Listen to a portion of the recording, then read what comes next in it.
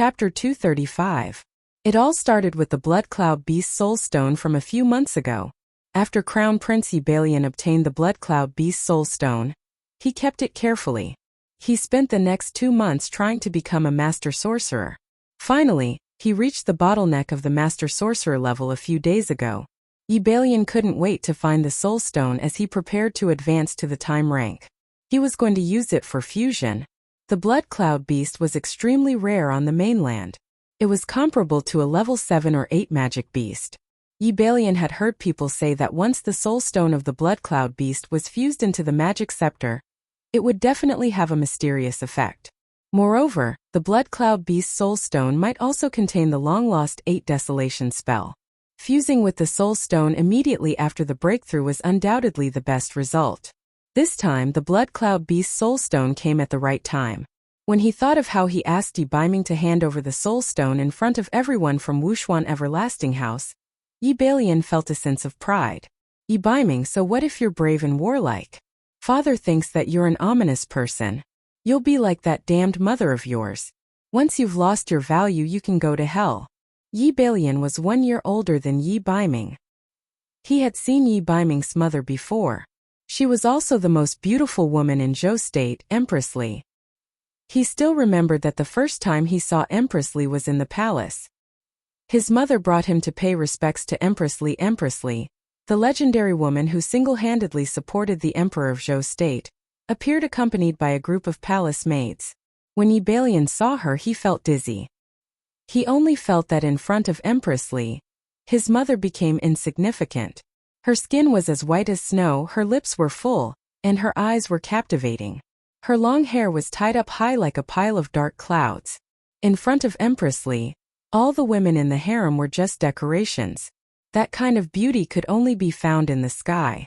It was just that Ebalion didn't understand why his imperial father didn't like the beautiful Empress Li, and instead doted on his seemingly weak mother, Empress Qi. It was only when Ebalion grew older that he found out about this from some of the old palace servants. The Emperor of Zhou State did not like Empress Li because she was too perfect. The current Empress of Zhou State was Ebalion's mother. She was the daughter of the Emperor of Zhou State's mentor.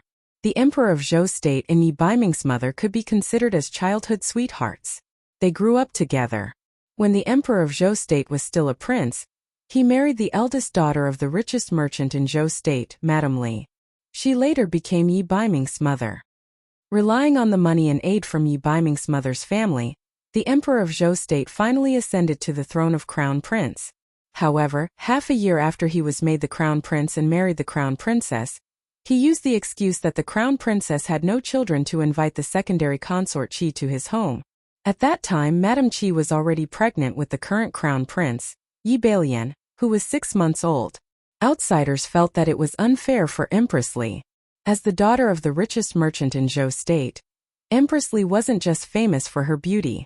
She was proficient in the 4 arts, poetry, and even the art of war and magic. She even relied on her wealth and ability to establish a frightening secret force in the Great Zhou Empire. From assassination to support, she had trusted Empress Li's subordinates, including the hunters and the Temple of Dharma. The Emperor of Zhou State was able to rise above the other princes because of Empress Li. Logically speaking, after the Emperor of Zhou State ascended the throne, he would definitely dote on Empress Li. However, outsiders always said that the Emperor of Zhou State relied on a woman to ascend the throne. For the Emperor of Zhou State, who cared a lot about his reputation, he naturally couldn't allow his woman to be more outstanding than him. He was even more worried that with Empress Li's ability, she would one day surpass him. However, Ebalion's mother, Madame Qi, was the exact opposite. She had always been weak and gentle, accompanying the Emperor of Zhou State. When she saw Empress Li, she was also respectful and swallowed her anger. In the end, Empress Li died and Madame Qi took over. Ebalion couldn't help but feel proud. He thought to himself that Empress Li was very similar to Ebiming. Both mother and son had unparalleled beauty and were equally cold. They always kept a distance from others. His innate air of nobility made him unconsciously feel ashamed of himself. But so what? Victory still belonged to him and his mother in the end. Looking at the soul stone in his hand, Ebalion laughed heartily. Yi Balian didn't expect that he would make such a huge mistake because of this soul stone this time. Yi Balian's ability was far from enough to fuse with that soul stone. Hence, he even hired 2 assistant sorcerers from the Crown Prince's residence to protect him. After all, he had already fused with magic soul stones several times. There shouldn't be too much of a problem. The Violent Earth Bear's soul stone, which was filled with vitality and magic elements, kept spinning in the magic array. Yi Balian kept absorbing the magic power in the magic array. Just as he was at the last step of the fusion and the soul stone was about to be embedded in the magic scepter. In the middle of the soul stone, there was a trace of dark magical element that could not be seen clearly. It quietly entered Yi Balian's body through his magic scepter. There was a sudden sharp pain in his blood vessels. Yi Balian let out a blood-curdling scream and spat out a mouthful of blood. The Violent Earth Bear's soul stone instantly cracked open. After the soul stone cracked, the magic elements hidden inside shot out like arrows. The magic elements collided with Yi Balian's magic scepter, causing it to shatter. When the 2 sorcerers who were protecting him saw this, they were shocked. They immediately cast spells to block the magic elements that were shooting everywhere like bullets. Soul stone! My soul stone! Yi Balian roared furiously. He couldn't take it lying down as he watched the blood cloud beast's soul stone crack before his eyes. The magic elements in his body were in a mess. At the last moment he actually failed to fuse with the soul stone. What he didn't know was that the reason for his failure at the last moment was the almost negligible dark magic element in the soul stone. Yi Balian was so angry that he choked on a mouthful of blood. His eyes rolled back and he fainted. Before he fainted, he only had time to instruct his servants to summon Chen Lian immediately. When Chen Lian arrived, the Crown Prince was already unconscious. "Crown Prince, what happened to you?" Chen Lian hurriedly asked Song Song from the Royal Magic Academy to check on the Crown Prince's condition. The Crown Prince failed to fuse with the Soul Stone. The magic elements in his body backfired and injured his body and Dharma soul. Song Song shook his head after checking. Injured his Dharma soul? Is there a way to heal the Crown Prince? Chen Lian was also very worried. If anything happened to the Crown Prince, she wouldn't be able to keep her position as the Crown Princess. It's easier said than done to heal the Dharma soul. Not only did the Crown Prince hurt his Dharma soul, his body was also severely injured. Let's get the Imperial physician to check on him first before making a decision, Song Song suggested. Chapter 236. The news of the Crown Prince's injury was not publicized. The North Underworld King's reputation had risen greatly in the past 2 years. At this time, if news of the Crown Prince's soul being destroyed and that he was unconscious were to spread, it would definitely shock the entire court. Chen Lian secretly asked the Grand Elder's physician to take the Crown Prince's pulse, but the latter remained silent. Replying to Miss, the Crown Prince's injury is very serious. I'm afraid it will be difficult for him to recover. After the physician took a look, he was also unable to treat the Crown Prince. There's no way to treat him? Is there no way at all? Seeing that the Crown Prince had been unconscious for a night, Chen Lian was also uncertain. She was afraid that when Empress Qi found out, she would be held responsible for not reporting the matter. Perhaps we can find the Grand Elder of the Medicine Emperor Pavilion to treat him. Perhaps there is still some hope. That physician was originally from the Medicine Emperor Pavilion. Helpless, he could only go to the Medicine Emperor Pavilion to seek help. The Grand Elder of the Medicine Emperor Pavilion had been in seclusion for many years. Who would have thought that de Guichot would reject his invitation? Old man. I gave him face but he didn't want it. See if I don't get the Crown Prince to close down the Medicine Emperor Pavilion. Chen Lian flew into a rage out of humiliation. Young miss, please calm down. Although the great national hand did not come, he sent one of his own medicine men to bring it over. That medicine man called Qi Fengfei is currently waiting outside the palace to pass on the message, the doctor hurriedly reported. The Crown Prince was narrow-minded. Everyone in the palace knew that. If they offended him, they might not be able to leave alive tomorrow. Qi Fengfei was brought in. She looked at the Crown Prince's pale face from afar and ignored Chen Lian, who was standing at the side. Seeing this, Chen Lian's eyes flashed with dissatisfaction. But thinking of the Crown Prince's condition, She suppressed the anger in her heart. You are the medicine man? The Grand Elder's #1 medicine man? Yes, I am. The Grand Elder is currently refining a new batch of pills and is unable to meet guests. But he heard about the Crown Prince's injury and ordered me to bring the pills over. Qi Fengfei was neither servile nor overbearing. She did not have a good impression of the Grand Elder's residence. If it did not involve a physician recommended by the Medicine Emperor Pavilion, she would not have bothered to come. Qi Fengfei took out a bottle of pills and ordered a maid to feed the Crown Prince. After eating it, the Crown Prince quickly woke up. Crown Prince, are you all right? Chen Lian'er was overjoyed. My body is still weak and I don't have much energy. This is... Yi Balian tried to circulate his qi after waking up, but he quickly realized that he couldn't feel any Dharma power in his Dharma soul. Crown Prince, there's no need to try. Your body hasn't recovered yet. It's just that I've used the Great Nation Hand to refine a pill to temporarily protect your heart. There's only one way to treat the Crown Prince's injuries, and that's to find the sacred herb 6-leaf sage herb. Even in front of the Empress and the Crown Prince, Qi Fengfei neither bowed nor paid her respects. After she brought the message, she was too lazy to explain and went back to the Great National Hand to report. 6-leaf sage? The Crown Prince and Chen Lian'er, who didn't know much about medicine, immediately asked the doctors in the Fu. After asking, they learned that the 6-leaf purple ginseng was an extremely valuable sacred medicine herb. Saint-grade medicinal herbs were not ordinary medicinal herbs. They could only be found by chance and were rarely seen in 100 years.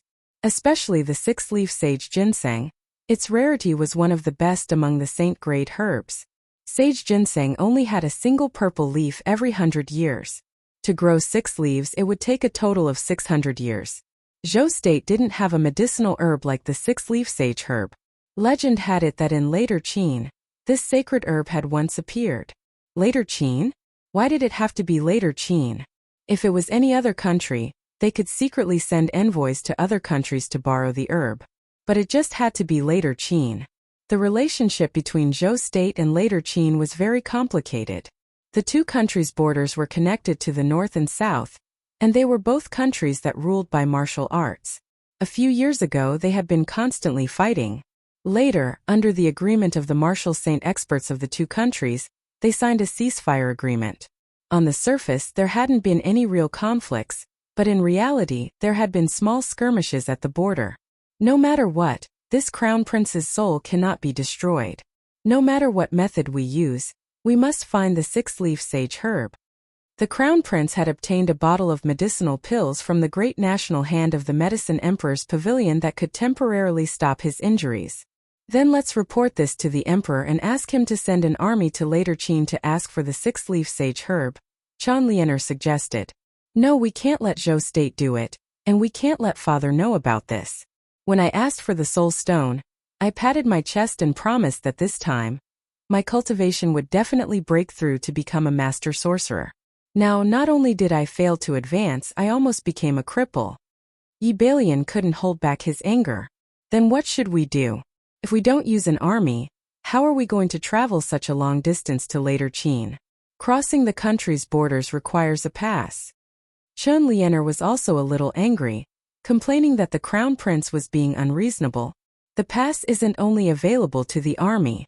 The hunters that roam around the country all year round, especially the hunting squad, also have a pass.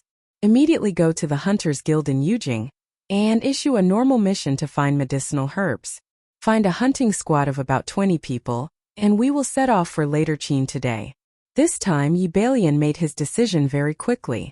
After hearing this, Chen Lian'er thought about it. It seemed that the Crown Prince's words were feasible. Since the Medicine Emperor Pavilion's disciple said so, then the 6-leaf purple ginseng would definitely be able to cure the Crown Prince's injury. Chen Lian'er reported this matter to Chen Gu. Chen Gu used some methods and finally found out that the 6-leaf purple ginseng had appeared in the Luoxia wetlands. In order to hide it from others, they secretly entered later Qin. In the end, the Crown Prince decided to let Chen Lian'er go to the Hunters Guild and find a hunting squad to escort them to later Qin.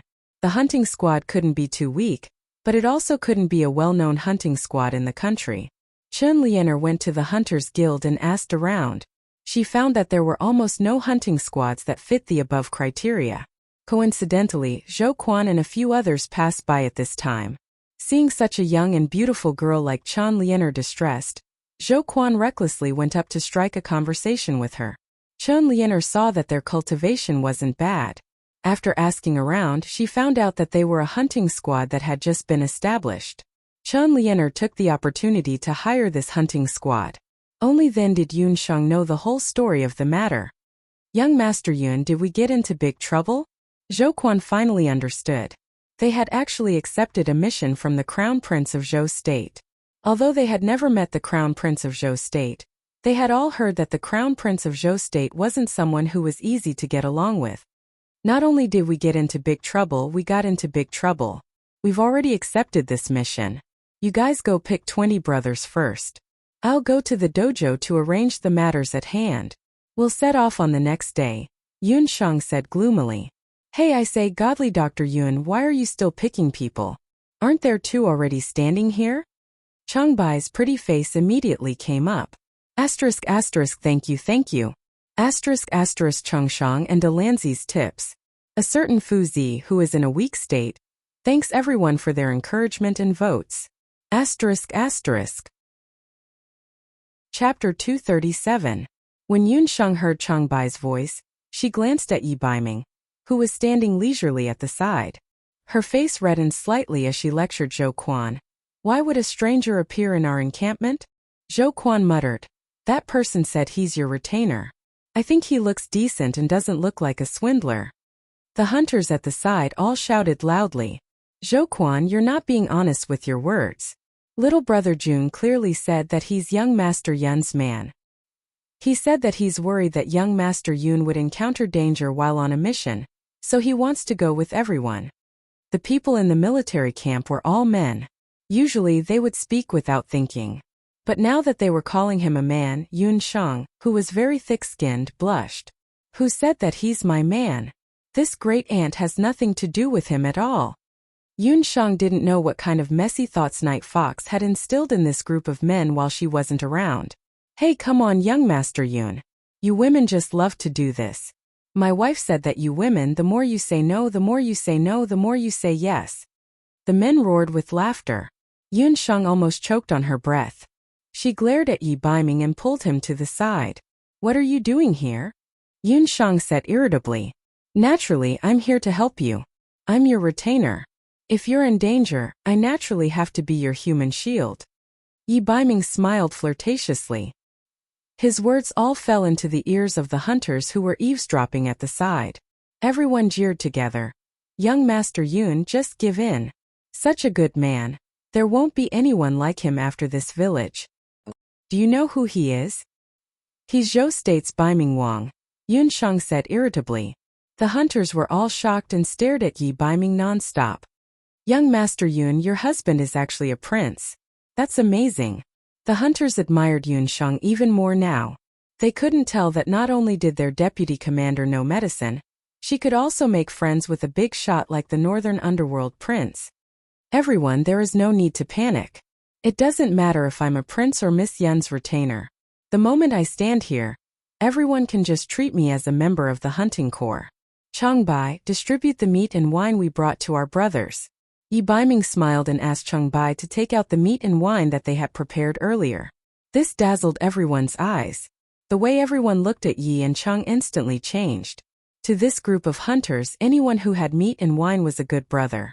After weighing the pros and cons, Yun Sheng still decided to take on this mission.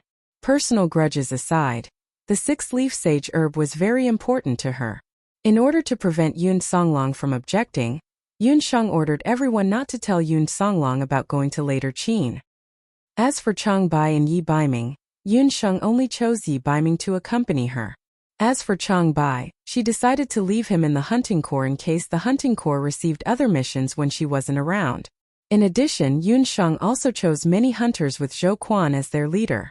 Considering that the places where sage herbs had appeared in Wuxia City were mostly wetlands and swamps, this kind of terrain had a lot of miasma. Yun Sheng didn't know much about poison, so she brought Qi with her. For this trip to later Qin, the Sky Expedition Hunting Corps was well prepared. However, on the day of departure, Yun Sheng encountered something that made her very unhappy. "Where is everyone? We agreed to wait at the East City Gate at noon, but there isn't even a shadow."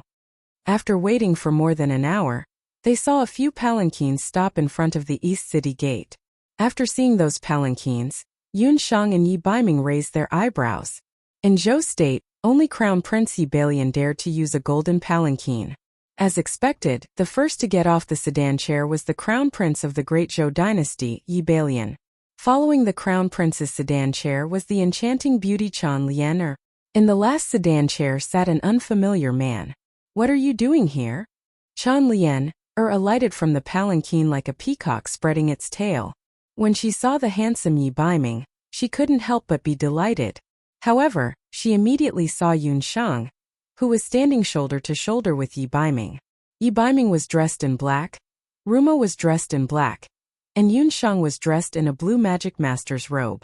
When the two of them stood together, there was an indescribable harmony. The surrounding people couldn't help but look at the two of them. When they saw Yun Sheng, Crown Prince Yi Bailian revealed a stunned expression, while Chan Lian revealed a look of hatred. She had always thought that she was the most outstanding woman in Yujing City. However, Yun Sheng, who was standing beside Yi Baiming, destroyed her thoughts. Yun Sheng wasn't a woman who would shock people at first glance. However, the moonlight radiating from her body, as well as her indifferent expression no matter who or what she faced, unconsciously attracted people's attention. At first, Chan Lian couldn't recognize Yun Sheng. After all, Yun Sheng's appearance and figure had changed a lot after her advancement. However, when she saw the magic scepter on Yun Sheng's waist, she immediately understood Yun Sheng's identity. She didn't expect that the little girl who was still wet behind the ears a few months ago would transform into a delicate beauty in just a few months. "I'm the vice captain of the hunting corps that you hired. It doesn't matter whether I'm here or not.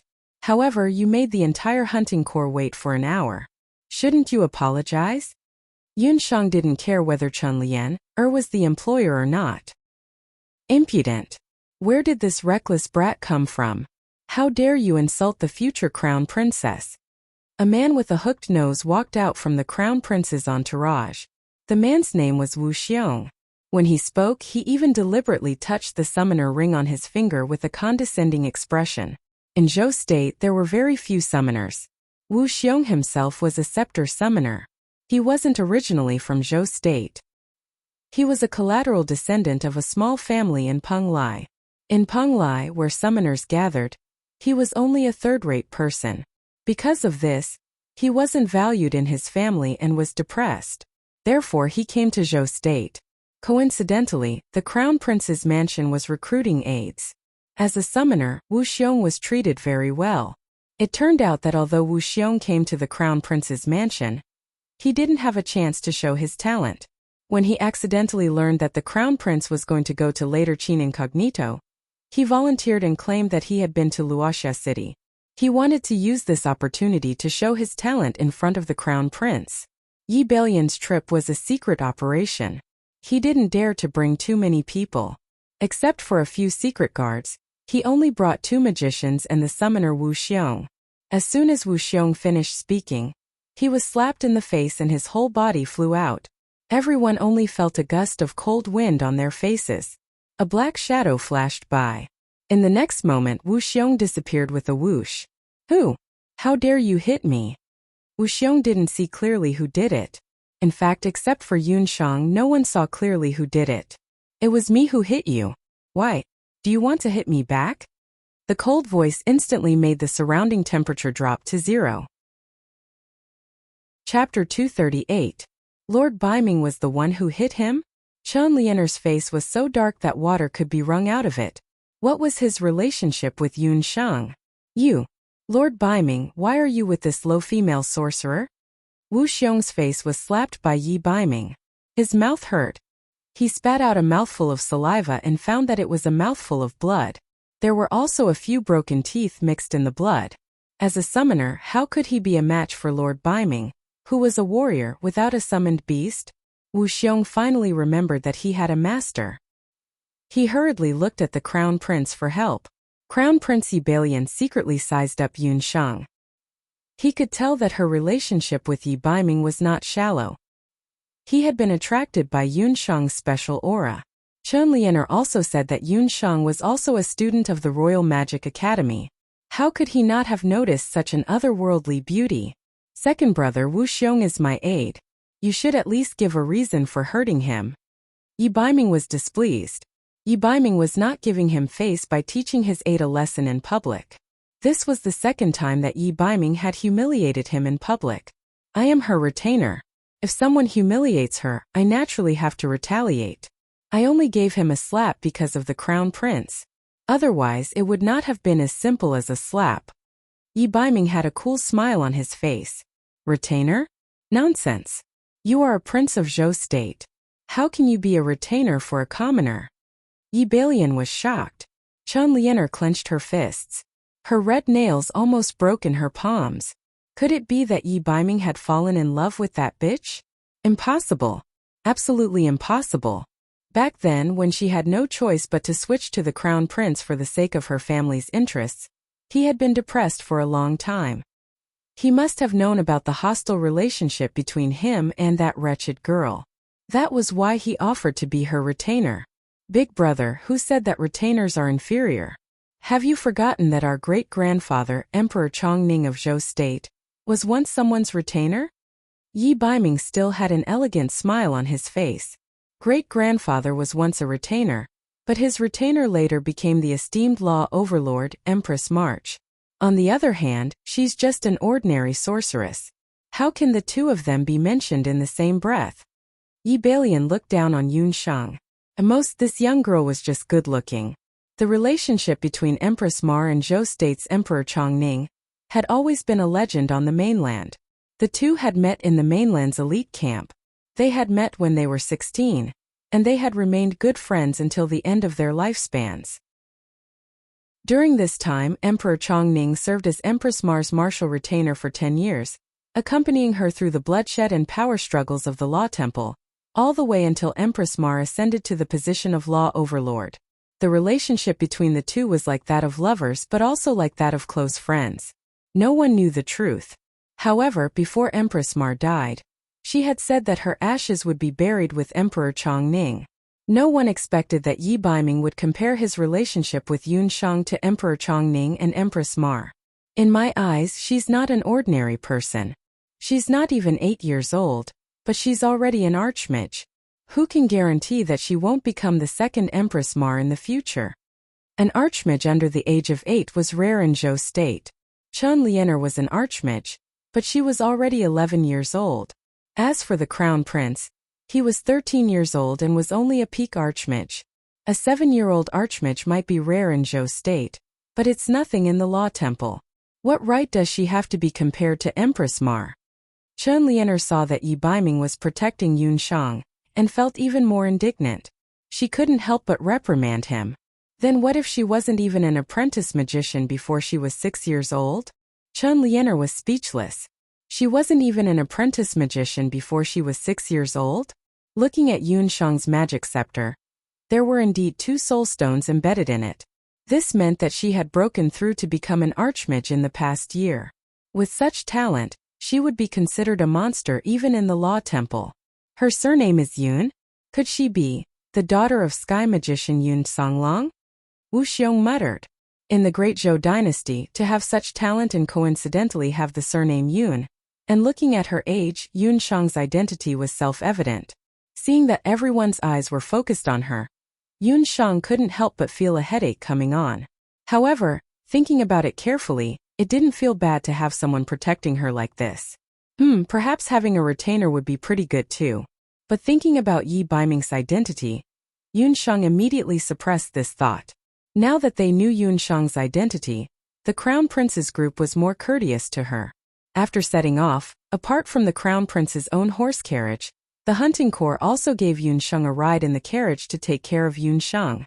This made Wu Xiong very unhappy. She was just an archmage. What was there to be proud of? He originally thought that since he had come to the Great Zhou Empire, based on the principle that rare things were precious, he would definitely be able to become the focus of this trip to the later Qin Empire. Who would have thought that Yun Shang would appear out of nowhere? And that damned North Nether king. He was just a dethroned crown prince, but he dared to humiliate him in public. The more Wu Xiong thought about it, the angrier he became. At this moment the carriage suddenly stopped. Chen Lianer, who was full of smiles, put away a pot of fruit and lifted the curtain. Lord Wu, you must have worked hard. These are the fruits that the crown prince gave Lianer. I have already chilled them with ice. They are very delicious. If Lord Wu doesn't mind, why don't you eat some? Chen Lianer winked at Wu Xiong. She was already beautiful. With the fruits in her hands were as white as jade. Wu Xiong's heart itched. If he didn't know that Chen Lianer was the crown princess, he really wanted to pull her into his arms and pamper her for a while. Crown princess is too polite. Wu Xiong doesn't deserve it. Wu Xiong hurriedly took the fruits from Chen Lianer's hands. The comfort in his heart was like drinking a big mouthful of honey water. I really feel bad for Lord Wu. That little girl was famous for being domineering when she was in the Imperial Magic Academy. She actually dared to order the North Nether King to humiliate Lord Wu in public. Chen Lianer sighed, looking as if she felt bad for Wu Xiong. Hearing this, Wu Xiong felt even more depressed. He didn't want to lose face in front of Chen Lianer. Humph, I didn't bicker with that little girl because I was giving face to the North Nether King. If she really angers me, I only need to summon a magical beast to kill her. Wu Xiong wanted to show off his summoning skills. I'm afraid it's not good to kill her, but it's fine to teach her a small lesson. I just need to scare her. A trace of viciousness flashed through Chen Lianer's eyes. Crown Princess is right. It's just dealing with a lowly girl. There's no need for me to do it personally. If Crown Princess doesn't like that female sorcerer, I can give you a medicine. As Wu Xiong spoke, he took out a bottle of medicine. This medicine was specially used to attract magical beasts. As long as it was sprinkled on a person's clothes or skin, they would become a piece of fatty meat that the magical beasts would drool over once they reached an area where magical beasts gathered. Wu Xiong maliciously gave Chen Lianer the bottle of medicine. Chen Lianer immediately thanked Wu Xiong. In her heart, she was secretly plotting how to scheme against Yun Sheng. Yun Sheng, don't blame me for being ruthless.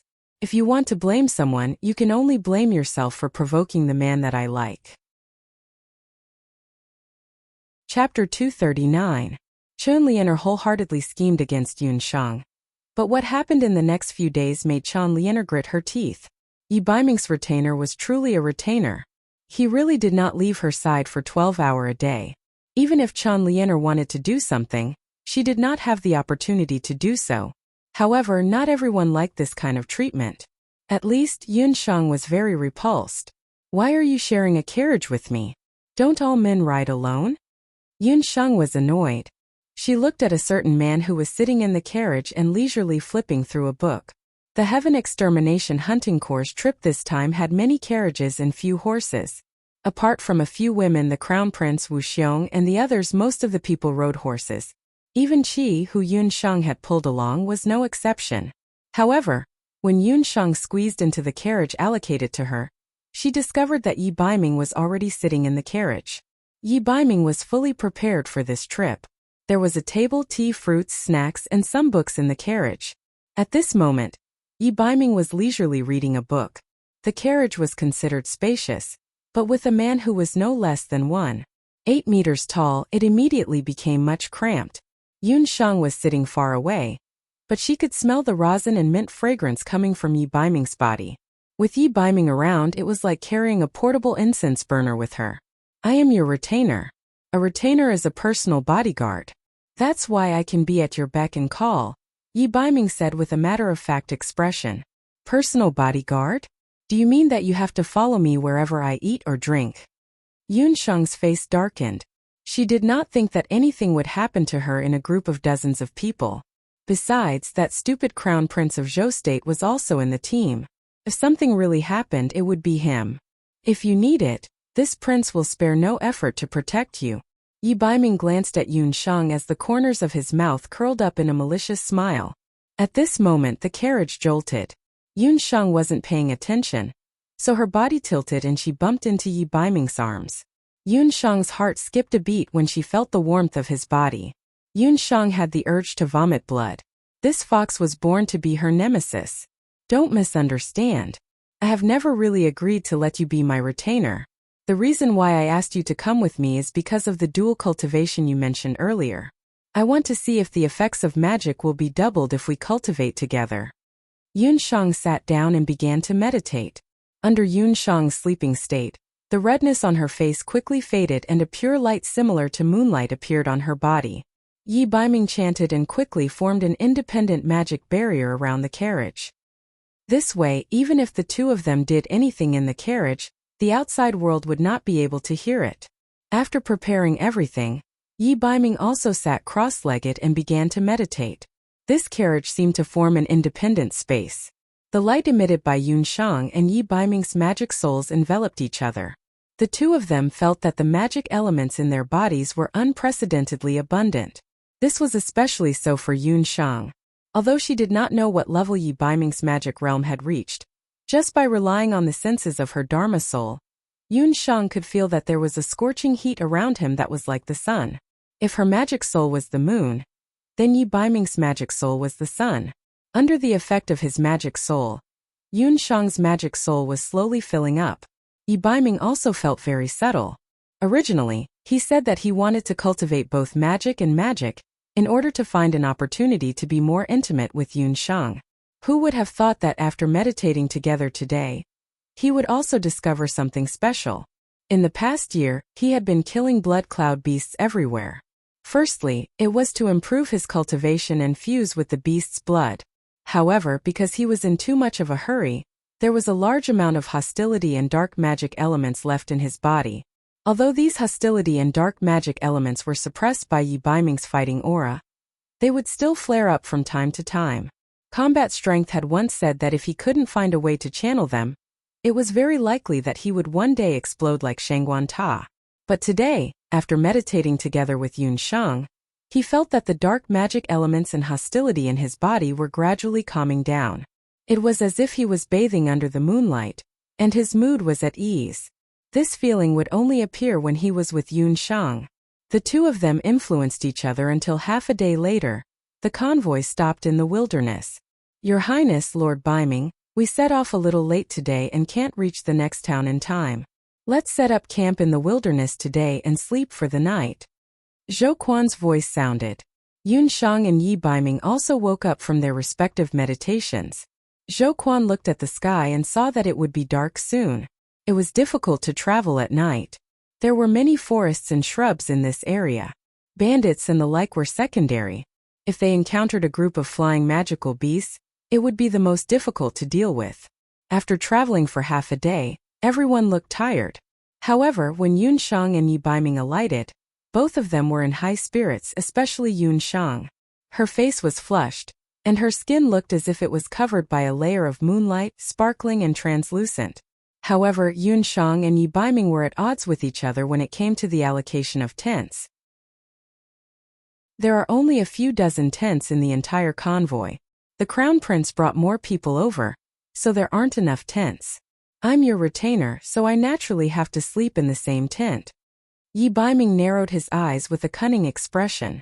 Although men and women should not touch each other, Yunshang was only 7 or 8 years old, and Yi Baiming was only 11 or 12 years old. In the boundless continent, both of them could only be considered children, so it wouldn't be a source of gossip. Moreover, there weren't many rules when it came to camping in the wilderness. Miss Yun Lianer has already ordered people to prepare a tent near the bonfire. There are only a few of us women in the convoy, so why don't we sleep together? Chun Lianer took the initiative to express her goodwill. Chun Lianer had mixed feelings about Yi Baiming. Due to her background, she had been groomed by her family as a candidate for the Crown Prince's consort since young. Everything she ate, wore, used and spoke were all like this.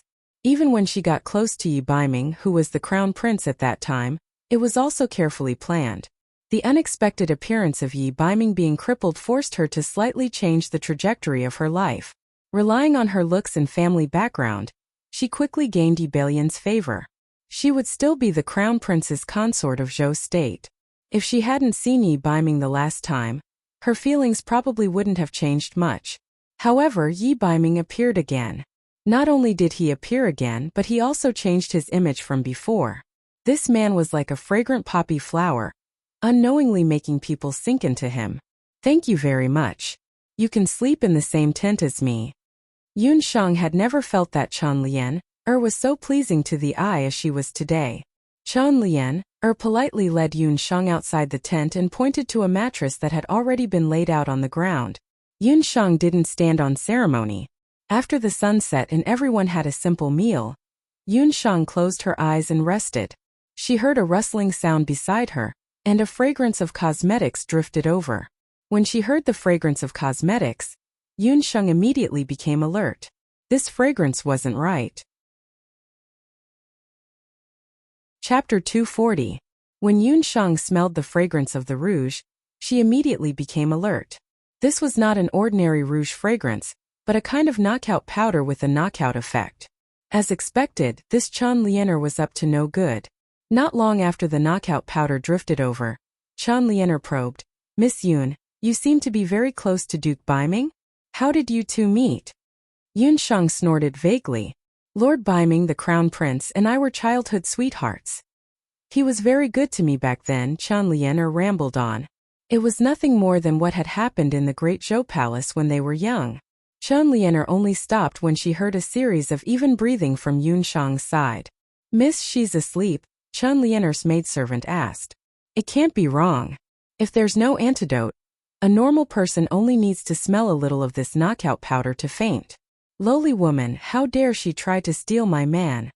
Chan Lianer glared fiercely at Yun Shang, the gentleness from the day long gone. The master and maidservant took advantage of the time when Yun Shang was asleep to rummage through Yun Shang's clothes.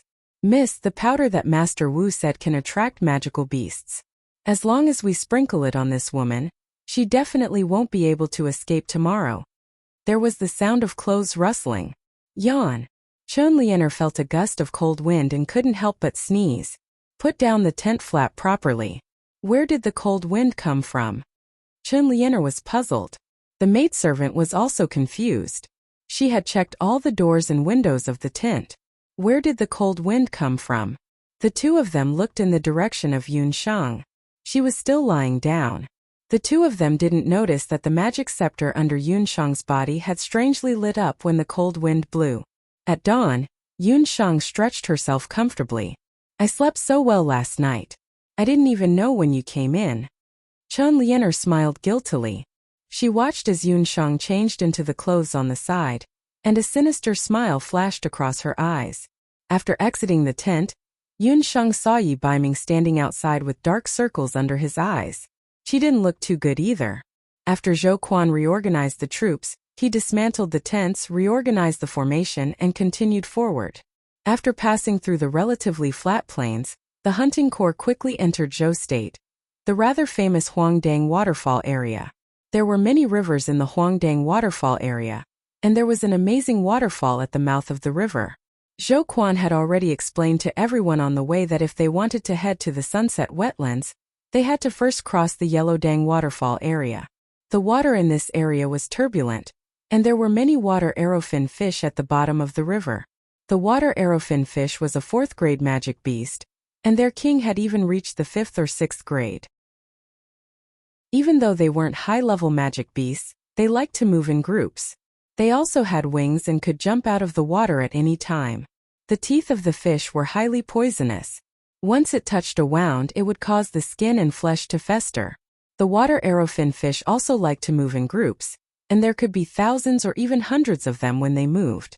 But Zhou Quan also reminded everyone that there was no need to panic. The water arrowfin fish usually wouldn't attack people of their own accord. Zhou Quan's hometown was near the Huangdang waterfall. He hadn't arrived yet, but he had already ordered people to prepare a raft in the Huangdang waterfall area for everyone to cross the river. "Everyone, don't panic. When you are on the boat, don't make a racket. 5 people to a bamboo raft." Zhou Quan arranged for everyone to cross the river one by one. "Miss Yun, that boat still has 3 empty spots. Why don't we share a boat with him?" Chan Lianer smiled as she pulled Yun Shang's hand. Those who didn't know would think that they were very close. Seeing this, Yi Baiming had just taken a step forward when he heard Yun Shang say, 5 people to a boat.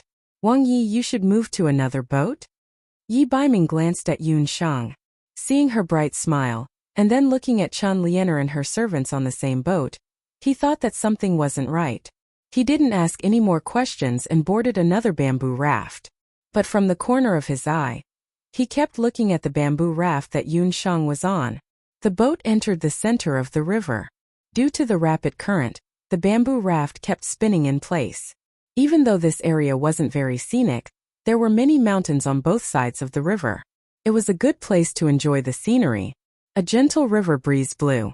Everyone was attracted by the spectacular scenery of the river. Ever since Chen Lianer boarded the bamboo raft, she had been calculating how to start her plan for today. She paid attention to the bamboo rafts around her. Yi Baiming and the others were clearly attracted by the scenery of the river. No one paid attention to her bamboo raft. The people on the bamboo raft were all her trusted aides. Looking at Yun Sheng, she also had an intoxicated expression on her face, as she admired the riverside scenery. I'll let you be at ease for a while longer. Later you'll lose your life to the beasts. Miss Yun, look at the center of the river. There seems to be something there.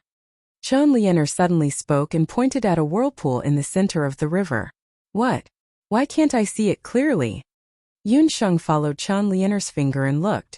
Chen Lianer gave her maid a look, and the maid immediately understood. She raised her hand and pushed Yun Sheng's back with all her might. But just as her hand was about to touch Yun Sheng's back, the Yun Sheng in front of her suddenly disappeared. The servant's hand missed and she staggered towards the surface of the river. Aya! Someone fell into the water. Yun Sheng, who had used the earth escape technique to dodge, shouted strangely. Chen Lianer was shocked. A splash of water appeared on the surface of the river. Chen Lianer's servant sank into the water. Hearing the shout, the other people on the bamboo raft all looked over. Don't panic. The water arrow fin fish won't attack people. Use the rope and think of a way to save her. Zhou Quan furrowed his brows and secretly blamed Chen Lianer for not keeping a good eye on her servants. But not long after Zhou Quan spoke, circular ripples appeared on the surface of the river. Not good. It's the water arrow fin fish. Zhou Quan recognized the backs of the fish. Hundreds of water arrow fin fish suddenly appeared on the surface of the river where there was no school of fish. Each fish was half a meter long, and they tore the servant to shreds in an instant. On the surface of the river, there were only bloody bubbles left. Chen Lianer had never seen such a scene. She was so scared that her face turned pale. What was worse was that the smell of blood might have stimulated the school of fish. The school of water arrow fin fish turned around and swam towards the bamboo raft where Yun Sheng and the others were. How can this be? Don't come over. Chen Lianer was so scared that her face turned pale. She quickly took out her magic scepter and launched a series of water magic at the water arrow fin fish. Aya, Miss Chen, it's so scary. There are so many fish. Yun Sheng seemed to be scared out of her wits. She grabbed Chen Lianer's hand. Chen Lianer felt a sudden numbness on her wrist, as if she had been bitten by a mosquito. The magic scepter in her hand fell into the water with a plop. Asterisk asterisk thanks to you Luo Lan Lan and Feng Nan for their tips. Asterisk asterisk. Chapter 241. Chen Lianer almost fainted from anger as she watched her magic scepter fall into the water. The situation was urgent. Not only did this useless person not use magic to repel the enemy, she was even holding her back. Chen Lianer really regretted boarding the same boat as Yun Sheng. She had long forgotten about her previous plan. Throw her in. Chen Lianer was furious as she ordered the two subordinates beside her. Aya, my hand slipped. Yun Sheng raised her fist and stomped her foot.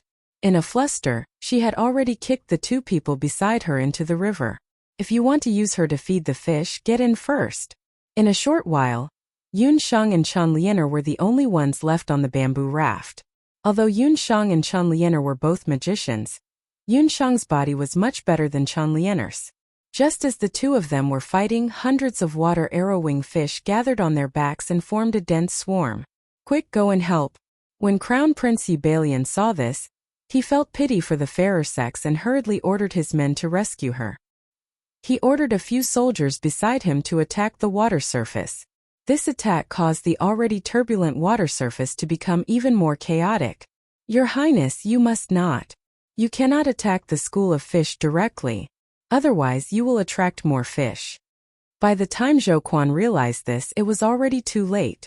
Under the provocation of the attack, the school of fish was agitated. The water arrowfin fish continuously shot out water arrows from the surface of the water like arrowheads. Chen Lianer was dragged along by Yun Shang, and was hit by the water arrows a few times. Her face and body were covered in wounds. On the other hand, Yun Shang appeared to be flustered, but in reality, she was very nimble. As she dodged and dodged, her entire body was not even wet, let alone injured. Compared to the other bamboo rafts that were in a mess, Yi Baiming stood on the bamboo raft with a calm expression.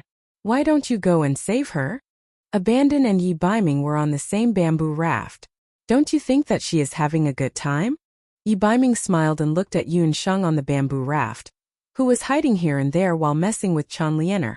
In his heart, he sincerely felt that his eyesight was really good. If he had such a princess consort, his future would be much more interesting. Abandon was slightly stunned and looked at Yun Sheng on the bamboo raft. He suddenly felt that there was a special tacit understanding between Yun Sheng and Yi Baiming. This tacit understanding could not be broken by outsiders. Abandon's heart was filled with bitterness. A pitiful cry. Having lost her magic scepter, Chen Lianer's magic incantation was much slower. Her face had been pierced by a water arrowfin fish. She felt a heart-wrenching pain. She could feel a wound on her face as it rotted away. Water arrow-wing fish's venom. Chen Lianer was in despair. Her face was stained with poison. Save me! Someone save me! Chen Lianer was on the verge of breaking down. Chen Lianer, you won't die if you don't ask for it. Next time, if you dare to do anything to me, it won't just be your face that'll be ruined. Chen Lianer felt a chilly wind blow behind her ear. She suddenly realized what was going on. Yun Sheng had already discovered her actions last night.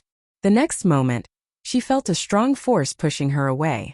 Yun Sheng cast a wind magic behind her back, and the two of them fell into the water at the same time. Snow and ice fall, 10,000 miles of ice seal. At this critical moment, an ice magic master in the Crown Prince's team chanted. Many snowflakes suddenly fell from the sky. When the hexagonal snowflakes touched the water, the originally turbulent water surface instantly froze. The schools of fish were all sealed under the water. After some effort, Yun Sheng and Chen Lianer were also rescued. After experiencing life and death, not only did she lose her magic scepter, but she also almost died under the fish's mouths. Chen Lianer started bawling as soon as she was rescued. She was originally a proud daughter of the heavens. In her family, everyone cared for her, and she was also pursued by admirers. She had never been like today. However, her face was disfigured and her body was covered in bruises from the cold. She didn't look like her usual beauty at all. Seeing this, the Crown Prince frowned. It's her. It's all her doing. She knocked my magic scepter out of my hand and pushed me off the bamboo raft. Chen Lianer cried for a while.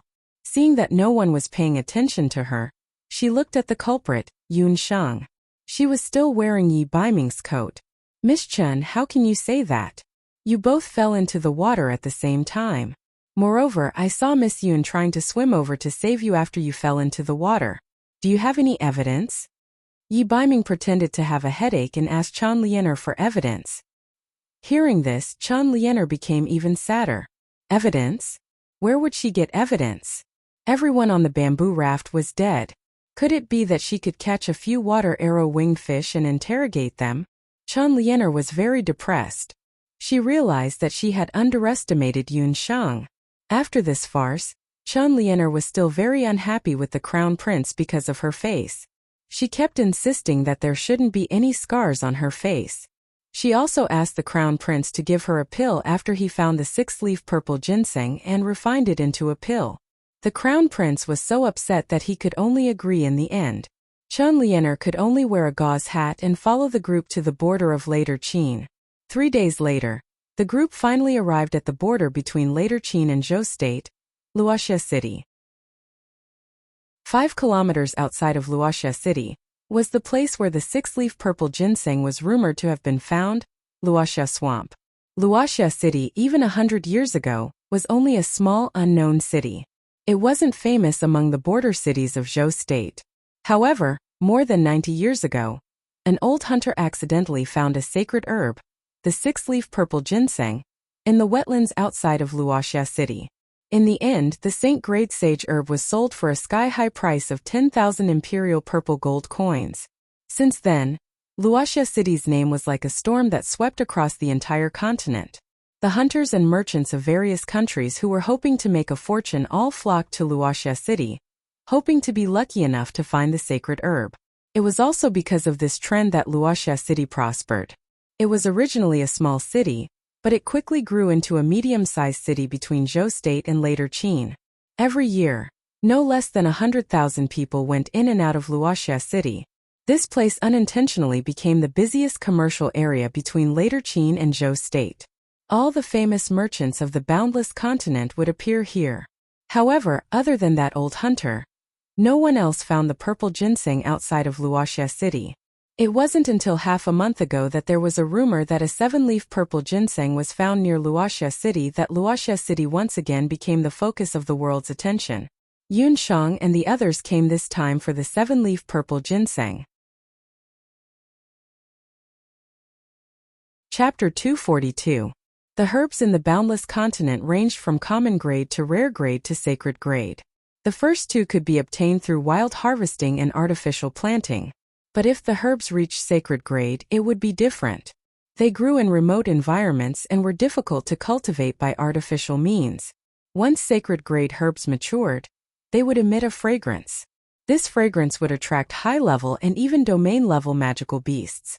The discovery of 7-leaf sage ginseng in the Wuxia wetland was a great news. Naturally, the lord of Wuxia city was unwilling to divulge it. But because of the fragrance emitted by the sage ginseng before and after it matured, it attracted a large number of magical beasts. There were so many magical beasts. According to the city guards who went to keep a lookout, there was a group of magical beasts flying in the sky. They were so dark that they covered the sky. There was a group of magical beasts swimming in the nearby waters. They were so densely packed that even a ship could not sail in. Not to mention those magical beasts that lived in the vicinity. With a rough count, there were as many as 1,000 magical beasts that were level 3 and above. This number of magical beasts was comparable to the scale of the previous magical beast tide. Wuxia city was just a medium-sized city.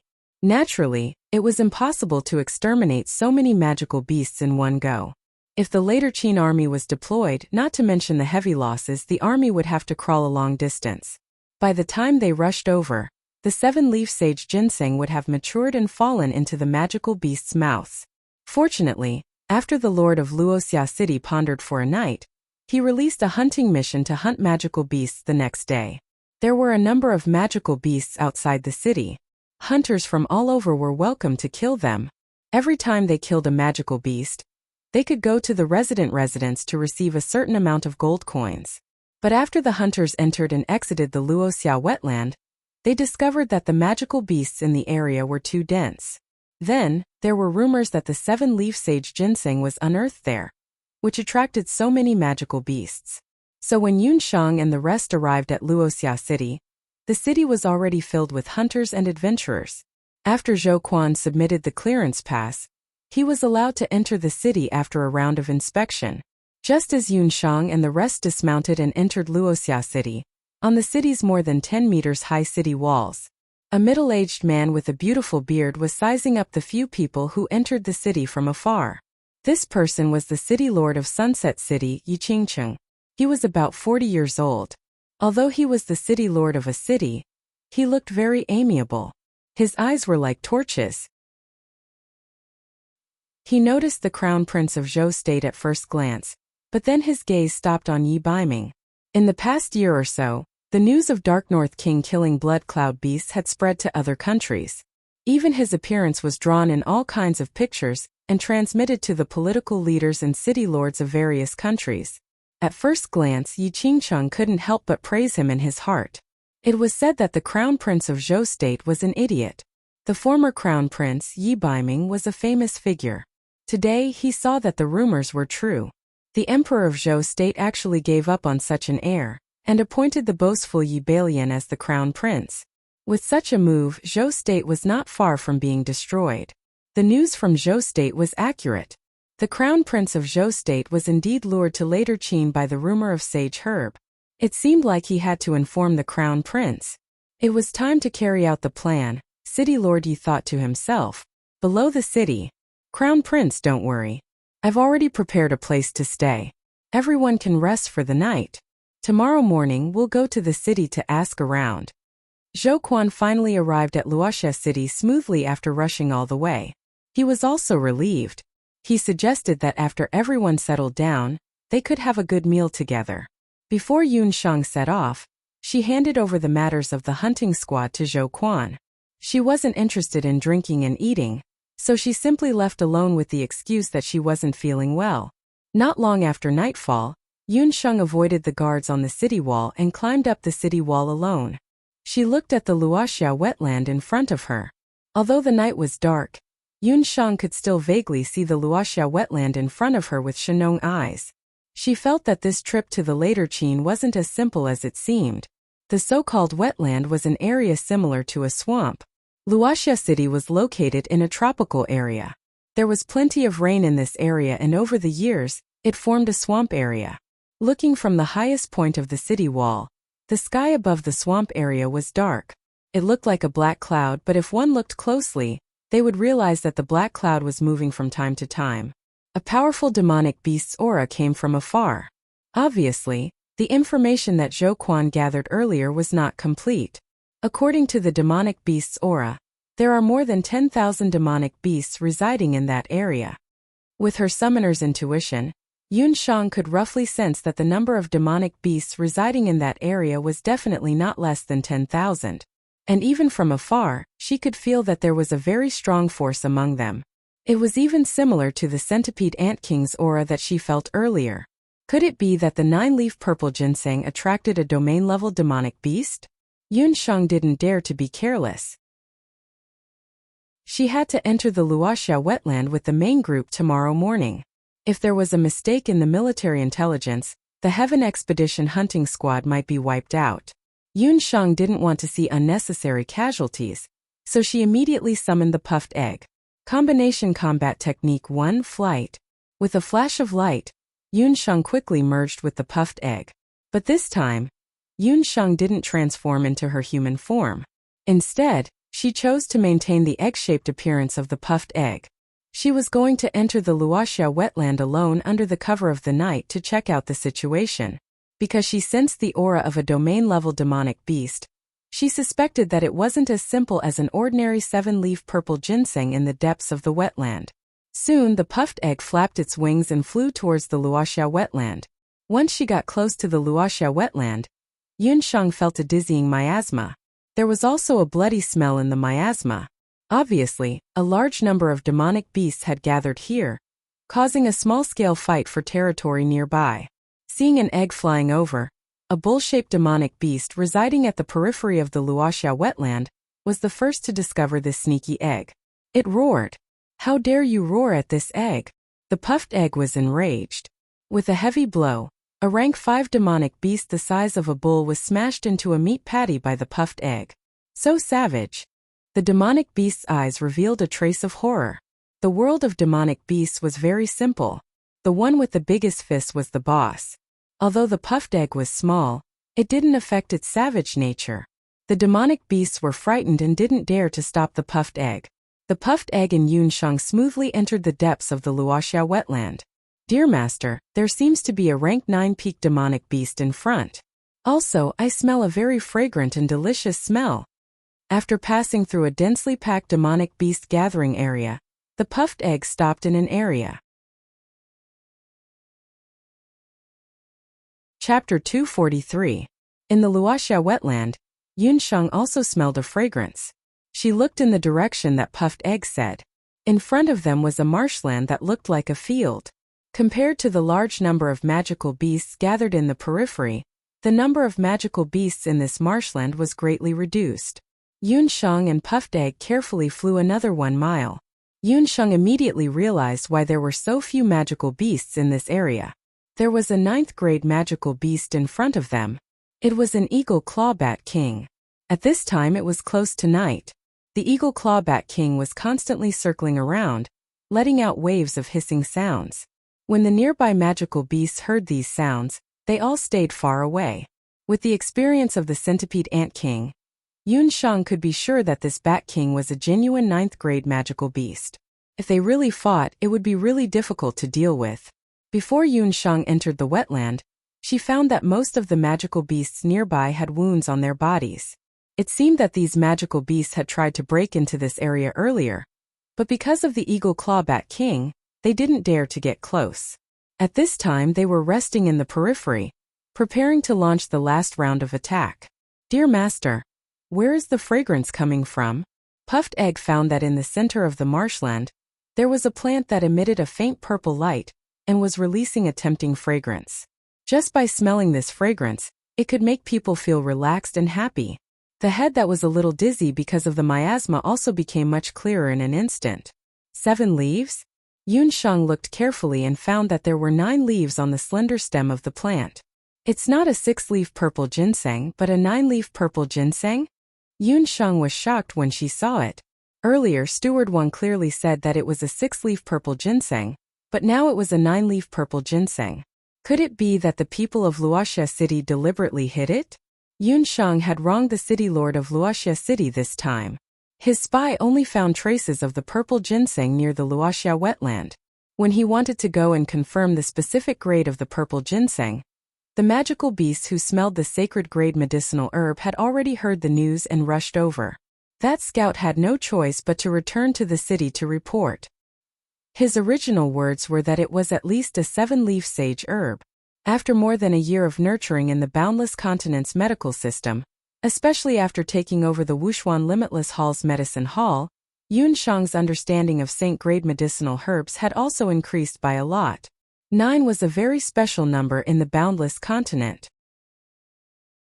From the 9 halves to the flood dragon's 9 claws to the 9 leaves, 9 flowers or 9 fruits, a saint-tier medicinal herb would experience a qualitative leap in strength. If this 9-leaf sage ginseng didn't have any accidents and successfully matured, then the moment it matured, it would become a divine-grade medicinal herb. The effect of a divine-grade herb was definitely not as simple as reviving the dead. At this moment, a corolla that resembled agate beads had already bloomed on the 9 leaves of the sage ginseng that were like violet jade. That was the purple ginseng flower. Its current color was still light yellow. When the purple ginseng had absorbed enough spiritual chi of heaven and earth, the agate beads on its corolla would turn vermilion red. This meant that the 9-leaf purple ginseng was about to mature. After these battles, the demonic beasts that suffered injuries on both sides were also very smart. Although the purple ginseng was not completely mature yet, the fragrance it emitted was also a very dense spiritual chi. Under the envelopment of the spiritual chi, the wounds and cultivation of the demonic beasts could be improved to a certain extent. Puffed Egg, look at the situation clearly. Let's retreat first. Yun Shang calculated the time. She and the Puffed Egg had only merged for a short period of time. She could not stay any longer, lest she was smacked flat by the demonic beast that was close to the domain realm. After leaving the sunset wetland, Yun Shang immediately returned to her residence. The current situation was worse than she had expected. If she was not in a merged state, not to mention getting close to the area where the purple ginseng was located, even breaking through the group of mid-level demonic beasts at the periphery would be very difficult. However, it was not completely impossible for her to snatch the purple ginseng. She still had the Ant King and the summoning demon hand in her hands. If she really fought head-on, she would at least have no problem protecting herself. Right now the only thing she could do was to wait. On the morning of the second day, Yun Shang heard from Zhou Quan, who was inquiring in the city, that there would be an auction in the city. Yun Shang decided to go to the auction to take a look. She still had a few bottles of the newly refined praise of the moon god in her hand. She was preparing to use it to promote the name of little Xiantong. Therefore, Yun Shang inquired about the location of the auction in Sunset City in detail. Yun Shang went out. After last night, Yi Baiming seemed to have disappeared. At the same time, Yun Shang felt a burst of discomfort for no reason. During this period of time, that guy was beside her every day. When he was not around, she always felt that something was missing. She shook her head and inquired about the location of the auction from passers-by. She smoothly found the location of the Limitless Auction House. The Limitless Continent's largest auction house, the Limitless Auction House, was located in Sunset City. The Jade Capital also had this auction house, but Yun Shang did not have the opportunity to participate in the auction before. She did not expect that this time, she would participate in the local auction in the later Qin City. The Limitless Auction House belonged to the Limitless Continent's largest chamber of commerce, the Limitless Chamber of Commerce. The scale of the auction house was not small. When Yun Shang entered the door, the inside was already bustling with people. The entrance was divided into two channels. One was the seller's entrance, and the other was the buyer's entrance. The buyer's entrance was not open on weekdays. It was only open on the day of the auction. The 15th and the first day of every month was the day of the auction. Yun Shang had just entered the door when an auction house staff immediately came forward and politely asked, "Welcome to the Limitless Auction House. May I ask this magician, do you want to buy or sell something?" "I want to sell some magic potions." Yun Shang looked around. There were many people who came to participate in the auction. They each held a different colored card in their hands. Presumably, those were the special membership cards of the auction house. So it turned out to be a noble magician. "May I ask what the grade of your magic potion is and what effect does it have?" Although the staff was very respectful, after hearing that the other party was auctioning a magic potion, he could not help but look a little disappointed. After all, the later Qin City was a country of martial arts, and there were not many magicians. As a result, the corresponding magic potions did not sell very well. It's a high-grade magic potion. As for its effect, it can improve a person's magic constitution, the moon goddess praised. Yun Shang had only refined it twice. The first time was during the assessment day, and the second time was after she had refined it. Yun Shang had not had time to mass-produce this potion because she was treating her second uncle, Yun Songlong's hand. Does it make the magic elements in a person's body more abundant? Or does it purify the magic soul? The staff continued to ask patiently. Its effect is to allow people who don't have a magical physique to directly change their physique and advance into a sorcerer, Yun Shang replied. What? Let a person who does not have a magic constitution directly have a magic constitution? The staff, who was originally indifferent, immediately changed his expression.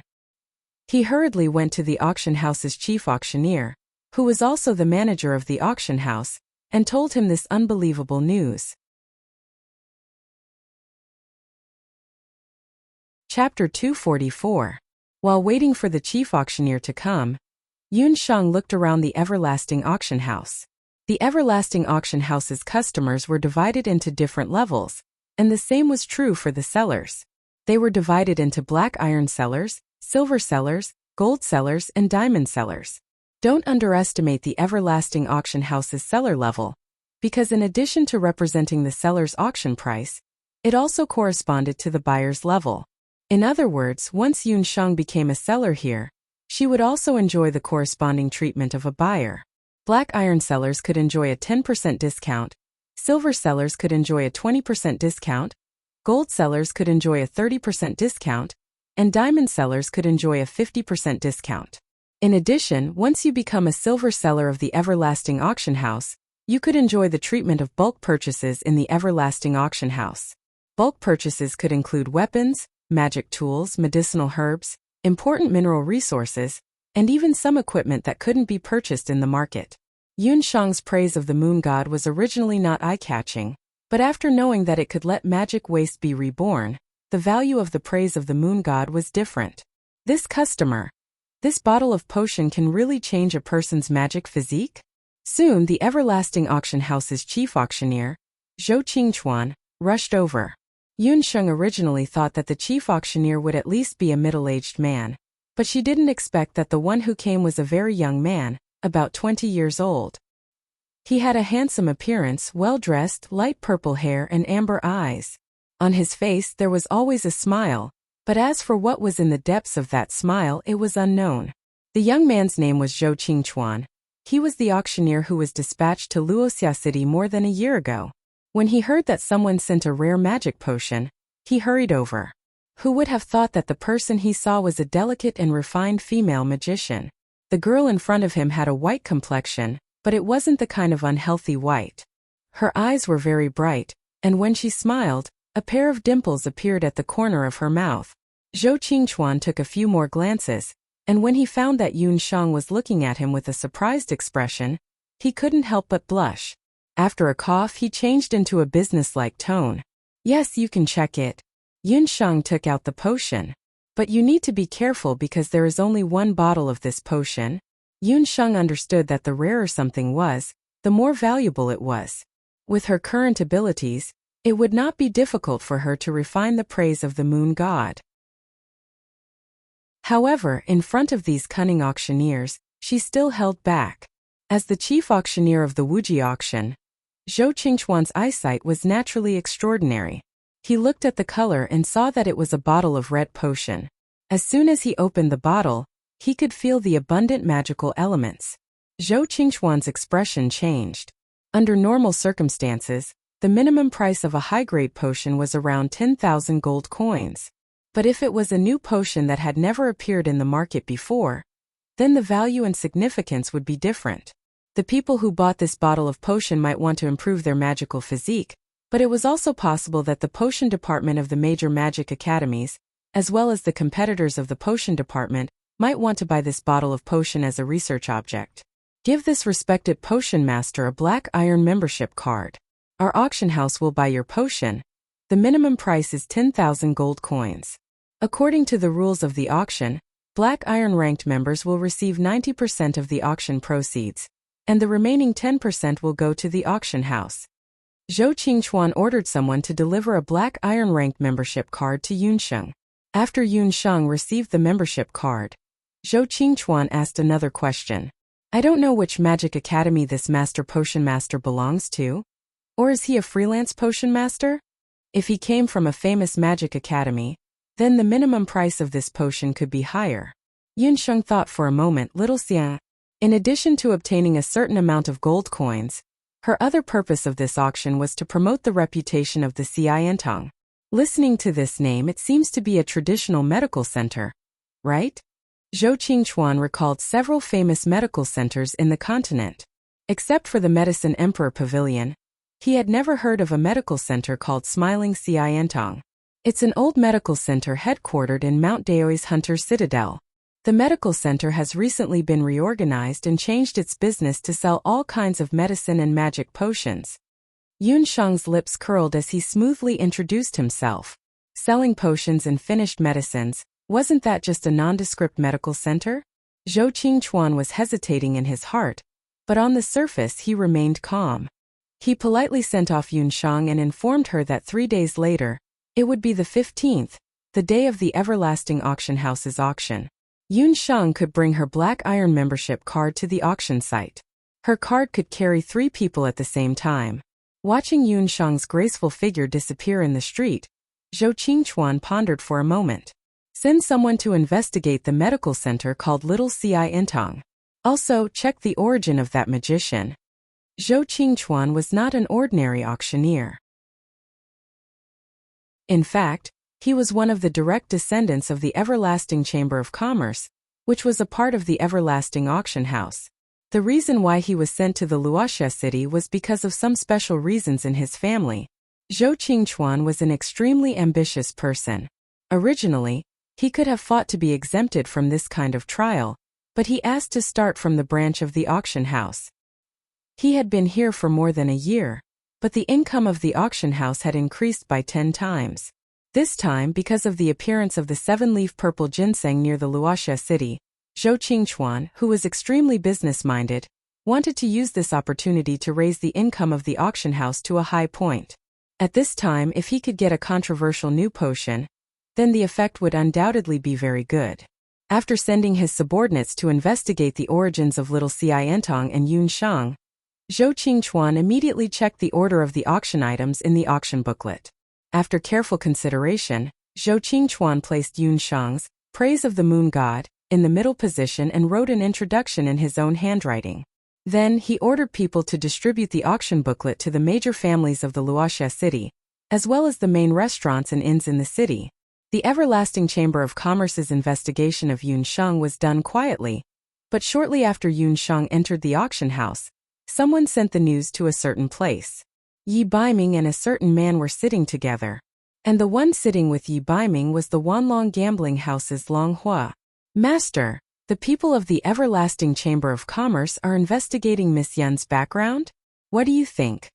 If Yun Sheng heard the way Long Hua addressed Yi Baiming, she would certainly be very surprised. Unexpectedly, the master behind the scenes of the Wanlong gambling house, who no one in the Jade capital could guess, turned out to be Yi Baiming. If they want to investigate, then let them investigate. Just don't let them find out that little wildcat is a summoner. Yi Baiming looked at the auction booklet that he had just received. When he saw the bottle of praise of the moon god, the corners of his mouth showed a pampering smile. Chapter 245. The undercurrent in Wuxia City was turbulent, but Yun Sheng was completely unaware of it. It wasn't Yun Sheng's fault that she lacked vigilance. Although she had lived 2 lives, she had never experienced such a complicated situation in the Wuji continent. She had only just matured in the power struggle between countries and the power struggle between large and small forces. Not long after the brochure of the Wuji auction house was sent out, it was sent to a restaurant in the city. In the restaurant, a gorgeously dressed magician, who was about 40 years old, was distressed as he drank the wine on the table. His magus badge indicated that he was actually a sacred magus. This magician came from one of the 5 countries of the continent, Tangyuan Kingdom. He was the 2nd-generation heir of a medium-sized family, Chan Luo He. Tangyuan was the country with the most magicians on the continent. Sky-rank magicians were extremely rare in other places of the continent, but in Tangyuan Kingdom, they were not completely absent. He happened to pass through Wuxia City because of his family's business. Compared to the hot topic of the 7-leaf sage ginseng, he had no interest in it. At this time, Chen Luo he was thinking about a problem that had troubled him for a long time. He himself was a magician, different from Zhou State and later Qin. Tang Yuan's emphasis on magic had reached an unimaginable level.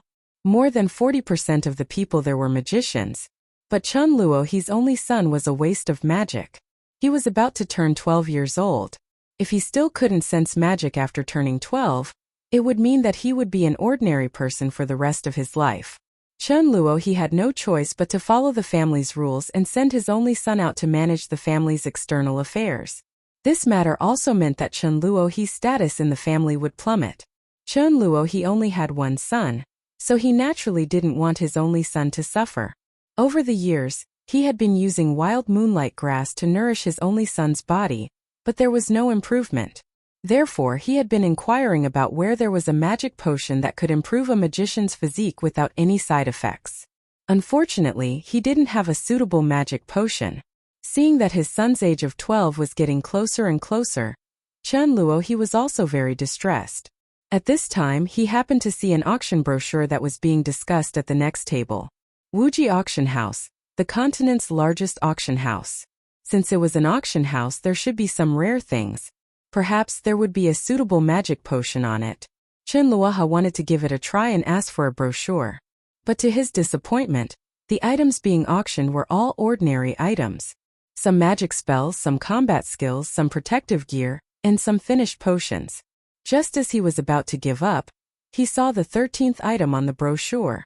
It was a type of magic potion.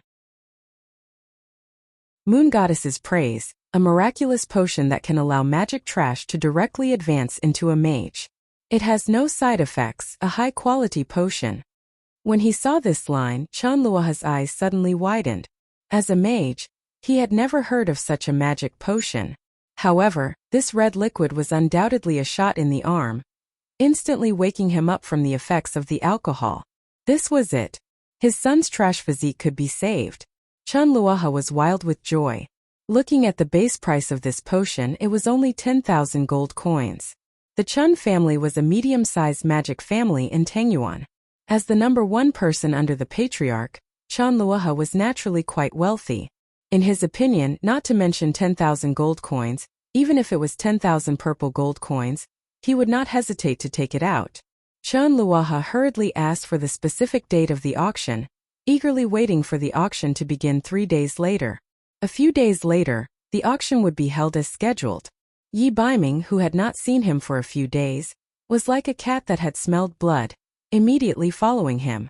As for Abandon, he also mentioned that he wanted to go to the auction house to broaden his horizons. After all, the auction here was different from the auction house of Wanlong Casino. The scale was much larger, and there were more things to be auctioned. As soon as Yun Shang's group of 3 arrived at the entrance of the Wuji auction house, they saw a few eye-catching people. Yun Shang, what are you doing at the auction?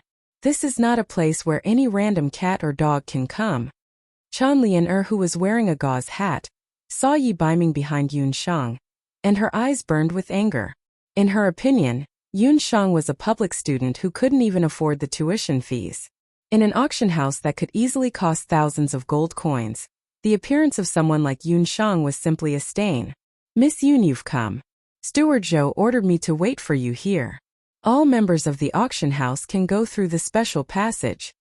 Before Yun Shang could answer, she saw a staff member of the Wuji auction house walk over. It was the young man who had received Yun Shang earlier. Yun Shang smiled at him and showed her black iron membership card. On the day of the auction, the entrance of the Wuji auction house was almost full of people. There was a huge difference in the treatment of ordinary members and special members. When Chan Lian heard this, she was very dissatisfied. What's wrong with you? The young master beside me has an illustrious background. He should go through the member passage. Also, immediately prepare a VIP room. We can't participate in the auction with commoners. Chan Lian and the Crown Prince's expressions were not good. What was wrong with this staff member? Even a sorcerer like Yun Shang could go through the special passage?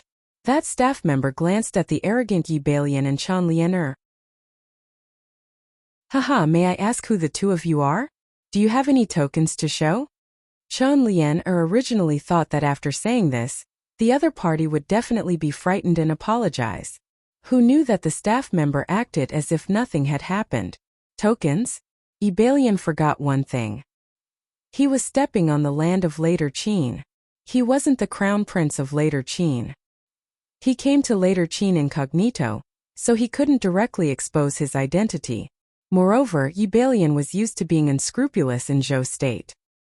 He had many bodyguards following him, so he didn't have the habit of carrying tokens. For a moment he didn't know how to answer. The two of you, I'm very sorry. Luoxia City's Wuji auction house is different from other auction houses in the mainland. Here, only those who have spent money at the local Wuji auction house can become a member. Zhou State's crown prince and this young lady, if you want to enter the auction house, please line up over there. The Wuji auction house was the largest auction house in the mainland. Its wealth was comparable to that of a nation's. The professional quality of its staff was top-notch. He completely ignored Zhou State's crown prince and pointed to the line. Yun Shang couldn't stop laughing in her heart. Chan Lian and Crown Prince Yi Bailian's constipated faces looked at her as she walked into the auction house. After entering the auction house, Yun Shang received an auction sign. On it was marked Black Iron Buyer number 101. Different buyers had different seats. Yun Shang's seat was black iron. It wasn't too far from the center of the auction house and had a good view. The auction house was already crowded with people. The entire auction house was in the shape of an egg. In the center was an empty space. Zhou State's Crown Prince Yi Bailian and Chan Lian also came in. However, because they didn't have tokens to prove their identity, they could only sit in the most ordinary seats. Chan Lian's face under her gauze hat was obviously very sour. Thank you, Pomelo. Yulua point you into the secular world and pudding for your tips. Chapter 246. The entire auction house could accommodate almost 1,000 people. At about noon, the auction began as expected by the crowd. Zhou Qingchuan appeared on the auction stage. He was wearing the chief auctioneer's golden robe, and his light purple hair was tied neatly behind his ears. He was already handsome, but he looked even more different today. Many of the female guests screamed. It was obvious that these people were not just here for the auction, but were Zhou Qingchuan's admirers. The charm of this auction house's manager was not small. Little Wildcat. Where are you looking? That kid is not as handsome as me. Night Fox squinted his eyes, his face full of jealousy. Yunsheng pursed her lips. This kid was so smug, but she had to admit that he was slightly better looking than Zhou Qingchuan. Everyone. I believe everyone has been waiting for today's auction for a long time. I will now present the first auction item of the day. Zhou Qingchuan was all smiles. The first auction item was a special fire attribute magic weapon. This is a firework-colored grenade made by a folk magic craftsman. Its attack power is not great, so don't expect it to help you defeat a violent earth bear. However, I can guarantee that it will be enough to win the heart of a beautiful and gentle lady. Now, the magic craftsman who made this firework-colored grenade will demonstrate it to everyone. Zhou Qingchuan was very eloquent. He used a teasing tone to describe the use of this fire attribute magic weapon. A magic craftsman walked up and chanted a few words, then threw the firework-colored grenade into the air. With a boom, a fireball appeared in the sky. The moment the fireball came into contact with the air, it quickly exploded. The words, "I like you," appeared in the middle of the fireball. This was probably the improved version of modern fireworks. To a sorcerer like Yun Shang, this firework-colored grenade was not a big deal. However, to a non-sorcerer, this firework-colored grenade was undoubtedly very ornamental. To a couple who had just experienced their first awakening of love, this firework-colored grenade had a special meaning. The starting bid for this firework-colored grenade was 100 gold coins, but it was sold for 500 gold coins in the end. The second auction item was a set of battle techniques. It was a battle skill that was suitable for martial revered realm cultivators. It was called Unbreakable Golden Shield. Everyone. This set of Unbreakable Golden Aura is a set of superior defensive combat skills. As long as you have this set of combat skills, no matter where you are, your entire body will be tough. Zhou Qingchuan's words had a double meaning. This time, all the men present laughed out loud. The female guests all took a sip, their faces full of shyness. Sure enough, all businessmen were cunning.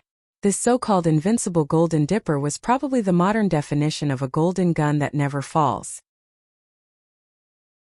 After that, a few more items were auctioned off, all of which were sold for more than 5 times the starting price. It could be seen that Zhou Qingchuan was indeed talented in auctions.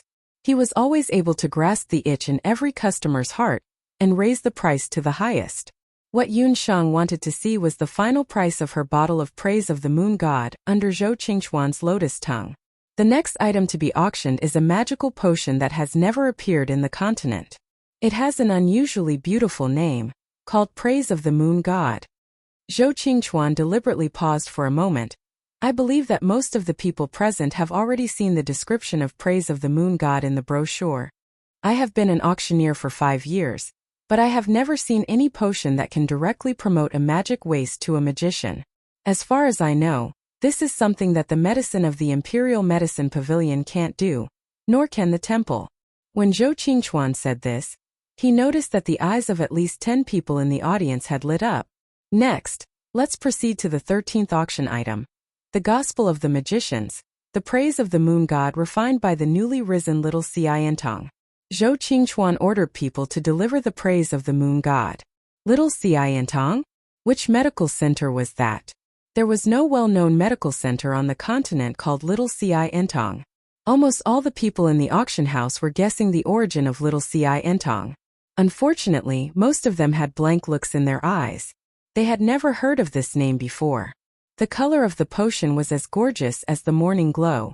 In the transparent crystal bottle, the liquid was constantly rolling like magma, just like the sea of clouds before the sun rose from the east. This was a beautiful bottle of magic potion, pleasing to the eye and had an effect that made people look forward to. It was as if telling everyone that as long as they drank this bottle of potion, magma-like magic elements would emerge in their body. The base price of Praise of the Moon God is 10,000 imperial gold coins. Every time you raise your paddle, the price will increase by 1,000. The auction begins. Zhou Qingchuan described the function of Praise of the Moon God vividly in just a few words.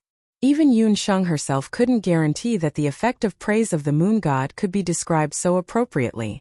10,000 imperial gold coins. When Chan Luoha saw the Praise of the Moon God, he almost immediately opened his mouth to bid. 11,000 gold coins. At this moment, A female mage student sitting in the commoners section suddenly called out a price. Beside her were two companions who were sitting in the same row. Her position was very close to Chen Liener and the others. As soon as she called out, she attracted the attention of the surrounding people. With this look, Chen Liener found that the appearance of the female student was very eye-catching. Her hair color was frosty white, and her face was delicate like an elf. She looked like she was only 11 or 12 years old, but her body was already very mature, especially her chest, which was bulging. Yi Balian looked at her and couldn't help but look at her a few more times. After looking at her for a while, Chen Liener on the side was unhappy. Yun Shang's praise of the moon god was a temptation for most magic academies. This female student was one of them. It was also the first time she heard that there was such a magic potion on the continent. They were traveling to this place and happened to see the brochure. The appearance of praise of the moon god made them surprised, so they came to the auction house to participate in the bidding. 13,000 imperial gold coins. Everyone looked back. With one look, someone exclaimed. It was a magic caster from Wuxia City's magic temple. Just as Zhou Qingchuan had said, the magic temple, as the leader of magic in the continent, was undoubtedly very embarrassing for them, if they couldn't create a magic potion that even the magic seedlings couldn't create. Hence, this time the magic temple sent a professional to bid. 20,000 imperial gold coins. Chen Luoha was determined to get the praise of the moon god. He was determined to get the potion this time. The female student didn't even frown and immediately said, 25,000 imperial gold coins, 30,000 imperial gold coins. Yi Baiming suddenly opened his mouth. When Yun Shang heard this, she almost vomited blood. Why is this kid blindly making a fuss? He saw Yun Shang in the audience seats and Yi Baiming standing beside Yun Shang. Zhou Qingchuan's expression changed slightly, but he quickly regained his composure.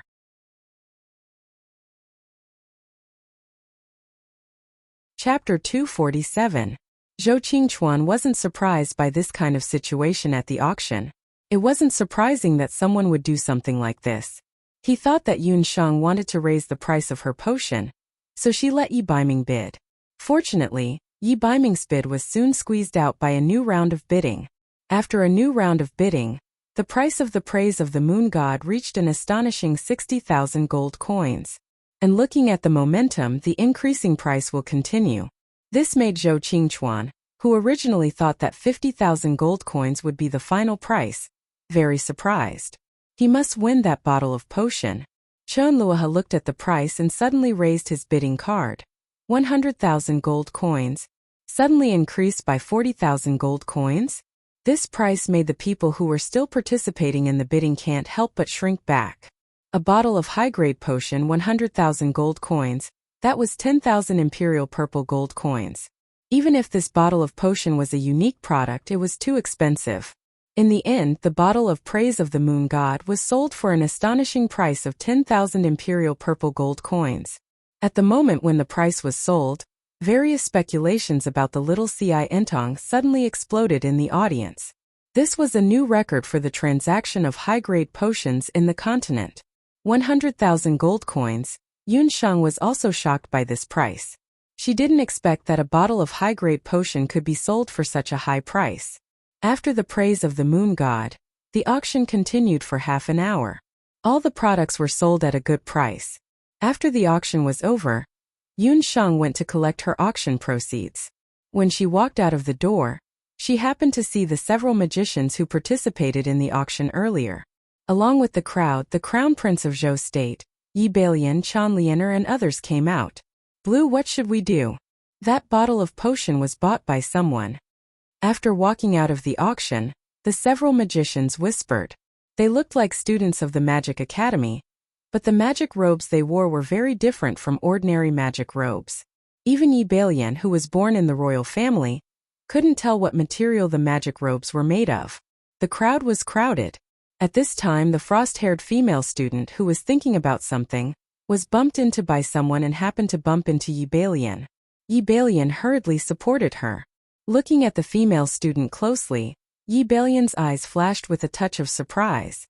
When Chen Liener saw this, she glared at the female student and scolded. Dressed in a flirtatious manner, you look like a slut. The female student didn't get the praise of the moon god, so she was in a bad mood. Seeing Chen Lian's arrogant appearance, she coldly snorted and pulled out her magic certificate. Chen Lianer had lost her magic scepter in the last river crossing. She didn't expect that the other party would dare to make a move outside the auction house. A blade of the wind of the moon god of the moon god. Before Yi Balian could pull out his magic scepter, the female magic student had already put away her scepter. Even though it was only for a moment, Yun Shang could still clearly see the magic scepter in the female student's hand. It was the bone of a 300-year-old magical beast. It looked like the bone of some bird magical beast. It was very light, and the most shocking thing was that there were 4 blue magic soul stones engraved on it. This meant that the female student, who was not more than 10 years old, was actually a sage magus. That female magic student's talent was astonishing. Chen Lianer screamed. She only felt a blade of the wind coming at her. The next moment, the veil on her face was split into 2. Chen Lianer's face, which was still covered with countless hideous wounds, was immediately exposed to everyone. The people at the side started to talk and gesticulate at Chen Lianer. How could Chen Lianer withstand such humiliation? Her face instantly flushed red, which made her look even more hideous. Even Yi Balian couldn't help but look at her with disgust. Damn slut, how dare you? I'll fight it out with you. Chen Lianer was furious. She suddenly took out a magic weapon from her storage belt. It was a high-grade magic tool that could instantly cast a high-grade magic spell. This was also something that Elder Chen had given Chen Lianer for self-defense when she left home. She was only allowed to use it in times of danger. At this moment, Chen Lianer only wanted to kill the female mage in front of her. She ignored Yi Balian's obstruction and immediately started chanting. The female magus student had a look of contempt on her face. The male magus student beside her, who was standing with the magus instructor, quickly began to chant. A magic array appeared under Chen Lianer's feet. Seal the spell, freeze. As that male student chanted, the magic weapon in Chen Lianer's hand that was shining brightly suddenly dimmed. This was a high-level sealing spell? In magic, there was a type of spell that could instantly freeze magic. That was a high-level sealing spell. In just 2 rounds, Chen Lianer, who had the power of a Grand Magus, had completely lost. Both of you, please stop. The commotion outside the auction house alerted Zhou Qingquan. He quickly walked through the crowd and nodded at Yi Balian and the 3 mages. This is a student from the continent's magic elite camp. As for these 2, they must be important guests from the Great Zhou Empire. I have neglected them just now, please forgive me. Zhou Qingquan's words immediately silenced the originally furious Chen Lianer. Yi Balian, who was originally arrogant, was also shocked. There was also an uproar around them. Those 3 mage students were actually from the mainland's magic elite camp. No wonder they were so talented in magic. Chen Lianer also didn't expect that these 3 people were actually from the mainland's magic elite camp that she had been longing to join. The mainland's magic elite camp and the mainland's warrior elite camp were the 2 strongest training camps in the boundless continent. Legend had it that they only recruited geniuses in magic and warrior. Their recruitment requirement was that the age of the mage and warrior must not exceed 16 years old, and pass the corresponding assessment of the elite camp. Every 3 years, the elite camp would recruit students from the outside. Each time, the number of students recruited would not exceed 20. As for the location of the elite camp, it had always been a secret. Some people said that they were hiding in the desert wasteland, while others said that the elite camp was located underground. But one thing was certain, those who came from the elite camp were all geniuses. No one was willing to offend geniuses, but Chen Lianer had just recklessly offended the magic elite camp. Steward Zhou is being too nosy. We know the rules of the everlasting Chamber of Commerce. We went to the auction today because we were interested in the Moon Goddess Praise Potion. Unfortunately, it was bought by someone else. Next time, if there is another Moon Goddess Praise Potion being auctioned, please inform us immediately. The girl who was provoked by Chen Lianer seemed to be the leader of the 3 students. She humbly replied.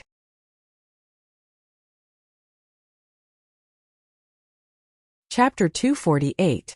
The attitude of the female magic student named Blue was neither servile nor overbearing. It could be seen that she had good self-cultivation. Zhou Qingchuan nodded. If I'm not mistaken, the magic cloaks you are wearing should be made from phoenix feathers, right? Although Zhou Qingchuan had heard about the identity of the crown prince of Zhou state, he wasn't too respectful. Instead, he was very respectful to the excessively young and powerful magicians. Phoenix was a sacred beast of the sacred level. It was said that the phoenix had the power of immortality. Its feathers themselves were a kind of sacred magic beast. Its tears could heal all wounds. Its feathers could be immune to most magic. Of course, such a saying was actually exaggerating the mystical nature of the phoenix. However, it was an indisputable fact that the phoenix's feathers could resist ordinary magic attacks. After being reminded by Zhou Qingchuan, the surrounding spectators who hadn't left yet all looked at the magic cloaks of the three magicians. Sure enough, the magic cloaks made of an unknown material were flashing with the color of fiery red phoenix feathers. Only the students of the continent's magic elite camp were qualified to have a phoenix feather cloak. The magicians of the continent's magic elite camp wore magic robes mixed with phoenix feathers. However, for warriors their armor was different. It was said that their armor was made of dragon scales. However, those were only legends. Ordinary soldiers had very little contact with the people of the continent's magic elite camp. Steward Zhou is indeed as knowledgeable as the rumors say. We are students of the continent's magic elite camp. These two are my son's junior brother and junior sister. We came to Wuxia City by chance because of the need of the trial. Because our junior brother and junior sister have never participated in any auction, as their senior sister, I brought them here to broaden their horizons. The female student said naturally and naturally. Zhou Qingchuan's charm could be said to be attractive to both men and women, old and young. The three originally just wanted to broaden their horizons. Who would have thought that at the auction, they would see the magic potion that they were curious about, the moon god's praise. Among the three, the slightly older female student was called Blue. She was a magic apothecary. After joining the magic elite camp, Blue had been devoted to researching how to change the constitution of a magic wastrel. However, she hadn't succeeded. Unfortunately, she didn't have many gold coins on her. So she let Chanluoha snatch the magic potion at the last moment. She had been a genius since she was young, and had never encountered any setbacks. However, she had failed at the auction today, so she couldn't help but feel a little unhappy. Who would have thought that the moment he stood up, he would be insulted by Chan Liener for no reason? The anger in his heart could be imagined. That was why he had taught Chan Liener a lesson. What Imperial Magic Academy? In front of this group of students from the magic elite camp, it was simply too weak. Chan Liener also knew she was in the wrong and couldn't say anything for a long time. Needless to say, the people from the magic elite camp had come for the 7-leaf sage ginseng. It seemed that the fight for the ginseng would be even more exciting this time. Actually, this lady, you don't have to be so distressed. Wait a moment, I'll contact her personally and see if she's willing to meet with you. Zhou Qingchuan also saw Yun Sheng. The two's eyes met, and Yun Sheng nodded silently. Hearing this, Blue gladly agreed. As for the crown prince of Zhou state and his publicly humiliated crown princess, they naturally couldn't stand there any longer. The two of them hurriedly left. When Yun Sheng, Yi Baiming and Abandon arrived at the Wuji auction house's reception hall, the three people from the magic elite camp were already waiting there, drinking tea. At first glance, even the always cold Blue couldn't help but be dazed by Yi Baiming's appearance. What a cold man! Apart from when he was with Yun Sheng, Yi Baiming was expressionless most of the time. However, it was this special expression that made people involuntarily attracted to him. But very quickly, Blue discovered that the magic apothecary that Steward Zhou was talking about wasn't the dazzling man, but the female magician standing beside him. The other party's appearance was very refined. She had a plain face, and the black eyes on her face carried some intelligence. You made the medicine? Blue still didn't quite believe it. If the medicine you're talking about is the moon god's praise, then it should be. Yun Sheng's attitude towards Blue surprised Zhou Qingchuan. It was as if she didn't fear the magic elite camp at all. Blue liked Yun Sheng's attitude very much. She had a straightforward personality, and what she hated the most was other people's hypocrisy. Can you tell me the secret of making the medicine? Blue directly asked. If this was an ordinary magic apothecary, he would definitely be infuriated. She would definitely be very angry at Lan's rudeness, but Yunsheng simply replied, actually, it's just a bottle of moonlight water. Moonlight water? This gave Zhou Qingchuan a big fright. As long as one was a magician, they would know what moonlight water was. Moonlight water was a kind of medicine that was mixed with moonlight grass in the temples and some medical halls of the continent. It couldn't even be considered a magic medicine. The effect of moonlight water was only to slowly change one's magic physique, not to mention letting a magic waste be reborn. His everlasting chamber of commerce had always been honest with both the old and the young. If Yunsheng sold him a bottle of moonlight water, and he sold it for a sky-high price of 100,000 gold coins, then if the customer tested it and found it was just a bottle of moonlight water, the consequences could be imagined. Impossible, that's not moonlight water. I'm a magic apothecary. I can be sure that the magma-like magic water must be a high-grade magic medicine.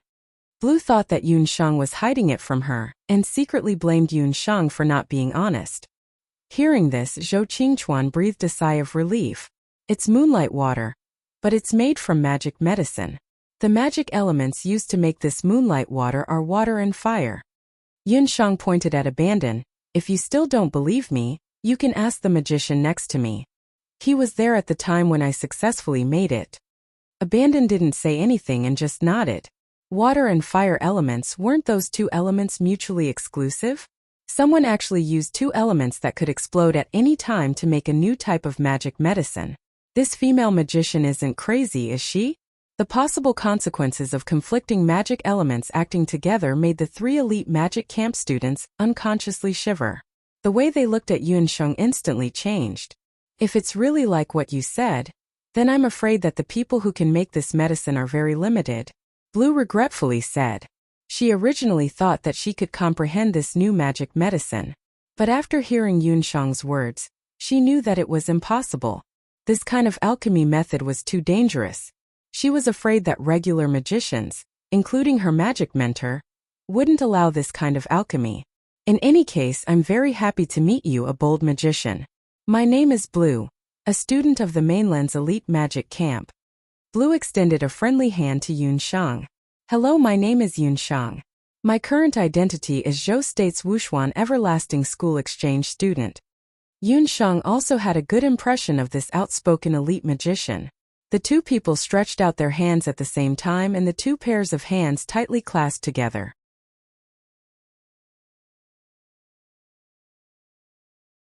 Chapter 249. Wuxia Limitless School. When the few elite mage students of the mainland heard Yunsheng's self-introduction, their first reaction was to find it funny. A mage actually said that she was from Wuxia Limitless School. However, Lan smiled. She looked at Yunsheng's hand. When the two of them clasped hands together, Lan suddenly exerted force. When the two of them clasped hands together, Yunsheng felt a powerful magic coming from Lan's palm. Was she trying to sound him out? It turned out that Lan was a very competitive person. Although she heard Yunsheng talk about the method of refining the praise of the moon god, she couldn't try it.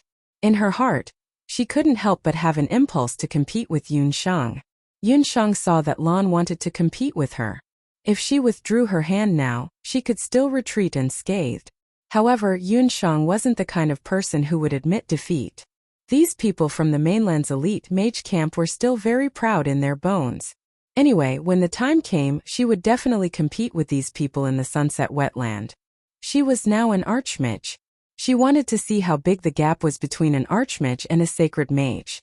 Seeing that Yunsheng didn't withdraw her hand and instead used her magic soul, Lan's eyes revealed a look of excitement.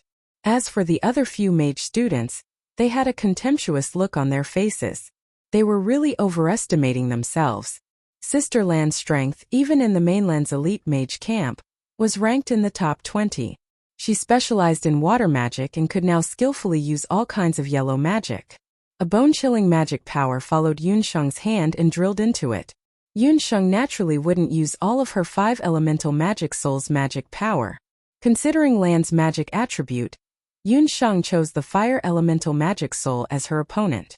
As soon as that ice-cold magic power entered Yunsheng's body, A layer of blue ice crystals immediately formed on Yunshang's body. Looking at the situation, Abandon couldn't help but step forward. After all, in terms of true strength, Yunshang was only an archmage. Compared to Lan, who was a sacred magus, she was much inferior. There was a huge difference between the magic realms. Do you think I'll admit defeat just because of this? Yunshang sneered in her heart.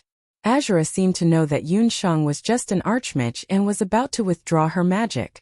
But at this moment, the frozen Yunshang suddenly took out her magic scepter. She spun it rapidly, and the two magic soul stones on her scepter lit up at the same time. The ice on Yunshang's body immediately melted as her mana was much weaker than Lan's. This is... Azura narrowed her eyes as she looked at the magic scepter in Yunshang's hand. Even with her eyesight, she couldn't tell what kind of magical beast's bone Yunshang's magic scepter was made from. However, she recognized the two magic soul stones on Yunshang's magic scepter. The first one was a 100-year-old mutated magical beast soul stone.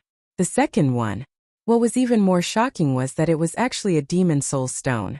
Such a combination of magic soul stones was rare, even in the continent's magic elite camp. Even Azura, who was known as one of the genius students, only had a 100-year-old magic soul stone on her magic scepter. It seems that you have a multi-elemental magic soul. You're using them all at once. Azura stopped looking down on Yunshang. How could a sorcerer who could create the tribute of the moon god be an ordinary person? She didn't expect to meet such an expert in Wuxia City this time. Not only was Azura not disappointed, but she was also happy. She met her match. Moreover, it was an opponent who was younger and had a lower magic realm than her. Then you have to be careful. Yunshang smiled faintly. She slowly activated her earth elemental magic soul. As the saying goes, counter soldiers with arms and water with an earthweir. Since her fire elemental magic soul wasn't enough, she might as well try using her earth elemental magic soul. Azura's talent was indeed not bad, but in terms of age and experience she was still slightly inferior to Yunshang, who had lived 2 lives. Yunshang used the calm mind that she had trained as a doctor to slowly circulate the power of the Dharma soul in her body. Azura immediately felt that her water elemental magic power was unable to invade Yunshang's body as quickly as before, as if it had hit a wall. Her opponent's dual elemental magic soul was actually so powerful? Very quickly, Azura discovered that Yunshang was different. She was still able to calmly make decisions in the face of a situation that wasn't favorable to her. Moreover, her opponent was just an ordinary great magician who was 2 levels lower than her own magic realm. According to common sense, in a battle of soul power, it was already not easy for her opponent to hold on for 15 minutes. But not only did her magic power not weaken, when she activated her dual elemental magic soul, her magic power was as if it didn't weaken at all. If the magic power in Azura's body was like an endless river, then the magic power in Yunshang's body was like a gurgling stream. Although she didn't have enough strength, she was full of stamina as if it would never weaken. Earth elemental magic power came wave after wave, mixed with fire elemental magic power from time to time. At this moment, Azura felt as if she was about to combust. She couldn't help but grab her magic scepter, only to hear the 2 magic soul stones on her scepter light up. Sister Lan actually wanted to use the power of her magic scepter to compete with an ordinary magic student. The 2 elite students from the continent couldn't help but be dumbfounded. It seemed like Sister Lan was serious. When Azura revealed her magic scepter, Yunshang also felt the magic elements in Azura's body suddenly change. Although it was still water elemental magic, Yunshang felt that the magic elements had changed in an instant. A sense of coldness hit her in the face. This was because after comprehending water elemental magic, she also comprehended ice elemental magic. As Azura's magic power invaded again, Yunshang's face turned pale from the cold. A layer of white frost condensed on her lips, hair and eyebrows. Her teeth also couldn't withstand the cold and were chattering. Abandon couldn't help but want to go forward. Who knew that he was stopped by Yi Baiming? Don't go forward rashly. Little Wild Cat hasn't shown her true ability yet. Yi Baiming was full of confidence in Yunshang. He looked at Yunshang. He could see that Yunshang was still hiding her 5 elemental magic soul. The 5 elemental magic soul was their biggest secret. They didn't want to expose it in front of outsiders. At this moment, Yunsheng was also thinking hard whether she should use the power of her magic soul. If she didn't use the power of her magic soul, how could she defeat Azura? Ice elemental magic, right? Although Yunsheng didn't comprehend advanced magic like Azura and couldn't comprehend secondary magic, but she had Dreamcloud Ice Slumber. Yunsheng seemed to have thought of something all of a sudden. She closed her eyes and chanted the Cloud Dream Ice Sleep spell in her heart. When Yunsheng opened her eyes again, they were already clear. But almost at the same time, Azura's face showed an almost panicked expression. She looked at Yunsheng in disbelief because she felt that just a moment ago, the ice elemental magic in her body was actually thank you Qing Kuang Lan Lan and Pudding for the tips. It's Monday Kongming, you annoying little fairies, you're the best.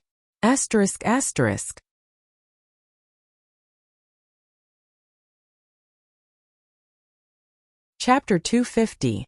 Blue practiced water-type magic, but after she became a master magician, she comprehended secondary ice-type magic. This type of magic was also a powerful weapon she usually used to defeat her enemies. If Yunsheng didn't admit defeat, she even planned to let Yunsheng have a taste of being frozen into ice. After all, her opponent had already revealed her magic scepter, and she had no more trump cards. As a student of the elite magic camp on the mainland, Blue was extremely proud. Even though she had only competed with Yunsheng out of curiosity, after fighting with Yunsheng for nearly half an hour, her opponent still hadn't lost. This clearly touched Blue's pride. That was why she used ice-type magic to defeat her opponent directly. However, Yunsheng was powerless to resist, and the magic in her body suddenly disappeared. Yunsheng, who was in a state of hibernation, didn't reject Blue's ice-type magic. Instead, her body continuously accepted and absorbed Blue's magic. It looked as if Blue was continuously using magic to help Yunsheng meditate. Lan was very sharp. She quickly realized Yunsheng's intentions. Like a queen who had been offended, Lan's originally calm gaze suddenly became as if she had seen through a person. The third and fourth magic soul stones on her magic scepter lit up in an instant. It was obvious that she wanted to kill Yunsheng. What a terrifying opponent. At that moment, a sentence from her mentor echoed in Blue's mind. A true genius magician didn't mean that her magic was the strongest. Instead, it meant that she could cleverly neutralize all kinds of magic, even if the magic was more powerful than her. She could even turn the magic into her own. Before meeting Yunsheng, Lan had heard that there was only one person on the continent who could turn defeat into victory, and defeat a mage who was more powerful than himself in a situation that was extremely disadvantageous to him. That person was the famous magician of the mainland. He was known as a genius among geniuses, Xia Wenxiu. Even Blue was impressed by his ability to comprehend magic after meeting him. However, the female magician in front of her showed a similar talent. This immediately caused an indescribable jealousy in Blue's heart. Under the influence of her jealousy, she actually used her most profound magic for no apparent reason.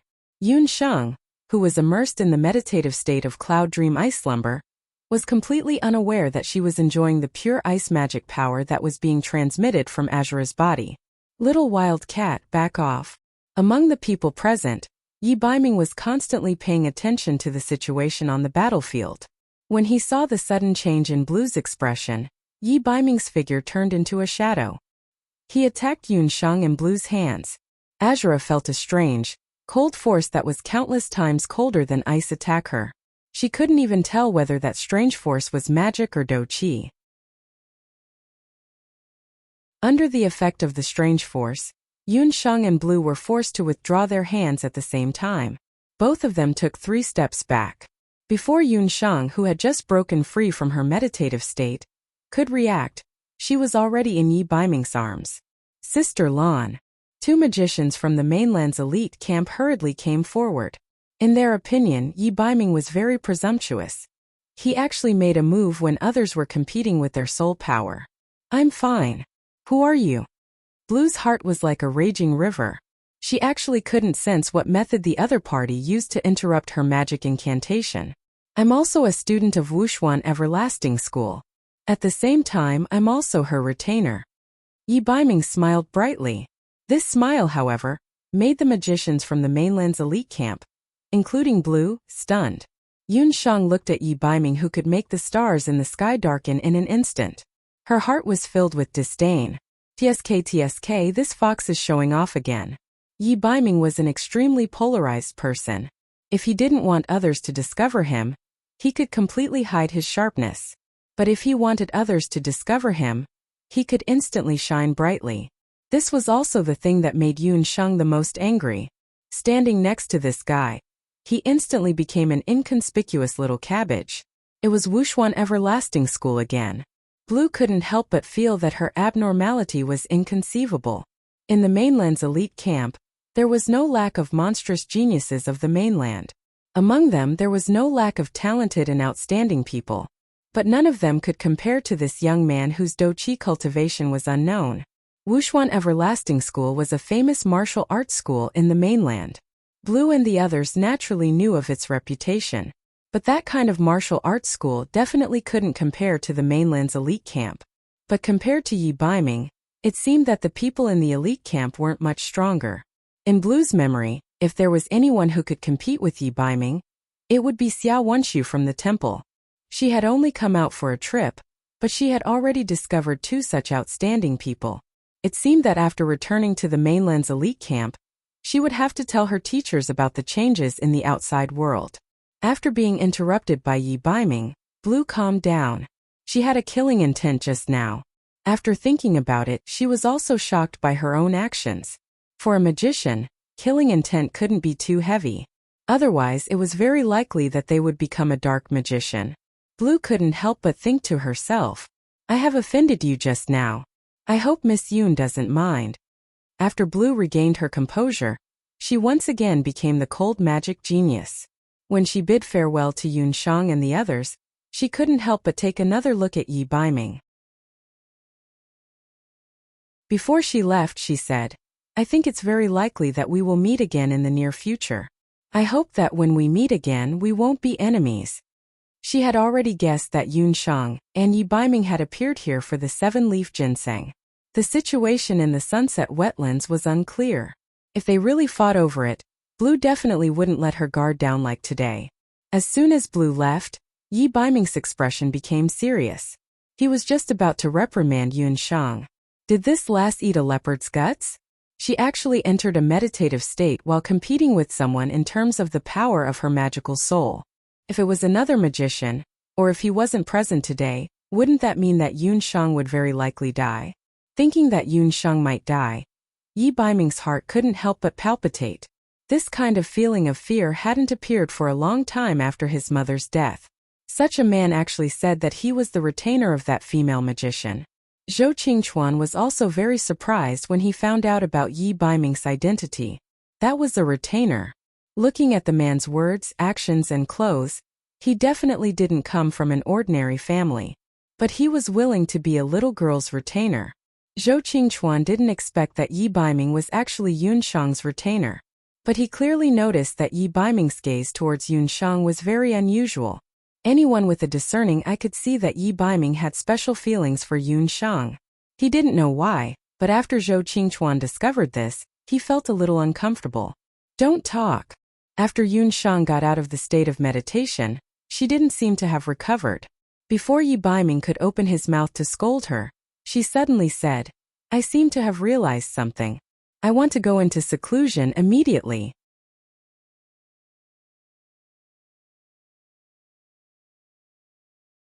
Chapter 251. I seem to have touched the threshold of ice magic. Yun Shang even forgot to ask Yi Baiming why he suddenly made a move. She was completely unaware of how dangerous her situation was at that time. Yi Baiming couldn't help but smile. It turned out that Yun Shang actually touched the trick of using ice magic during her meditation.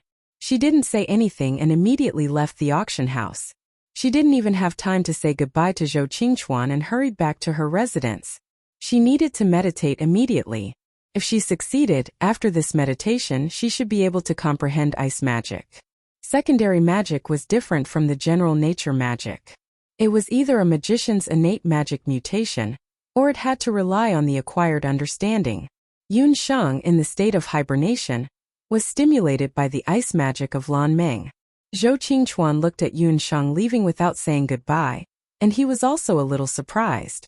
He originally wanted to discuss with Yun Sheng. If possible, the auction house could exclusively handle the potion of the praise of the moon god from the little Ci Entong in the future. Yi Baiming was naturally very happy to see Yun Sheng ignore Zhou Qingchuan. His intuition as a man told him that this man, whose family background and appearance were very good, had a favorable impression of Yun Sheng. He decided that before this favorable impression of him developed, he would kill it in advance. The most direct way to kill it was to declare his ownership of it. After Yun Sheng returned to her residence, she almost couldn't wait to enter the state of meditation. The passage of day and night quietly passed in her meditation. When Yun Sheng woke up again, it was already 2 days and 2 nights later. In these 2 days and 2 nights, the situation in the Wuxia city had also changed. The 7-leaf purple ginseng was getting closer and closer to maturity. The fragrance it exuded made more magical beasts restless. The news that Zhou Quan and others inquired was that the purple ginseng in the Wuxia wetland would mature after a day and night at the latest. At this time, a large number of hunters had gathered in the Wuxia city. Apart from the local forces of Wuxia city and the hunters from all over the world, the most eye-catching forces were the following. Among them were 3 students from the magic elite camp. Among them, the female student named Blue was the strongest. She was a Grand Magus Saint, while the other 2 were above Master Magus. At this time, Yun Sheng had just finished her meditation. When she woke up, she let out a deep breath. She took out her magic scepter and chanted a spell. Immediately, a few snowflakes drifted down from the sky. Although it's only the most basic ice magic, it's still a breakthrough. Yun Sheng got up and left the room. When she came out of the room, she found that Zhou Quan was already waiting outside. "Young master, you've finally come out. We should also prepare to set off for the sunset wetlands." Zhou Quan had also heard that Yun Sheng was comprehending magic. During this period of time, after inquiring about the situation in the city, Zhou Quan found out how precious the sage ginseng was. Many of the hunters in the city had already entered the sunset wetlands. After all, there was only one 7-leaf sage ginseng. There were many hunters and magical beasts fighting over it. "Okay, let's set off immediately." Yun Sheng smiled. If Zhou Quan knew that there was a peak rank 9 eagle clawback king that was close to the domain level within the sunset wetlands, Zhou Quan would probably not enter the wetlands even if he was beaten to death. Part of the reason why Yun Sheng had been able to go into seclusion to comprehend ice magic with a clear conscience was because she knew that as long as that magical beast at the peak of the 9th level was present, others would not be able to get close to the sage ginseng. Yun Sheng and Zhou Quan went to the main hall of the inn together. Chan Lianer, the crown prince, Yi Baiming, and Qi were all waiting there. Some people really don't know what's good for them. They don't even look at their own status, making so many people wait for them. Chan Lianer was really unlucky recently. Not only was her appearance disfigured, but the crown prince, Yi Bailian, had also developed a grudge against her because of the conflict she had with the people from the mainland's magic elite camp. Chan Lianer did not find fault with herself. Instead, she blamed everything on Yun Sheng. Right now, she only wanted to enter the sunset wetlands as soon as possible.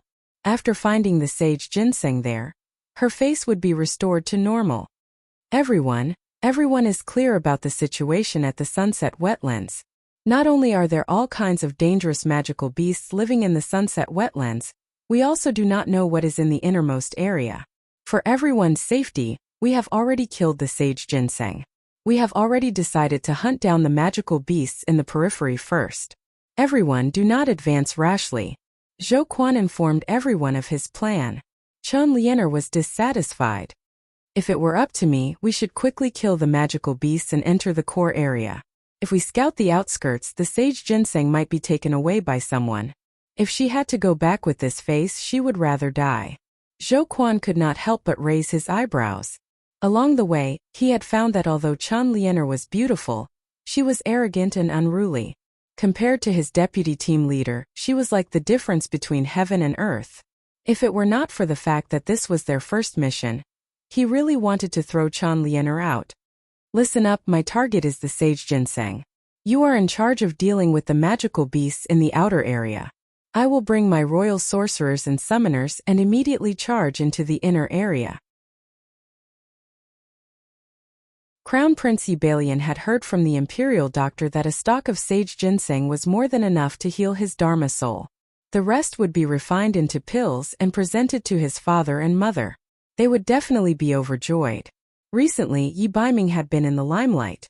After killing the blood cloud beast, his father's view of him had changed. Yi Bailion was pleased. With Wu Xiong around, he could identify the magical beasts and avoid the dangerous ones. He could enter the sunset wetlands in the shortest time possible to collect the sage ginseng. As for these lowly hunters, it was nothing if a few of them died. At most, he would just give them some money to settle down after returning to Zhou State. Crown Prince Ebalion's thoughts were all expressed on his face. Yun Shang saw this and sneered in her heart. Zhou Quan had no choice but to make a compromise. He promised Ebalion that the Heaven Expedition Hunting Corps would hold back the magical beasts and protect Ebalion and the others as they entered the depths of the Sunset Wetlands. The group left Sunset City in a grandiose manner and headed towards the Sunset Wetlands. When they entered the outer area of the Sunset Wetlands, Abandon and the others stopped. He opened his cloak and a green snake slithered out from under it. It hissed a few times towards the front. Little Green said that there is a miasma invisible to the naked eye ahead. Everyone needs to take the antidote before entering. Bringing Abandon was the right choice. The miasma around the Sunset Wetlands was different from other places. The miasma here was colorless and odorless. It was like mellow wine. When one first encountered it, one would not feel it. After entering, the deeper one went, the thicker the miasma became. After accumulating a certain amount of poison, it would unknowingly activate. But for someone like Abandon who was naturally sensitive to poison, even if it was colorless and odorless, he could immediately identify it with Little Green. After everyone took the antidote, they continued forward.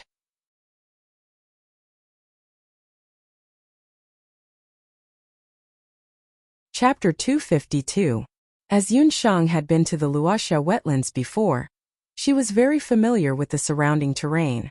However, she did not walk at the front of the group. Instead, she slowly followed behind the group.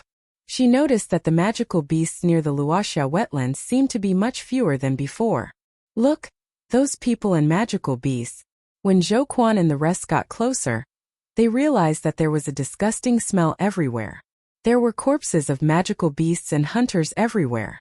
The miasma in the wetlands was emitted. Those hunters who did not take the antidote and some low-level magical beasts all died on the way. Some of the corpses were cut open by the magical beasts that passed by. It was a horrifying sight. After walking through the outer wetlands, they did not see a single living person or beast. In order to prevent anyone from entering the Wuxia wetlands during this period, Ebalion simply ordered the two mages beside him to set up a few magic arrays. As long as someone trespassed, the magic arrays would shoot out flames to attack. If there were no magical beasts like the puffed egg that could break any seal, normal people would not be able to enter at all. After setting up the magic arrays, everyone continued to walk forward. There were still no traces of people around. The entire Wuxia wetlands was like a graveyard. There was a sense of death everywhere. Crown Prince, there are traces of a magical beast ahead. Allow me to chase it away. Wu Xiong had not had a chance to show off all the way here.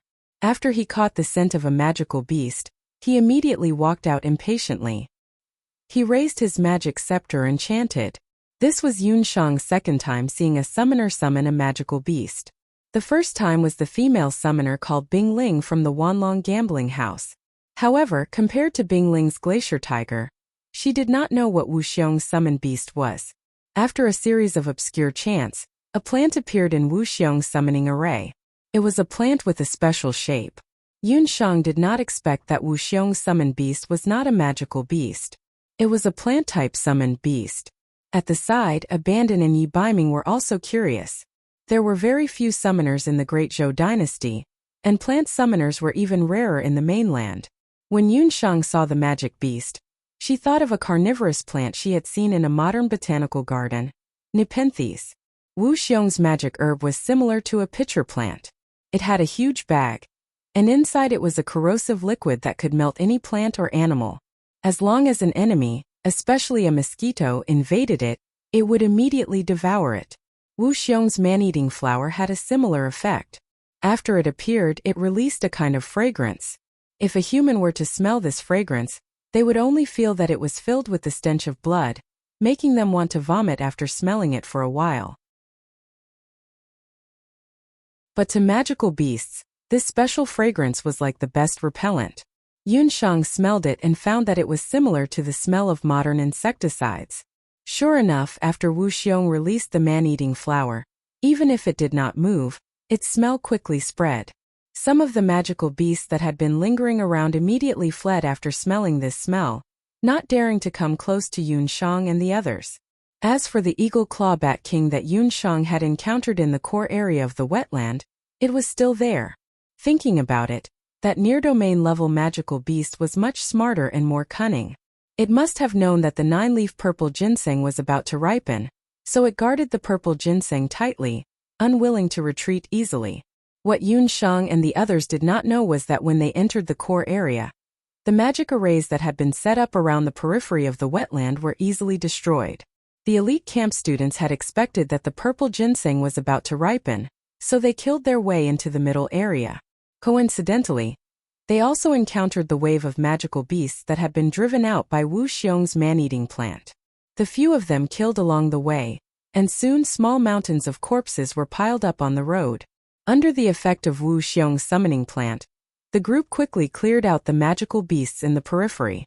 But for some reason, Yunshang felt that something was wrong. Last time when she entered the sunset wetland, there were clearly many magical beasts in the periphery. She carefully recalled the situation at that time, but when she entered today, she felt that the magical beasts in the vicinity had all disappeared. Could it be that there were more powerful people who entered the sunset wetland first? Unknowingly, the group walked to the core area of the wetland. In order to allow the crown prince and the others to pass more smoothly, Zhou Quan and the others split up to hunt magical beasts along the way. When they reached the core area, only Zhou Quan, 2 or 3 hunters, Yunshang, Abandon, and Yi Baiming were left in the Heaven Extermination Hunting Corps. This was also the result of Yunshang's intentional arrangement. She knew that the vicinity of the 9-leaf purple ginseng would be filled with danger, so she left some hunters with low cultivation to guard the periphery.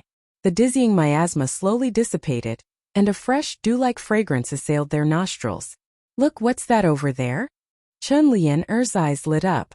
She saw a trace of purple in the depths of the wetland. That purple light attracted everyone's attention. 1 leaf, 2 leaves, 3 leaves. There were a total of 9 leaves. So it was actually the 9-leaf purple ginseng. Everyone was wild with joy.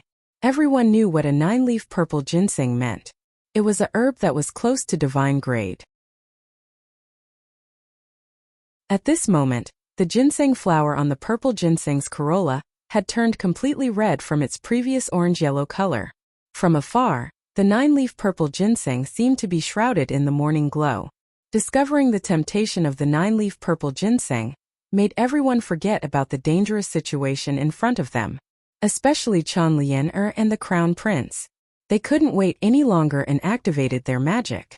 They didn't care about the wetland in front of them as they prepared to pick the purple ginseng that was about to ripen. "Little wild cat, what's going on?" Yi Baiming noticed that Yunshang's face was abnormally pale. Yunshang, who had always been fearless, revealed such an expression. Yi Baiming couldn't help but become vigilant. Just as Yi Balian and the others jumped onto the wetland, suddenly they heard a strange bubbling sound. Bubbles began to appear one after another in the originally calm quagmire. Something came out of the bubbles. Mud bats came out of the mud one by one. In an instant, the surroundings were filled with bats. Along with the bats, there was also a bat king. The bat king had the head of a mouse, but its wings were like an owl's. It was covered in feathers. The most terrifying thing was its 2 legs. They didn't look like bat legs at all. They were clearly a pair of sharp eagle claws. Seeing the bat king's legs, Wuxiong let out a terrified cry. It was the rank 9 eagle claw bat king. He never would have thought that he would find such a terrifying magical beast in this kind of place. "Run, this is the rank 9 eagle claw king. It's almost a domain-level magical beast. If we stay here, we will all die." Wuxiong hurriedly tried to escape. You stupid plant summoner. At least you have some knowledge and can recognize my treasure. A dry laugh was heard.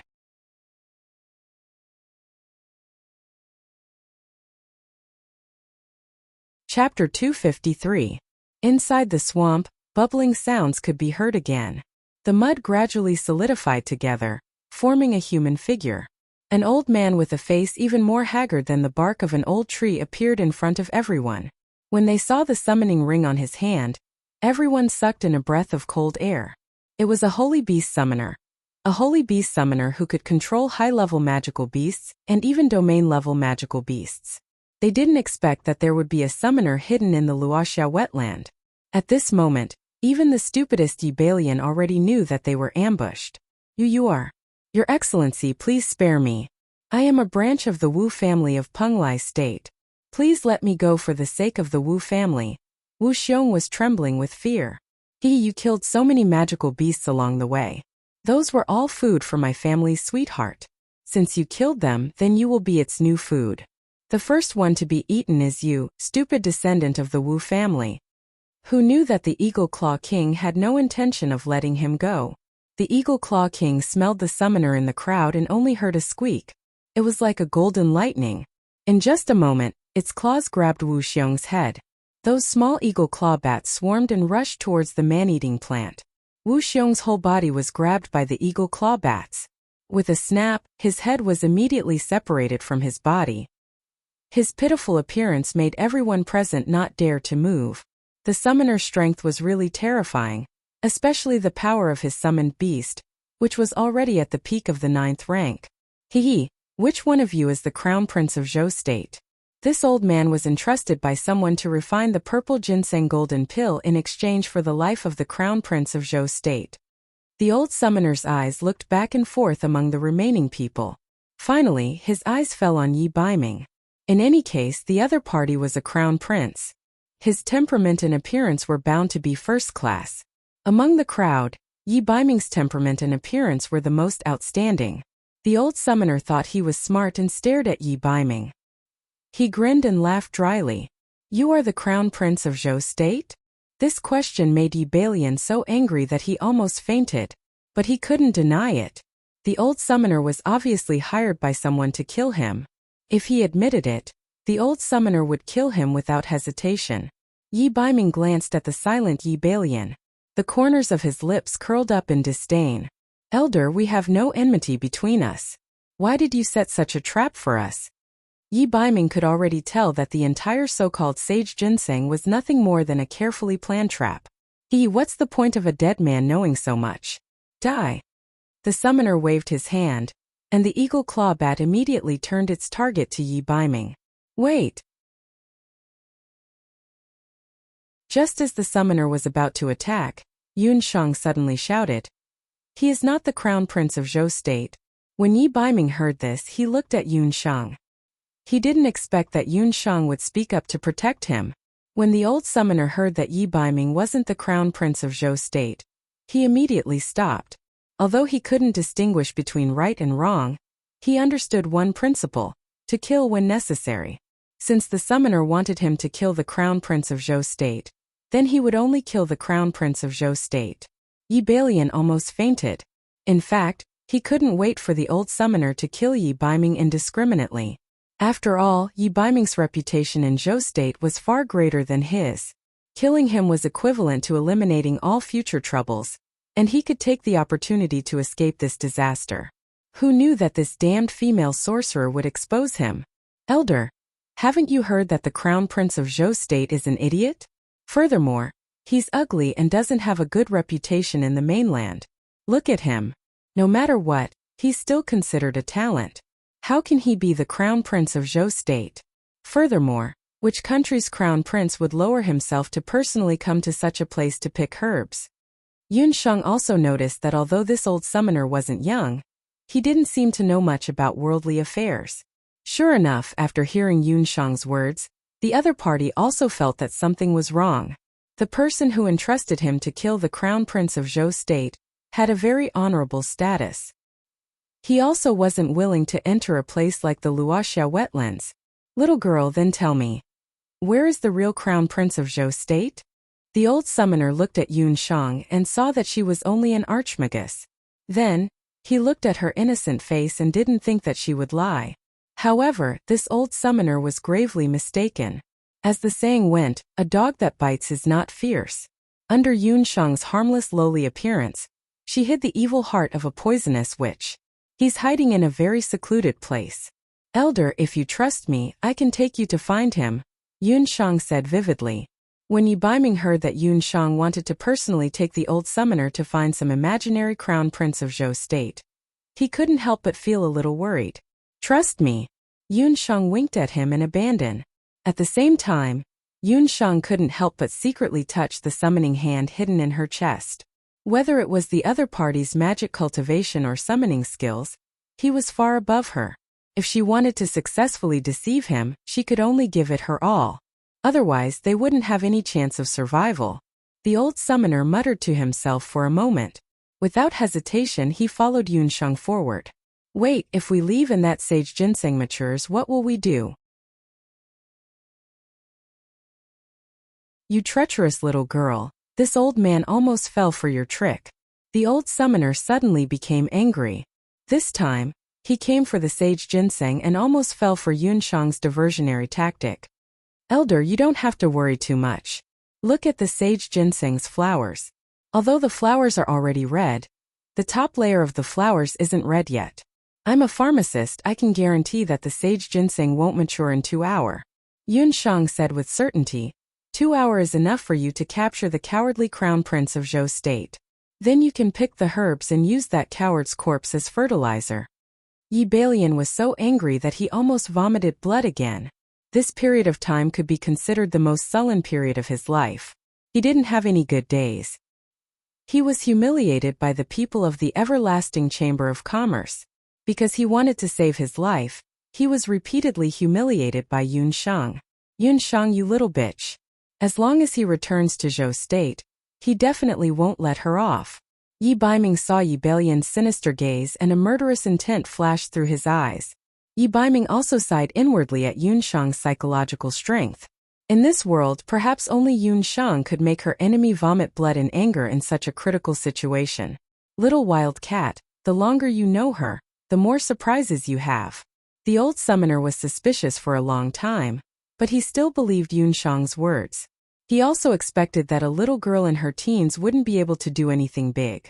Yun Shang led the old summoner in the northwest direction. Thanks to Fei Fan, Origin Sin and Bad Fur for their tips. My results have been pretty bad recently and I'm going to be frozen.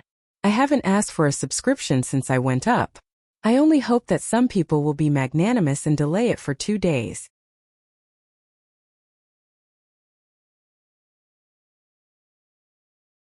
Chapter 254.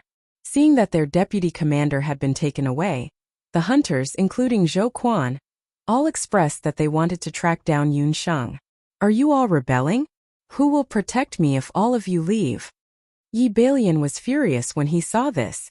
Yi Bailian was already scared to death. However, seeing that the 9-leaf purple ginseng was about to ripen, he was unwilling to leave. He was also worried that the old summoner had other helpers. He was also afraid that the eccentric old summoner would return and take his life. His Dharma soul had been destroyed, so he was no different from a useless person. Is there a crown prince here? Why didn't anyone admit that they were the crown prince of Zhou state? Brothers, let's go. The deputy commander's safety is more important. Zhou Quan and the rest said disdainfully and turned to leave. Yi Baiming snorted coldly and was about to leave too. Yi Baiming, if you dare to leave, I'll never know where your mother is buried. Yi Bailian had just finished speaking when he heard Yi Baiming's words. Yi Baiming's expression changed abruptly. He suddenly turned around. His expression was terrifyingly gloomy. The cold light emitted from his gray eyes made people feel as if they were frozen. Yi Baiming approached Yi Baiming step by step. If there was anything in the entire imperial family that Yi Baiming was concerned about, it would be his mother's coffin. Back then, after his mother died, the whereabouts of the coffin had been unknown. All these years, Yi Baiming had been trying his best to find his mother's coffin. However, there were no clues at all. The emperor of Zhou state was also unwilling to mention this matter. Yi Baiming obviously knew about Yi Baiming's weakness. Yi Baiming suddenly grabbed Yi Balian's collar. He was like a crazed cheetah. His eyes were filled with murderous intent. Yi Balian was choked to the point that he could not breathe. Just as he thought that Yi Baiming was about to strangle him to death, the latter suddenly pulled his hand away. Yi Baiming panted heavily. At this moment he only felt that Yi Baiming was a god of death. Remember, this is the last time you use my mother's coffin to threaten me. If you don't tell me the exact location of the coffin this time, then next time I will definitely do the same thing as the eagle claw bat did to your subordinate. I will separate your head from your body, Yi Baiming said word by word. He turned around and glanced at Abandon. That little snake of yours should be able to find Yunshang's whereabouts. Yi Baiming's heart was filled with pain as he entrusted the wild cat's life to another man. However, he had no other choice. His mother's coffin was related to his secret, so he had to find it. Moreover, he saw the little wildcat wink at him and Abandon when she left. Every time Yunshang was plotting something, she always had that expression on her face. This time it should be no exception.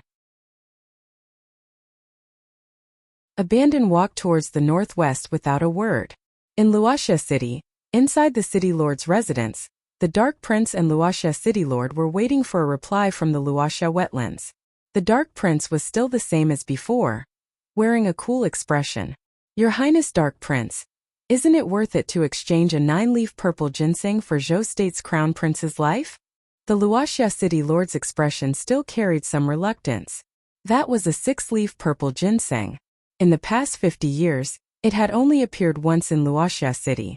However, the Dark Prince gave the purple ginseng to that summoner as a reward. It's just a purple ginseng.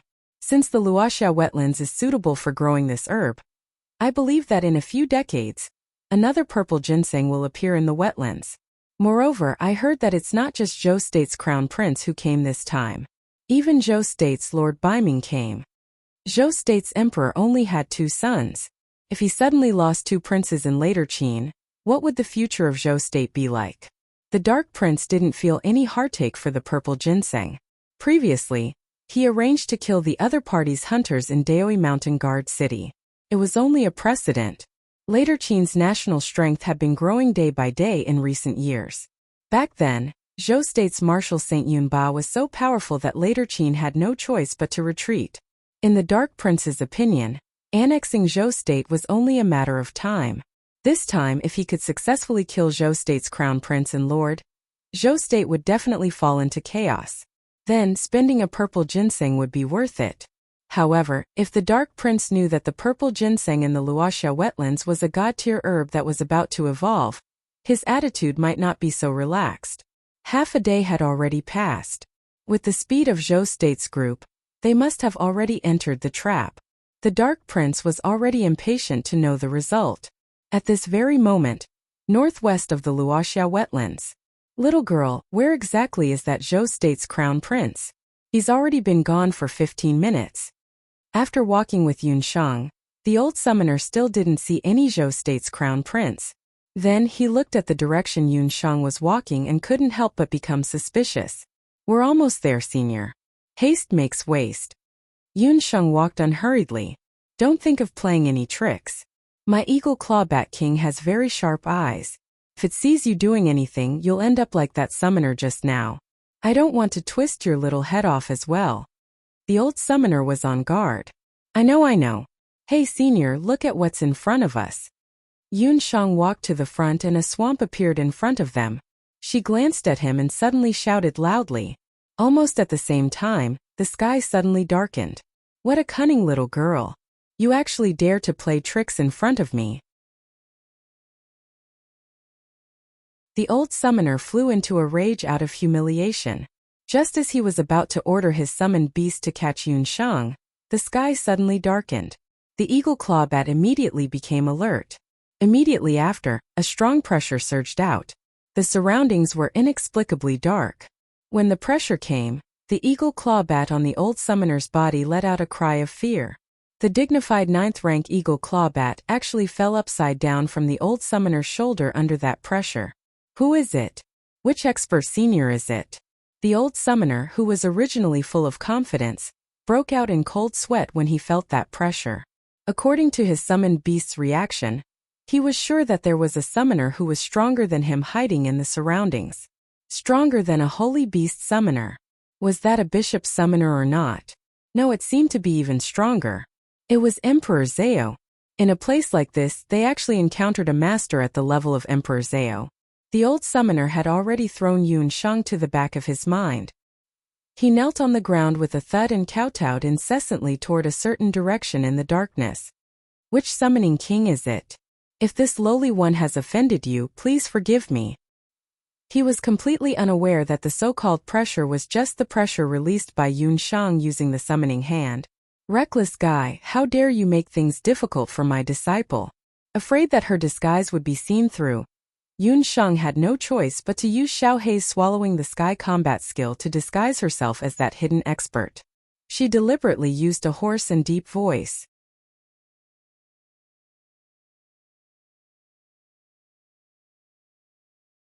Chapter 255. So that little girl. Oh no, that lord is your disciple. I was too ignorant to recognize you. Please forgive me, the Emperor Zhao. After realizing that the other party might be a master at the same level as Emperor Zhao, the Holy Beast Summoner didn't dare to move anymore. The Holy Beast Summoner was one of the top existences on the mainland. In the mainland, the number of Holy Beast Summoners was less than 1,000. But who was this master at the same level as Emperor Zhao in front of him? The old summoner's dry forehead was already covered in a large amount of cold sweat. He looked at his eagle claw bat that was so scared that it didn't have the demeanor of a king anymore. He knelt down on the ground and thought about the few old monsters at the same level as Emperor Zhao on the mainland. He didn't know who the one in front of him was. What's your name? That little girl is my disciple. If you dare to bully her, you are disrespecting me. Yun Shang hid in the darkness and quietly changed her voice. Once the mysterious power of the summoned demon hand came out, the holy mage was scared to death. Yun Shang didn't dare to stay for long. She could feel that the magic in her body was rapidly being devoured by the summoned demon hand. I am Zhong Yi, a holy beast master from the Penglai state. The holy beast master had already thought of several possible candidates in his mind.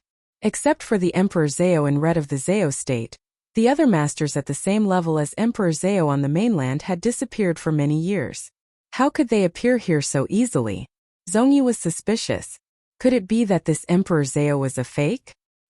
He was suspicious and looked at the source of the voice in the darkness. He didn't see any summoned beasts protecting the master at the same level as Emperor Zhao. Zhong Yi was even more suspicious. In the dark, if he quietly probed, he would be able to prove Emperor Zhao's true identity.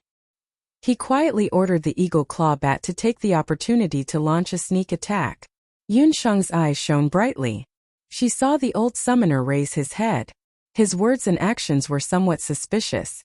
The eagle claw bat also flapped its wings, preparing to fly over. She wanted to test her? Yun Shang smiled coldly and immediately gave an order to the thousand-legged ant king in the exquisite beast tower. Suddenly, Zhong Yi's summoned beast pounced on Yun Shang. Yun Shang immediately used Earth Meld and moved more than 10 meters away.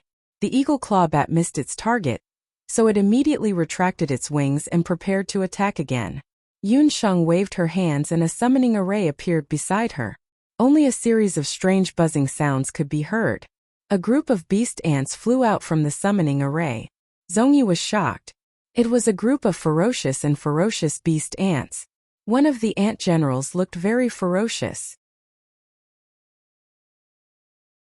It bit onto the eagle claw bat's legs tightly and ordered the ant soldiers to attack. The eagle claw bat had thick skin and was not afraid of ordinary mosquito bites. However, when faced with a domain realm master, it couldn't withstand the attacks of a domain realm master. The ants crazily chewed on the eagle claw bat's flesh. The summoned beast and the summoner were telepathic. The eagle claw bat was entangled by the beast ants. Zhong Yi also felt a wave of itchiness and pain on his body. This feeling was truly unbearable, especially when Zhong Yi was just a summoner. He was old and had a strange temper. He relied on his level 9 eagle claw bat and didn't have any subordinates. However, today he met Yun Shang, who had the ability to summon demons. He was unlucky. He deserved to die in the hands of Yun Shang. The eagle clawbat king was surrounded by countless beast ants. It was in great pain. It had no choice but to use its bat wings to beat the beast ants on its body. The bat wings beat its body until it was covered in blood. The beast ants smelled the scent of blood and desperately chewed on the eagle clawbat's flesh. As a result, Zhongyi was in more pain. The summoned beast and the summoner were tortured to the point where they wanted to die. The Honorable the Emperor Zhao, please be merciful. I know my mistake. I won't dare to do it again. As long as you forgive me, my summoned beast and I will be loyal to you for life. Zhongyi had lived for 60 to 70 years. He had never been in such a difficult situation. He would rather die than live now. The beast ants were really scary. Under the command of the centipede ant general, they drank fresh blood and chewed on good meat. He was just an old skeleton. How could he withstand such torture? Zhongyi was on the verge of death. Yun Shang's magical power was almost depleted by the demon hand. She knew it was time to reel in the net. She didn't have the intention to kill this saint summoner. This person was just right for her to use. Yun Shang pretended to be angry. Reckless scoundrel. You want to compare the light of a firefly to the stars? I don't want to be entangled with you. You will follow my little disciple from now on. Treat her words as my words. If you disobey, I's Ant King will not let you off easily. In order to prevent you from changing your mind, swear on your soul that you will be loyal to me forever. Yes, sir. I will definitely follow your orders. Zhongyi was very lucky. He didn't dare to doubt Yun Shang's identity anymore. He kept knocking his head on the ground. Swearing on the soul was the most important oath for summoners and mages. If the oath was broken, the soul would break and they would die. After Zhongyi made the oath, the darkness in the sky gradually disappeared. The surroundings were restored to light. Zhongyi felt that the beast ants on his body had all disappeared. There was no sign of the thousand-legged ant king. He only saw the female mage who was looking at him with a funny face. Looking around, the mysterious Emperor Zhao had already disappeared. He was indeed a strong man at the level of the Emperor Zhao. He came and went without a trace. Little master, why didn't you say earlier that you have a master at the level of the Emperor Zhao? Zhongyi was frightened, but he was complaining in his heart. It was really a sin. How could he provoke such a little devil? Zhongyi was also a saint summoner with a little fame in Penglai. Now he had to call a little girl less than 10 years old little master. How could he survive in the mainland in the future? Well, it was better to be laughed at than to be killed by the Emperor Zhao. Thinking of the scene of being bitten by the beast ants just now, Zhongyi felt a burst of palpitations just thinking about it. Zhongyi, right? You remember what my master said just now. Looking at Zhongyi kneeling on the side like a pug, Yun Shang felt funny in her heart. The two-man show just now really wasted a lot of her thoughts. Fortunately, she was not seen through. Now she had such a powerful subordinate. It was a big gain for her. Just give me your orders. In the future, if you say east, Zhongyi will never go west. Zhongyi was depressed. He regretted it so much that his intestines were turning green. It seemed that he would definitely be a slave in the future.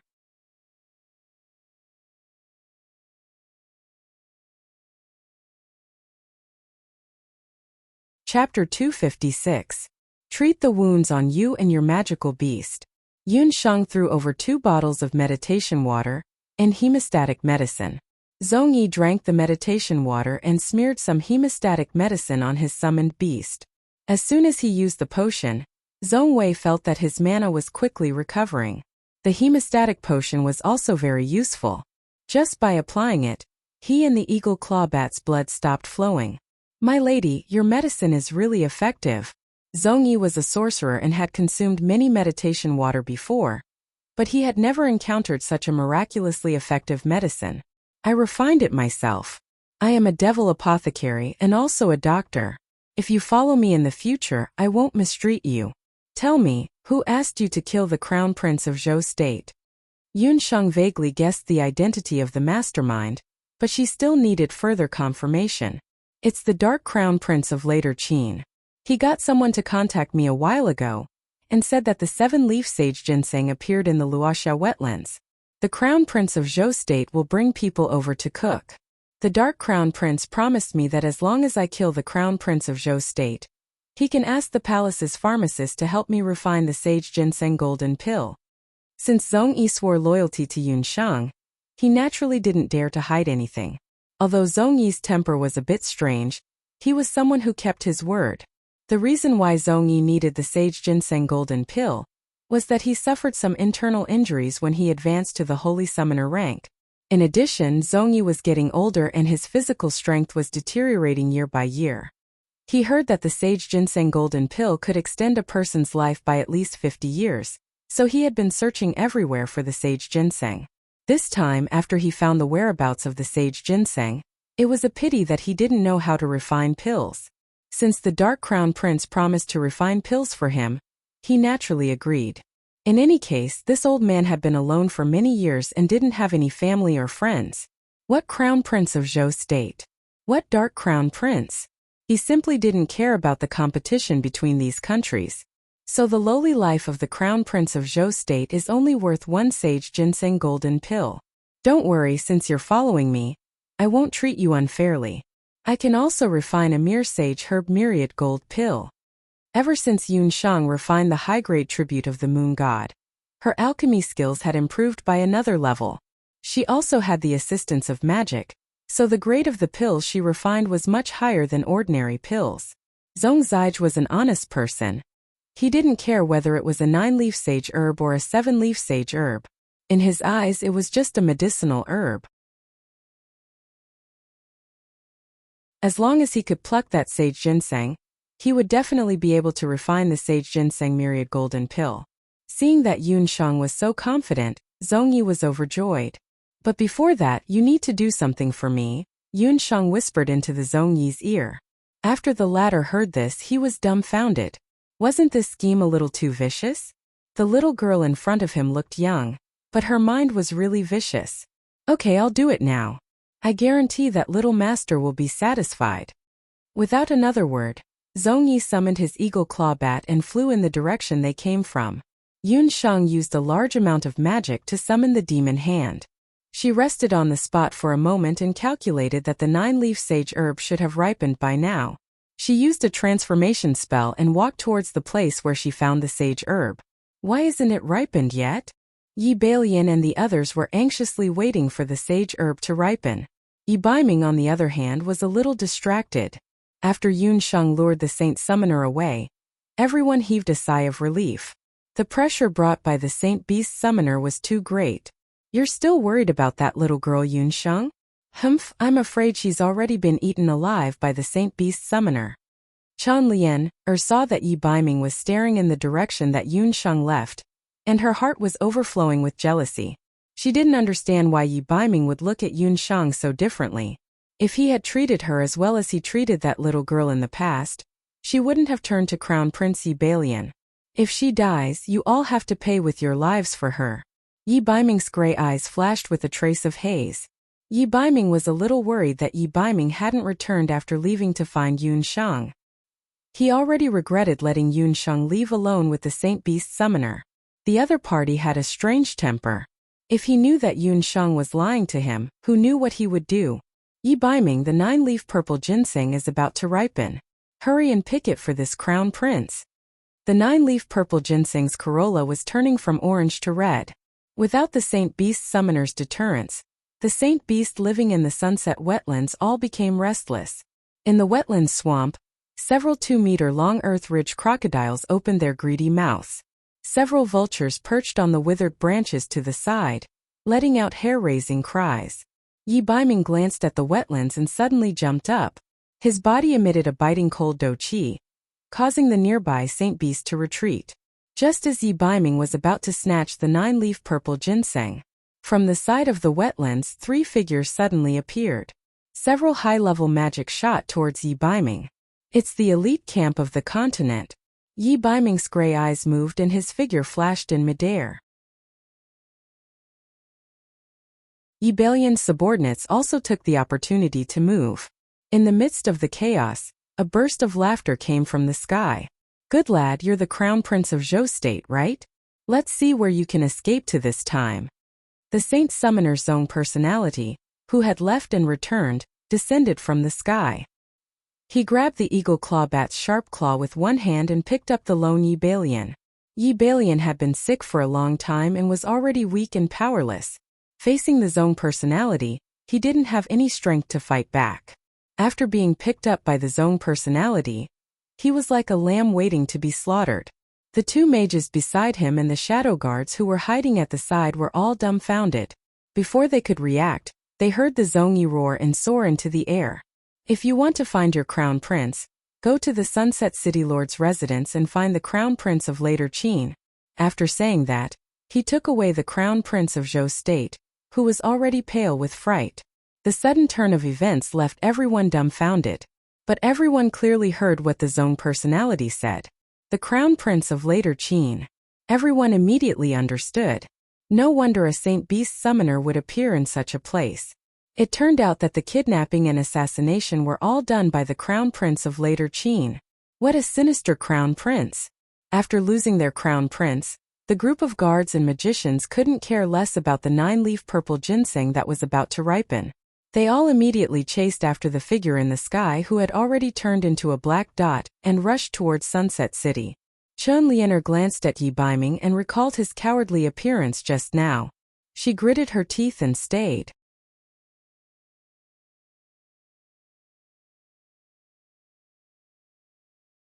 Chapter 257. Inside the Luoxia City's City Lord's mansion. Later Qin's crown prince, Dark Prince and Luoxia City's City Lord were drinking and chatting merrily, waiting for Zongyi's good news. Dark Prince, you've caused me so much trouble. Zongyi's angry voice echoed in the sky above Luoxia City. His voice rumbled and instantly spread throughout Luoxia City. Many martial artists and mages in the city heard his voice. Even Zhou Qingchuan of the Everlasting Chamber of Commerce came out. 100 meters in the sky, Zongyi was holding Zhou State's crown prince, Yi Balian, who looked like a chick. The Dark Prince, who rushed to the city wall, had a change in expression. What was going on with Zongyi? Didn't they agree to let him kill Zhou State's crown prince? Why did he bring him here? This time the whole city knew about it. Senior Zongyi, what is the meaning of this? The Dark Prince's face was gloomy. What was this old man doing? He asked him to kill Zhou State's crown prince. Why did he bring people here? His assassination of the crown prince of the Great Zhou dynasty had always been a secret. Now that Zongyi had exposed it, he could neither kill nor spare the crown prince of the Great Zhou dynasty. This completely disrupted his plans. What do I mean? I should be the one asking you that. Let me ask you. You told me that Zhou State's royal family is a bunch of idiots and that there are no experts. You said that killing Zhou State's crown prince is as easy as plucking a carrot? Screw that carrot and onion, I almost fell for your trick. Zongyi came to find trouble with the Dark Prince under Yun Shang's instructions. But the more he spoke, the angrier he got. He was used to being a carefree man all his life. It was all because of this damn Dark Prince that he became someone else's subordinate. Although it wasn't a bad thing, at least he had a master above him. He wouldn't have any freedom in the future. Senior Zongyi, you must have misunderstood something. The Dark Prince wished he could sew Zongyi's mouth shut. But he knew Zongyi's temper and ability. If he really pissed him off, he wouldn't be afraid even if the Heavenly Emperor came. Misunderstood? Misunderstood 18 generations of your ancestors. Hey, you call that not having any experts? Do you know that the magician beside him is the disciple of a summoner at the level of Emperor Zhao? This old man is so unlucky. Just when I'm about to die, I actually offended a summoner at the level of Emperor Zhao. I'm cutting my own throat. Do I not want to live anymore? You call this a misunderstanding? Zongyi spat in the air. The Dark Prince and the others on the city wall hurriedly dodged, but their faces were still stained with saliva.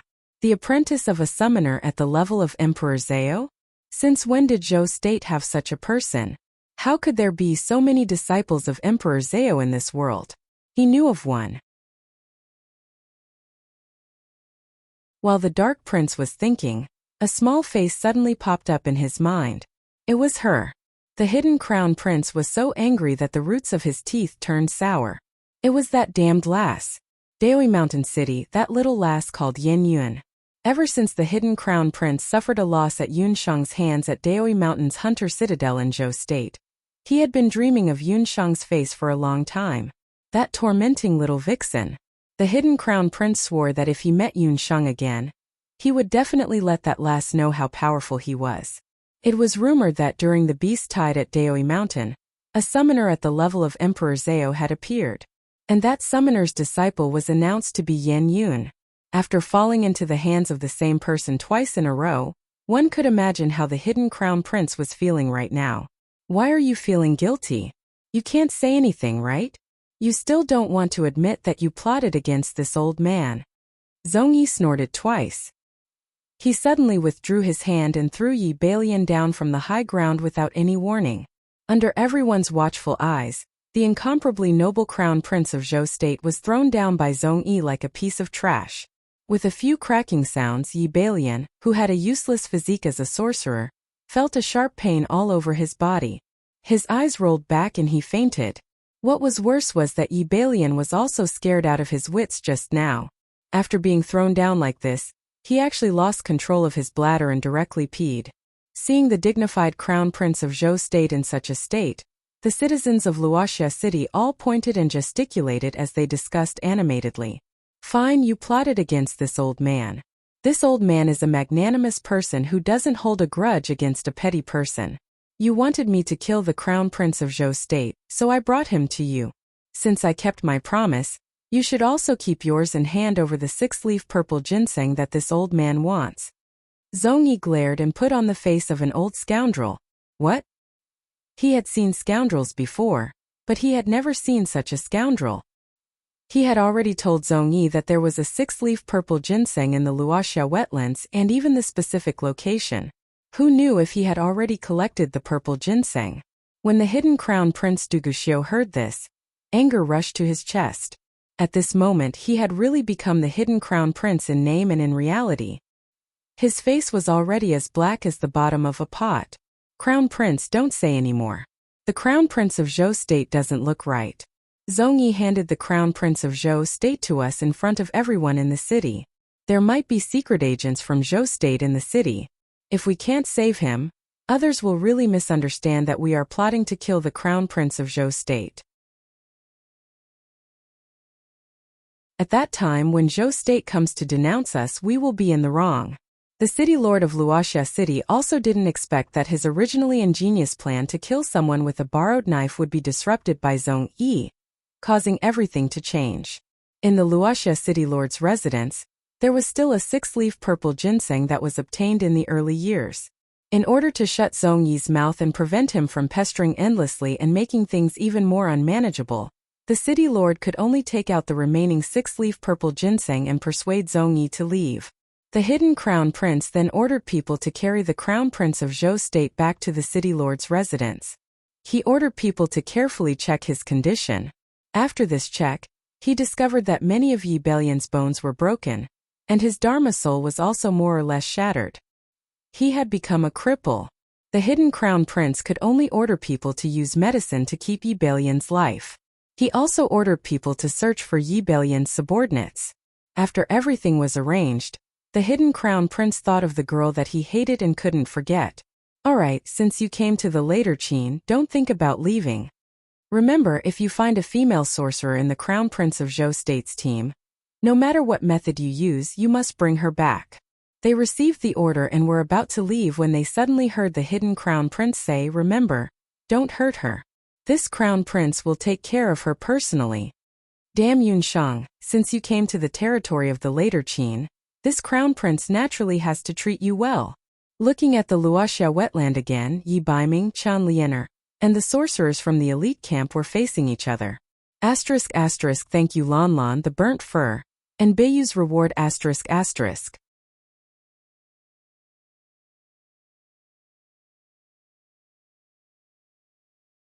Chapter 258.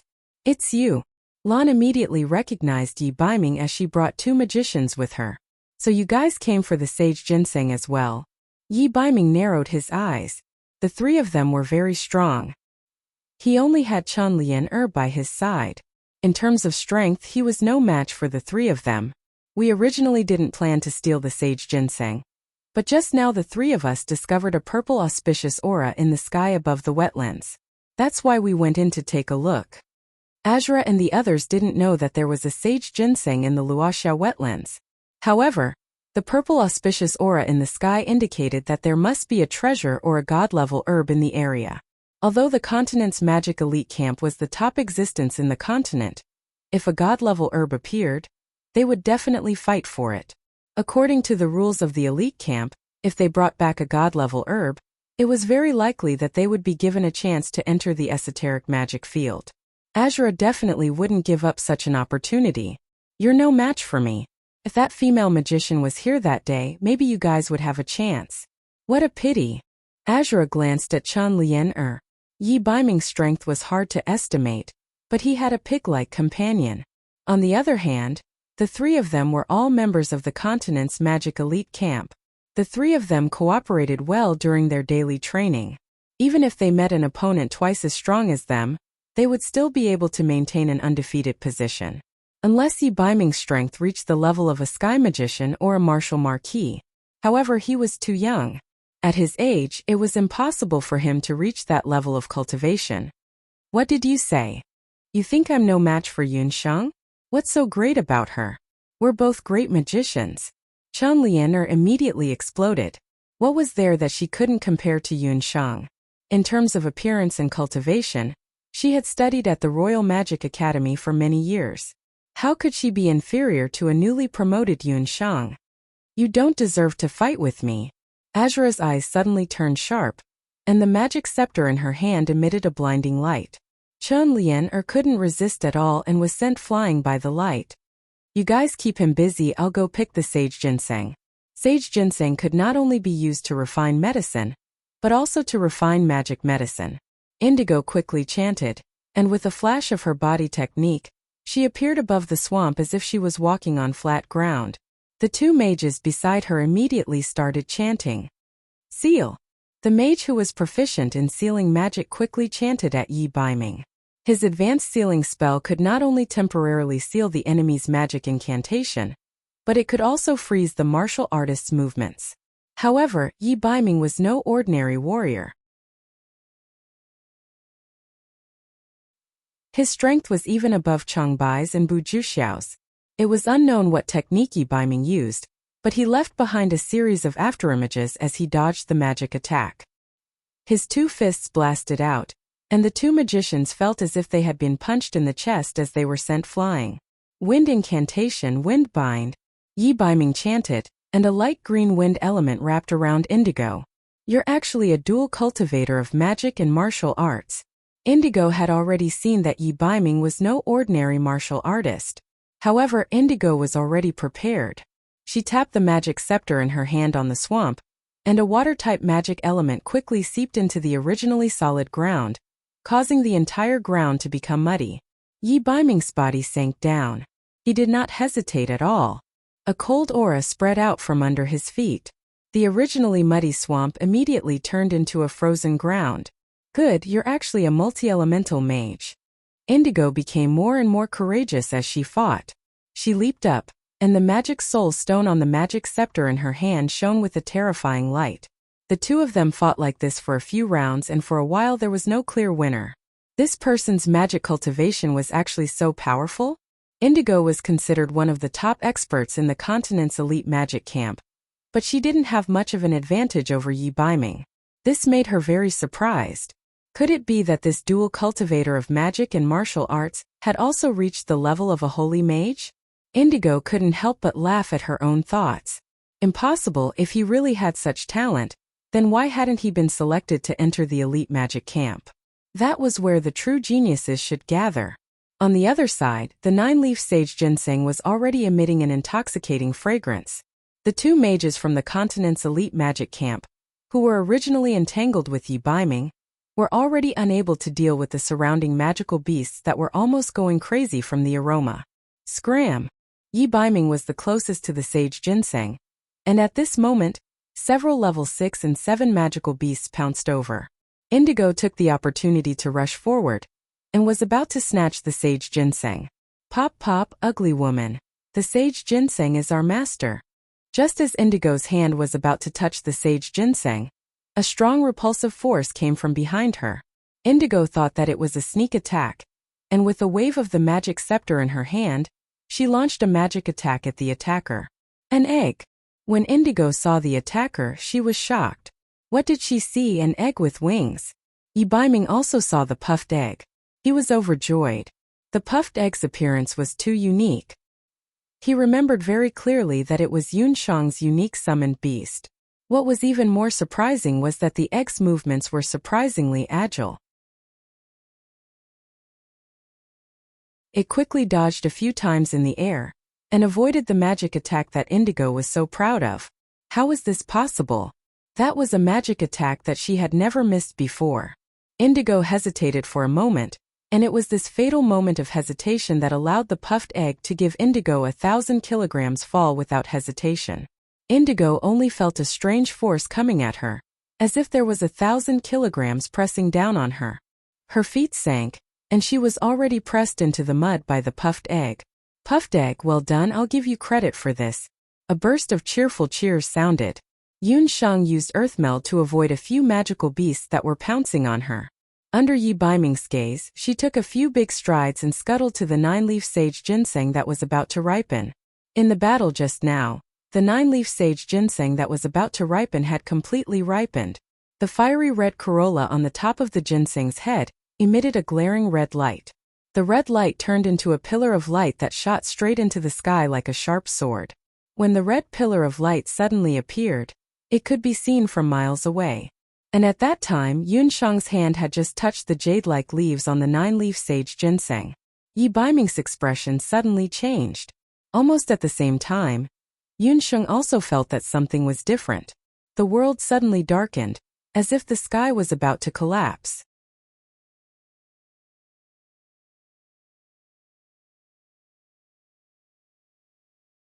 Chapter 259. Strong winds blew in the surroundings, causing a lot of sand and stones to roll on the ground. Looking at the sky again, the originally clear blue sky had long become so dark that one couldn't even see one's own fingers. Just above the 9-leaf sage ginseng, Yunshang saw a rapidly rotating dark cloud vortex. The whirlpool sucked in all the clouds around it, as if there was a large hand stirring the calm water surface. The air became more and more oppressive, and the clouds seemed to be continuously pressing down on the ground. The rumbling of thunder sounded, and the few people present seemed to suddenly understand. 9-leaf sage ginseng was the most crucial step in transforming from a sacred herb to a divine herb. It was rumored that whenever a treasure appeared, it would inevitably trigger a phenomenon of heaven and earth, and the spirit-transforming grass would also inevitably trigger an extraordinary phenomenon of heaven and earth. They didn't expect that the 9-leaf sage ginseng's advancement would trigger a lightning tribulation. Little wild cat, let's go. Yibiming's complexion suddenly turned deathly pale. In heaven and earth, all kinds of natural phenomena were the most terrifying. Even experts who had reached their peak state would find it difficult to contend against the power of nature. Yibiming was secretly happy that Yunshang was safe and sound a moment ago. But at this moment, he had the illusion that he had fallen from heaven to hell. When that rolling thunder fell, Yunshang's body of flesh and blood simply couldn't withstand it. When had Yunshang personally experienced such a scene? She also didn't expect that picking herbs would actually cause such a disaster. In a split second, several plans flashed through Yunshang's mind. For example, every time she was on the operating table, when faced with all kinds of unexpected situations such as bleeding, sudden cardiac arrest, and so on, she would always be able to make an orderly and immediate judgment. Escape, use earth escape and dodge in an instant. That was undoubtedly the best plan. But in that way, the shocking heavenly lightning would definitely turn the sage ginseng into ashes. Without the sage ginseng, then second uncle's hand. Thinking of Yun Songlong's right hand, Yunsheng immediately dispelled the idea of using earth escape. She couldn't leave, she would definitely pick the sage ginseng. Perhaps she could give it a try and use the Shenong medical bracelet in her hand. Even if she was injured by the heavenly lightning, perhaps she could still use the divine power in the Shenong medical bracelet to give it a try. Yunsheng no longer hesitated. Her eyes flashed with determination and decisiveness. She did not dodge. Instead, She grabbed the purple ginseng and pulled it up fiercely. The instant the purple ginseng was uprooted, a heavenly lightning with an earth-shattering aura descended from the sky. It was as if a giant serpent had appeared in the sky, and a bolt of lightning struck the top of Yun Shang's head, as if it was punishing her for daring to offend the heavens and profane the divine medicine. The moment the lightning struck, Yun Shang felt that her body was pressed to the ground by a tall figure. This scene was so familiar. Yi Baiming's familiar scent hit him in the face. History seemed to be rewinding. Just like that night in Banana Leaf Village, Yi Baiming, who was injured, also pressed her under his body like this. But this time they weren't facing great magician Yang, but an irresistible bolt of heavenly lightning. Why? Yun Shang could only hear herself ask in a voice that sounded like a mosquito bite. Did he not know that he would die if he did this? She only saw a faint smile at the corner of Yi Baiming's mouth. At that moment, his gray eyes seemed to flicker with something. She only saw Yi Baiming's thin lips move. I am your retainer. If you live, I live. If you die, I die. In the face of life and death, Yun Shang recalled a past event. That event happened before she transmigrated to the boundless land. In fact, she had already completely adapted to her identity as a reincarnated person in the boundless land. It had been a long time since she recalled the events of the past. When she was still a child, there was once a patient who came into her grandfather's small clinic. That was a mother whose lower body was almost paralyzed. Because the treatment in the city hospital was ineffective and there was no chance for her hands to recover, she asked around for the Yun family's clinic and came to see a doctor. When grandfather Yun diagnosed her at first, he regretfully told her that her paralysis was very difficult to cure. When asked why the female patient was so seriously injured, the female patient only told him that she was injured while saving her son. The female patient had a 5-year-old son. One day, she left the child alone at home and went out to do something. Before leaving, she reminded the child not to leave the house. Just as she was returning home and passing by the apartment building, she saw the mother's child poking his head out of the 6-story window. The child excitedly called for his mother, his small body leaning out of the window. I saw my child fall down. At that moment I didn't care about anything else. My first reaction was to reach out and catch my child. When the female patient mentioned the past, her face was filled with lingering fear, but her face was filled with maternal pride. The female patient's son was saved by her in the end. Although the female patient's lower body was almost paralyzed due to the weight, and it was very likely that she would never be able to stand up like a normal person, her son only had 2 broken bones.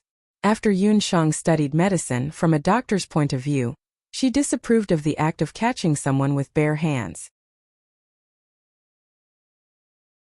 From the perspective of modern mechanics, a falling object, even if it was just a small stone, would have a force of dozens of kilograms, let alone a child who weighed dozens of kilograms.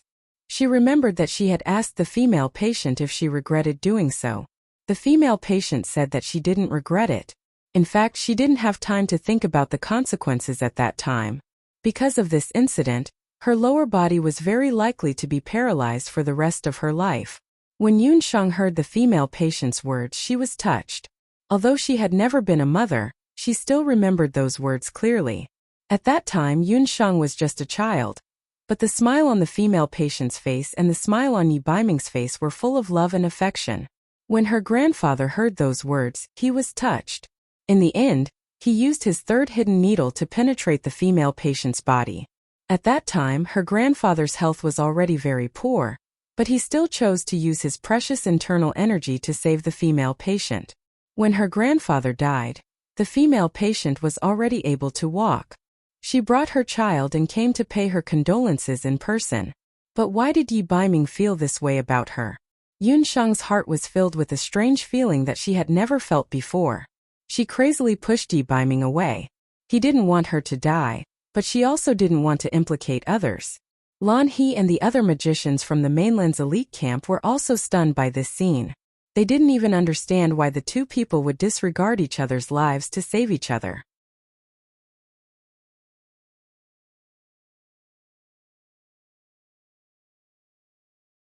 Chapter 260. Just as the heavenly thunder was about to strike. The 5 elemental magic souls in Yunshang and Yi Baiming's body seemed to be enraged. They emitted a blinding light. That's magic soul resonance. Lan He and the other mages from the elite mage camp suddenly stopped their actions. How could this be? The mentors had mentioned that when mages who practiced both magic and magic had a near 100% compatibility and had almost identical magic souls, it would cause magic soul resonance. In the resonating magic souls, a colorful light rushed out from Yunshang and Yi Baiming's bodies.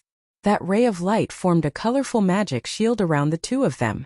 The lightning struck the magic shield and shattered it, but the two of them were safe and sound. After the lightning struck, the turbulent cloud vortex in the sky quickly disappeared, and the sky returned to its original blue color. The magical beasts around were stunned by this strange scene. Even the puffed egg stopped flapping its wings and looked at Yunshang and Yi Baiming. A miracle, it was really a miracle. They actually used a magic shield to block the lightning that had the power of a forbidden spell. Lan He and the other mages from the elite mage camp were stunned. Yunshang and Yi Baiming were also in the joy of surviving a disaster. Sister Lan, we still snatch the sage herb? The mages asked. No, those two. Let's go. Lan He waved her hand. She had to report to the mentors what she had witnessed today. Looking at Yunshang and Yi Baiming under the magic shield, Chan Liener, who had witnessed everything, was so jealous that her eyes were almost spitting fire. She got up with hatred and ran in the direction of Wuxia city without looking back. Yunshang, don't be so smug. You will never be with Yi Baiming. Yunshang and Yi Baiming did not react at all. At this moment they only had each other in their eyes. Yunshang looked at the magic shield with the joy of surviving a disaster in her eyes. You are crazy. You'll die. Yunshang could feel Yi Baiming's heartbeat through her clothes and into her heart. This caused her heartbeat to speed up a little. Apart from her heartbeat, she also felt that her ears were burning for a while. Could he be having a fever? Even when she was dating Lu Minglang in the past, she had never experienced such a situation. Yi Baiming narrowed his fox-like eyes. If you are attacked, I will block it for you. If you are wronged, I will bear it for you. If someone bullies you, I will help you fight back. My retainer is not just for show. It turned out that having a retainer was not bad. Yi Baiming's heart rippled and his fox-like eyes narrowed. God knows how much he loved to see Yunshang bulging like an angry little wild cat. Little wild cat, do you still remember this? Yi Baiming took something out of his chest and placed it in Yunshang's palm. Yunshang took a closer look and found that it was a tattered wooden tablet. Yi Baiming didn't have any eccentricities, did he? He was the dignified Lord Baiming. Why did he wear a wooden tablet instead of precious jade? This wooden tablet had been mocked by Chang Bai and the others earlier, but Yi Baiming had never explained what the wooden tablet was for. He had always cherished it and carried it with him. Yunshang looked at the wooden tablet. After a while, she felt that the wooden tablet was very familiar. She took a closer look. Wasn't this a wooden tablet that she used to sleep on when she was in Banana Leaf Village? In the middle of the wooden tablet, there were a few crooked words carved into it. Yunshang recognized the words. When she left Banana Leaf Village, she hurriedly left a line of words beside Yi Baiming, who had just completed his cornea transplant. She didn't expect that Yi Baiming would carry this wooden tablet with him. The wooden tablet wasn't big. There were only 2 words on it that could be recognized. Goodbye. Yunshang remembered clearly that she didn't have a good impression of Yi Baiming at the time. After the surgery, she just wanted to get rid of Yi Baiming as soon as possible. The words she left behind were clearly, goodbye. And that no had already been carefully ground away by Yi Baiming. A sour feeling slowly spread in her nose. For a moment, Yunshang held the wooden tablet. She remembered how Yi Baiming hugged her without hesitation when a purple bolt of lightning fell from the sky. He used his broad back to block that bolt of lightning for her. At that moment, she could smell the burning smell of Yi Baiming's skin and flesh, but his expression was very calm. Yi Baiming wasn't a person who was good at expressing himself, but he was someone who was good at using his actions to express his feelings. Ripples spread in her heart. Yunshang put down the wooden tablet and glanced at Yi Baiming. It seemed that after meeting her, nothing good had happened to the night fox. But why did her heart palpitate? Lu Minglang had never given her this feeling back then. Even at the moment when she broke up with Lu Minglang, Yun Sheng's heart ached more because she felt that her efforts over the past few years weren't worth it. On the other hand, Yi Baiming was the opposite. Was his sacrifice worth it? Perhaps he didn't care about this problem at all. He just wanted to protect her. She clearly didn't give him a good look every time she saw him, but he was still willing to be her retainer. She unbuttoned his clothes and saw that his back was badly mutilated. Yun Sheng's hand trembled slightly, and her heart ached. Her face was unknowingly wet. "Little wild cat, are you crying?" There was a hint of weakness in Yi Baiming's voice. Even though more than half of the power of the heavenly thunder had been blocked by the combined magic of the two, a small portion of the power of the heavenly thunder had been used on Yi Baiming, the human shield. Yun Sheng wiped the corners of her eyes and realized that her face was already wet. She didn't know if it was tears or sweat. Yi Baiming was just a body of flesh and blood. It was already very lucky that he could survive. "You don't want to live anymore." That was lightning.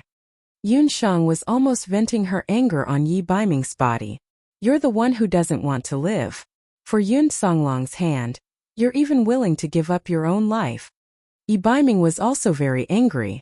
Only the heavens knew that the moment he saw Yun Sheng about to be struck by lightning, he had completely lost his ability to think. Yun Sheng suddenly put on a fierce face and said fiercely, "You're my retainer, so you're one of my people. In the future you can only bully others, hit others, and make others feel wronged. In the future, you're not allowed to get injured again." You? You admit that I'm your retainer?" Yi Baiming was still a little confused. On the mainland he was probably the most sullen retainer. He chased after others, but they were unwilling to accept him. But now Yun Sheng suddenly admitted that he was her retainer? Seeing the usually sly Yi Baiming's silly look, a mischievous look flashed past Yun Sheng's eyes. She suddenly tiptoed and pressed her lips against Yi Baiming's face.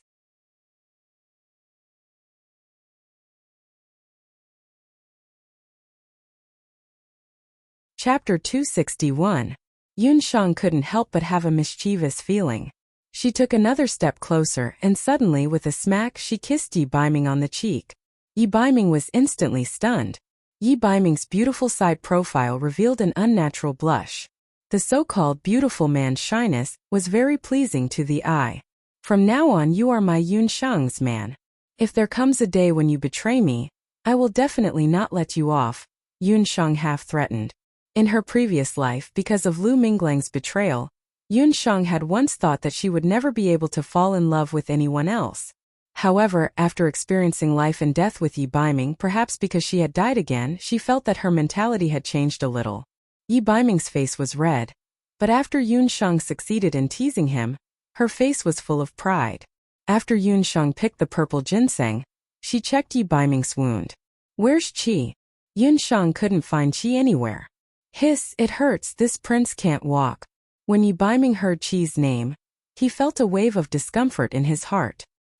He simply hung most of his body on Yun Sheng's body. He couldn't wait for that brat to never appear again. Don't think that he didn't know that brat had feelings for the little wild cat.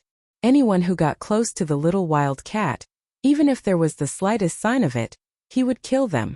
It wasn't easy for her to accept him, so he needed to work harder. "So heavy," Yun Sheng spat, but she didn't push him away. Yi Baiming was tall and sturdy. If it wasn't for her small body having undergone special training, she would have been crushed to death by him. Once the heart's defenses were relaxed, it was easy to cause a disaster. Yi Baiming's confession made her see the true feelings of this young man who looked cold on the outside, but hid his true feelings even more clearly. Even she herself didn't know if she had fallen in love with this young man. Was it because she liked him or was it because she was used to it? After all, he was the person she had interacted with the most ever since she came to the boundless world.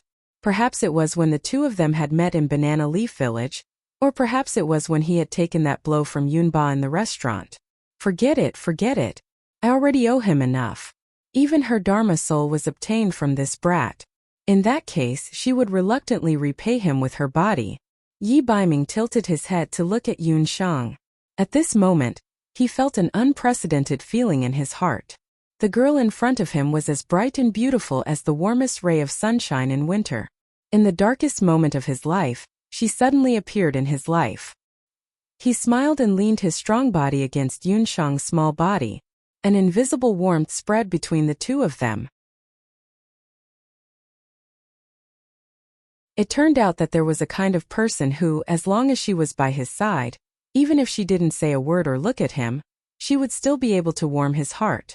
Just as Yi Baiming was immersed in this warmth, a voice that didn't fit the situation sounded. "Puff Puff, handsome pot, my dear master, Puff Puff can help you." Puffed Egg's heart flew over. Only then did Yunshang remember that she had summoned egg popping when she was too busy to deal with the enemy.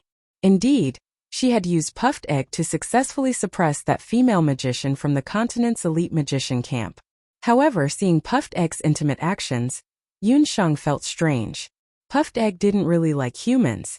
Other than herself, every time it saw someone, it would give them a 1,000-pound pendant. Puffed Egg remembered Yi Baiming. He was the blind handsome pot who had 5 Dharma souls. After not seeing him for 2 years, the handsome pot had become even more handsome. This egg? When Yi Baiming saw Puffed Egg coming over, he immediately became alert. He also remembered this strange egg. It was Yunshang's summoned beast. When it first appeared, this fellow directly crippled great magician Yang. Just now, it was also this egg that directly crushed Blue. Let me formally introduce you. This is my summoned beast, Puffed Egg. It rarely shows its face in front of others. Since you are one of us, you two should get along well in the future. Yunshang glanced at Puffed Egg. Once it saw a handsome guy, it couldn't even flap its wings. It was really a cute egg. Yunshang's 5 Dharma souls originated from Yi Baiming. When Puffed Egg saw Yi Baiming, it naturally had a good impression of him. If a bandit can't find me, it will definitely go to Wuxia City first. It's about time for us to go back and take a look. Yunshang couldn't wait to see if Zhongyi had completed the task she gave him. After Yunshang and Yi Baiming returned to Wuxia City, they heard a big news. Zhou State's crown prince Yi Bailian was thrown down from the sky by a summoner. He was now unconscious and had been placed in the city lord's mansion. It was said that later Qin's dark crown prince was also present. When Yi Baiming heard this, he was very surprised. How did this matter involve the later Qin's dark crown prince? Yunshang knew what was going on in her heart, but she didn't show it on her face. After returning to the city, Yunshang indeed found abandoned. After Yi Baiming rushed to the city lord's mansion, he saw Yi Bailian lying on the sickbed. He was already out of breath. The doctor from the city lord's residence had also come to take a look. Yi Bailian's injuries had worsened. Coupled with the fact that he had been humiliated in public and had been smashed, most of the bones in his body had been broken, let alone his Dharma soul. "I'm very sorry, Lord Baiming. Such a thing happened in later Qin's territory. I have already ordered people to go and hunt down the summoner who committed the crime. As far as I know, this matter is likely to be done by Penglai State. That summoner is a summoner from Penglai." The Dark Crown Prince was indeed a famous person. After being set up by Zhongyi, he immediately pushed the blame to Penglai State. Everyone knew that 7 out of 10 summoners on the mainland came from Penglai. Although Zhongyi said that the Dark Crown Prince wanted to assassinate the Crown Prince of Zhou State, the Dark Crown Prince could also say that he framed him. Anyway, this matter happened in later Qin's territory.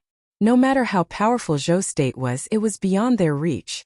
Knowing that the Dark Crown Prince was quibbling, Yi Baiming didn't want to entangle with him. Right now, he still sent the Crown Prince of Zhou State back to his country. There's no time to lose. The Crown Prince is seriously injured. In order to prevent any more accidents, I will immediately send him back to Yujing. Zhou State will investigate the ins and outs of this matter thoroughly. Yi Baiming didn't point out the Dark Crown Prince's plot. He prepared the carriage and luggage that day and rushed to Zhou State without stopping. Everyone came and went in a hurry. After they left Wuxia City, Yi Baiming suddenly remembered that there was still one person missing from the team. Where did Chen Lianer go? Everyone finally remembered that there was someone called Chen Lianer. After leaving Wuxia wetland in a fit of anger, Chen Lianer never appeared. It was just that the team was halfway there, so they couldn't turn back to look for Chen Lianer's whereabouts. Yi Baiming could only send 2 guards back to Luoxia City to look for Chan Lianer. Thank you Purple Bellflower, Snow Dance, Northern Feather, Burnt Fur and Big Blue Drop for tips. Are you excited? The wild cat and fox's relationship has sublimated. They laughed with their hands on their hips.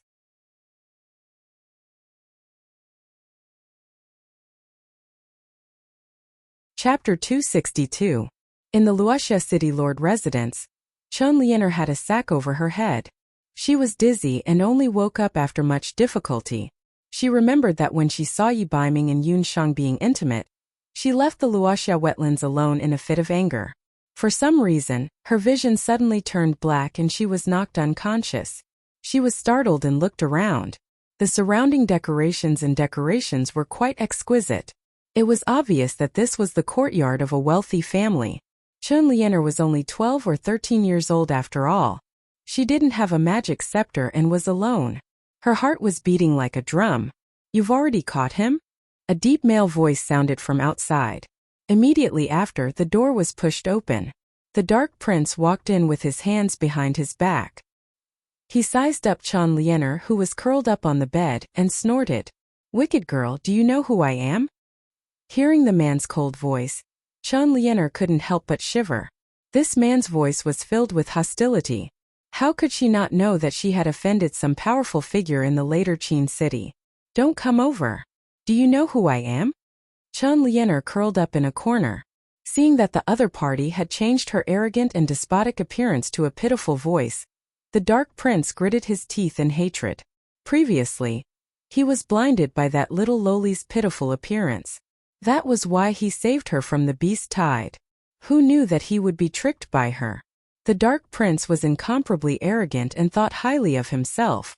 He viewed the humiliation that Yun Shang gave him as a huge stain in his life. That was why he sent people to capture Yan Yun. I know that your master is that mysterious old man, Emperor Zhao. However, you're in my hands right now. It's inconvenient for you to move around and you don't have a magic scepter. How do you think you can ask for help? The dark prince's face darkened. He walked to the bed and accurately pinched Chan Lianer's chin through the sack. Chan Lianer felt that the hand that was squeezing her chin was very forceful, as if it was going to crush her chin. It hurts. Who exactly are you? Why are you doing this to me? Chan Lianer was in so much pain that tears came out. Who are you? It's only been a year, and you don't even remember this prince. The dark crown prince was infuriated. This damned woman had humiliated him, yet she still dared to forget about him. He pulled the sack off Chan Lianer's face. What came into view was a scarred face and a completely unfamiliar face. The dark prince took a closer look and then looked at Chan Lianer's panicked eyes. His expression turned even worse. It wasn't her? He couldn't tell if he was disappointed or angry. He remembered Yun Shang's eyes. That little lowly's most attractive feature was her pair of lively black eyes. They were lively and always flashed with slyness. The girl in front of him was definitely not her. Bah! The dark crown prince slapped Chan Lianer's face. Damn it! I actually caught the wrong person. This crown prince wants to catch Yan Yun. When the soldiers heard that they caught the wrong person, they all knelt on the ground. Chan Lianer was slapped to the ground and her face immediately swelled up. Yan Yun? Wasn't that Yun Shang? Why was it Yun Shang again? Why did everyone only have Yun Shang in their eyes? I'm not some Yan Yun, I'm her enemy. I hate her to death and want to cut her into pieces. Chan Lianer looked up and saw the dark crown prince's appearance. The dark crown prince was cold and tall. His face was filled with anger, but it made him seem even more noble. He was completely different from the useless crown prince Yi Bailian from before. Chan Lianer thought that this group of people had a grudge with Yun Shang. She quickly cursed Yun Shang, hoping to gain their good impression. Who knew that the dark crown prince would become even angrier after hearing this? He grabbed Chan Lianer's long hair, causing her to cry from the pain. The dark crown prince said word by word, "She's my woman. Only I can punish her if she wants to be killed." Crown prince. Later Qin's dark crown prince. Chan Lianer recognized the fierce youth in front of her. He was the later Qin's dark crown prince whose name had spread across the continent in recent years. Later Qin's customs were very valiant, and they ruled the country with martial arts. However, their martial arts spirit was different from the orthodox martial arts promoted by Zhou State's Wuxia Wuji school. Back then, when the 5 countries were divided into territories, later Qin's ancestor was the weakest. Therefore, later Qin's territory was the most barren among the 5 countries and had the most demon beasts. Later Qin's late king brought 1,000 plundered commoners to later Qin. The first thing he did was to drive the 1,000 commoners into a land of tigers and wolves. Without giving them a single weapon or grain, he let the 1,000 commoners who had never practiced martial arts live in the land of tigers and wolves for 3 months.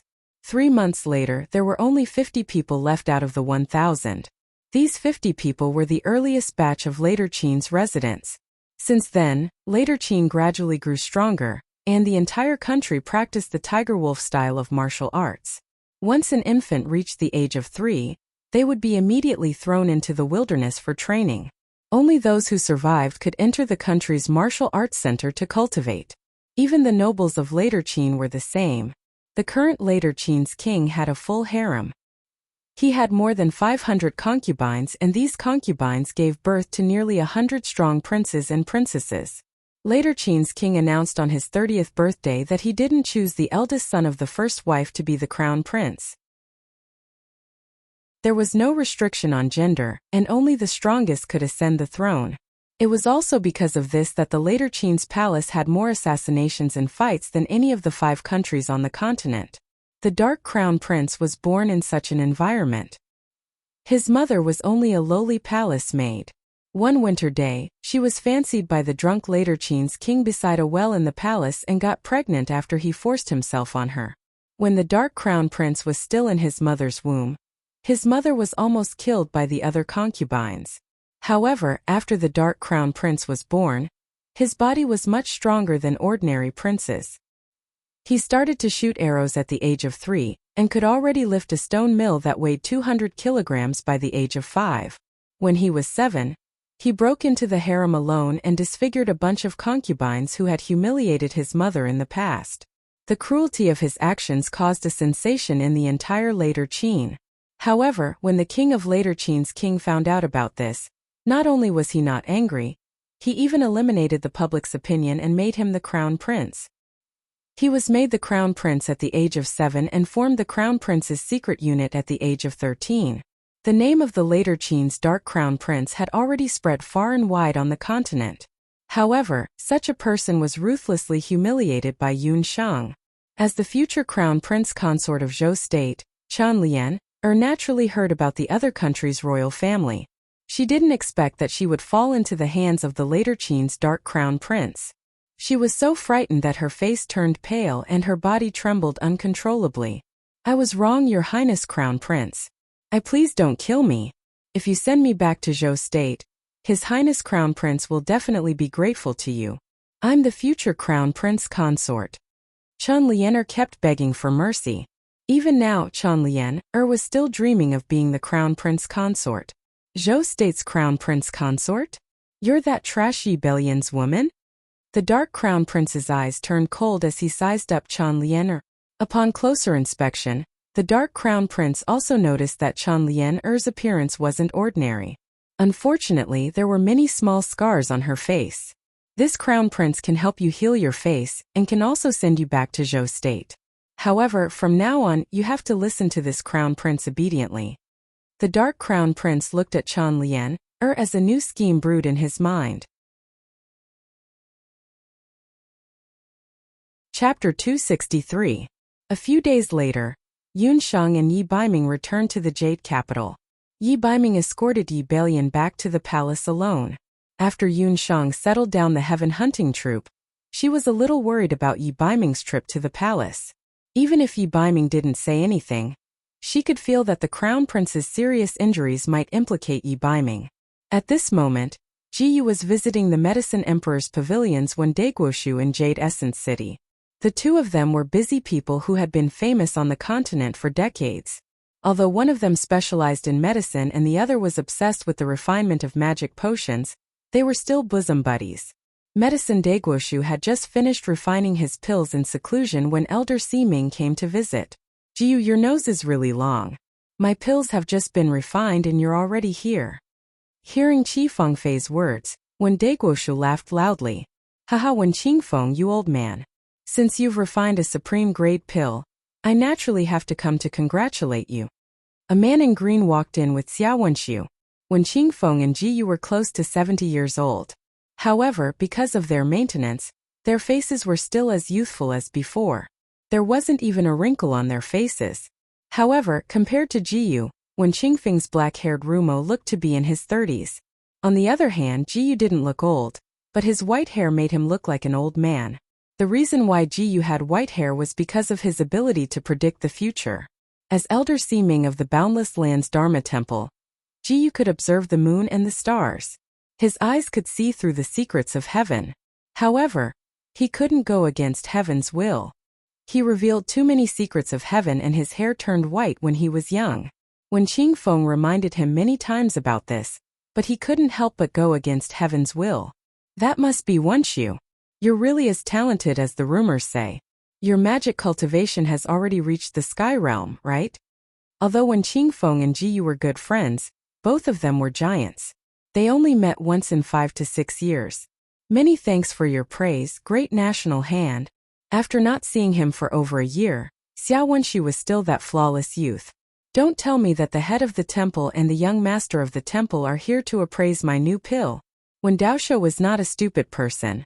Although his relationship with Ji Yu wasn't bad, the two of them were still ancient healers and demonic apothecaries. Haha, as expected of old medicine man, you know my thoughts the best. Today, other than to see you and settle some matters of the royal family, I also have something to ask you. Elder Siming ordered Xia Wenxiu to take out a bottle of magic potion. Although De Guoshuo was a doctor, he still had some knowledge about magic medicine. The bottle in Xia Wenxiu's hand was a new type of medicine. It was bright red in color and seemed to be a high-grade magic medicine. However, there wasn't much of it left. There was only about 1/5 of it left. I'm here precisely for this bottle of medicine. The name of this bottle of medicine is called the Praise of the Moon God. I wanted to ask you if this medicine originated from your Medicine Emperor Pavilion? This bottle of Praise of the Moon God was something Qin Wentian had obtained by chance in the Dharma Temple. It turned out that after the auction in Wuxia City, Chen Luo he returned to the Tang Yuan Kingdom with the Praise of the Moon Goddess, which he had won with 10,000 purple gold coins. Although he was eager to see his son succeed, Chen Luo he still decided to send this bottle of magic medicine to the local temple to find an authoritative demonic apothecary to appraise it. After the appraisal, even the demonic apothecary of the temple didn't know the origin of this bottle of magic medicine. They could only rely on the analysis of the ingredients of the magic medicine to confirm that it was not poisonous to the body. After knowing that the magic medicine was not poisonous, Chen Luo he immediately let his only son consume it. In just one night, Chen Luo he's useless son, who couldn't feel a trace of magic in his body, actually became a water and wind magic spell warrior the next day. Furthermore, after consuming the magic medicine, the Chen family's only son's body didn't have any problems. Until now there were no side effects. Everyone in the Chen family was overjoyed. Even the temple in Tangyuan was shocked. This kind of magic medicine was beyond the understanding of the temple's demonic apothecaries. Fortunately, the Chen family didn't use up all of this bottle of magic medicine. The temple obtained the remaining portion of the magic medicine from Chen Luo he. The strangest thing was that when the Dharma Temple tried to recreate the potion, analyze its composition, and imitate the potion, they realized that even if they used the exact same ingredients, they could not replicate the tribute of the moon goddess. Oh, there really is such a miraculous magic medicine. It seems that another genius demonic apothecary has appeared on the continent. Wen Deguoshuo's tone carried a hint of ridicule. A demonic apothecary who could make Ji Yu suffer, just thinking about it made him feel good. Old man, don't be so proud. This magic medicine isn't as simple as a magic medicine. We have also tested it. This magic medicine is also useful for martial artists. It can greatly increase the effects of martial artists' meditation. That's why I came to ask you. Did the Medicine Emperor Pavilion refine this magic medicine? After the people in Tang Yuan's temple reported this situation to the temple, Ji Yu also investigated this magic medicine. However, even he couldn't tell what method was used to refine this magic medicine. He carefully asked around and found out that this magic medicine came from the Everlasting Chamber of Commerce's auction. It was a pity that the Everlasting Chamber of Commerce kept the identity and origin of the auctioneer a secret. Even with the temple's pressure, they only revealed the name of the small Cientong. The temple's efficiency was very high. In just a few days they found out that the Cientong was a newly opened medical center in the Jade capital. That clinic was a nameless one. The only thing special about it was the doctor in charge of the clinic. Although it was just a small clinic, the doctor in charge of the clinic was none other than Fan Ji, a former imperial physician of Granzhou, who was a disciple of the Medicine Emperor Pavilion. Are you suspecting that this magic medicine was refined by Fan Ji? When the Grand Physician heard Fan Ji's name, his expression became somewhat uncomfortable. When Qingfeng's state of mind was very complicated when it came to Fan Ji's disciple. On one hand, Fan Ji was the most talented disciple he had nurtured in his dozens of years of medical practice. However, this disciple also disappointed him the most. Halfway through his journey, he actually gave up on studying ancient medicine and switched to magic. Although his relationship with Ji Yu wasn't shallow, when Qingfeng had never approved of magic medicine, could it be that it wasn't him? But besides your disciple, who else on the continent can refine a magic medicine that even the temple can't refine? Ji Yu still didn't believe it. Of course not. Fan Ji only learned magic halfway. His talent in magic isn't good enough to refine a high-grade magic medicine. When Qingfeng frowned and didn't say anything. Just at this time Qi Fengfei came in with tea. Grand Physician, the palace has sent a message. No matter what, you have to go to the palace. The Crown Prince is critically ill, and it's very likely that he won't make it through tonight. Chapter 264. What's wrong?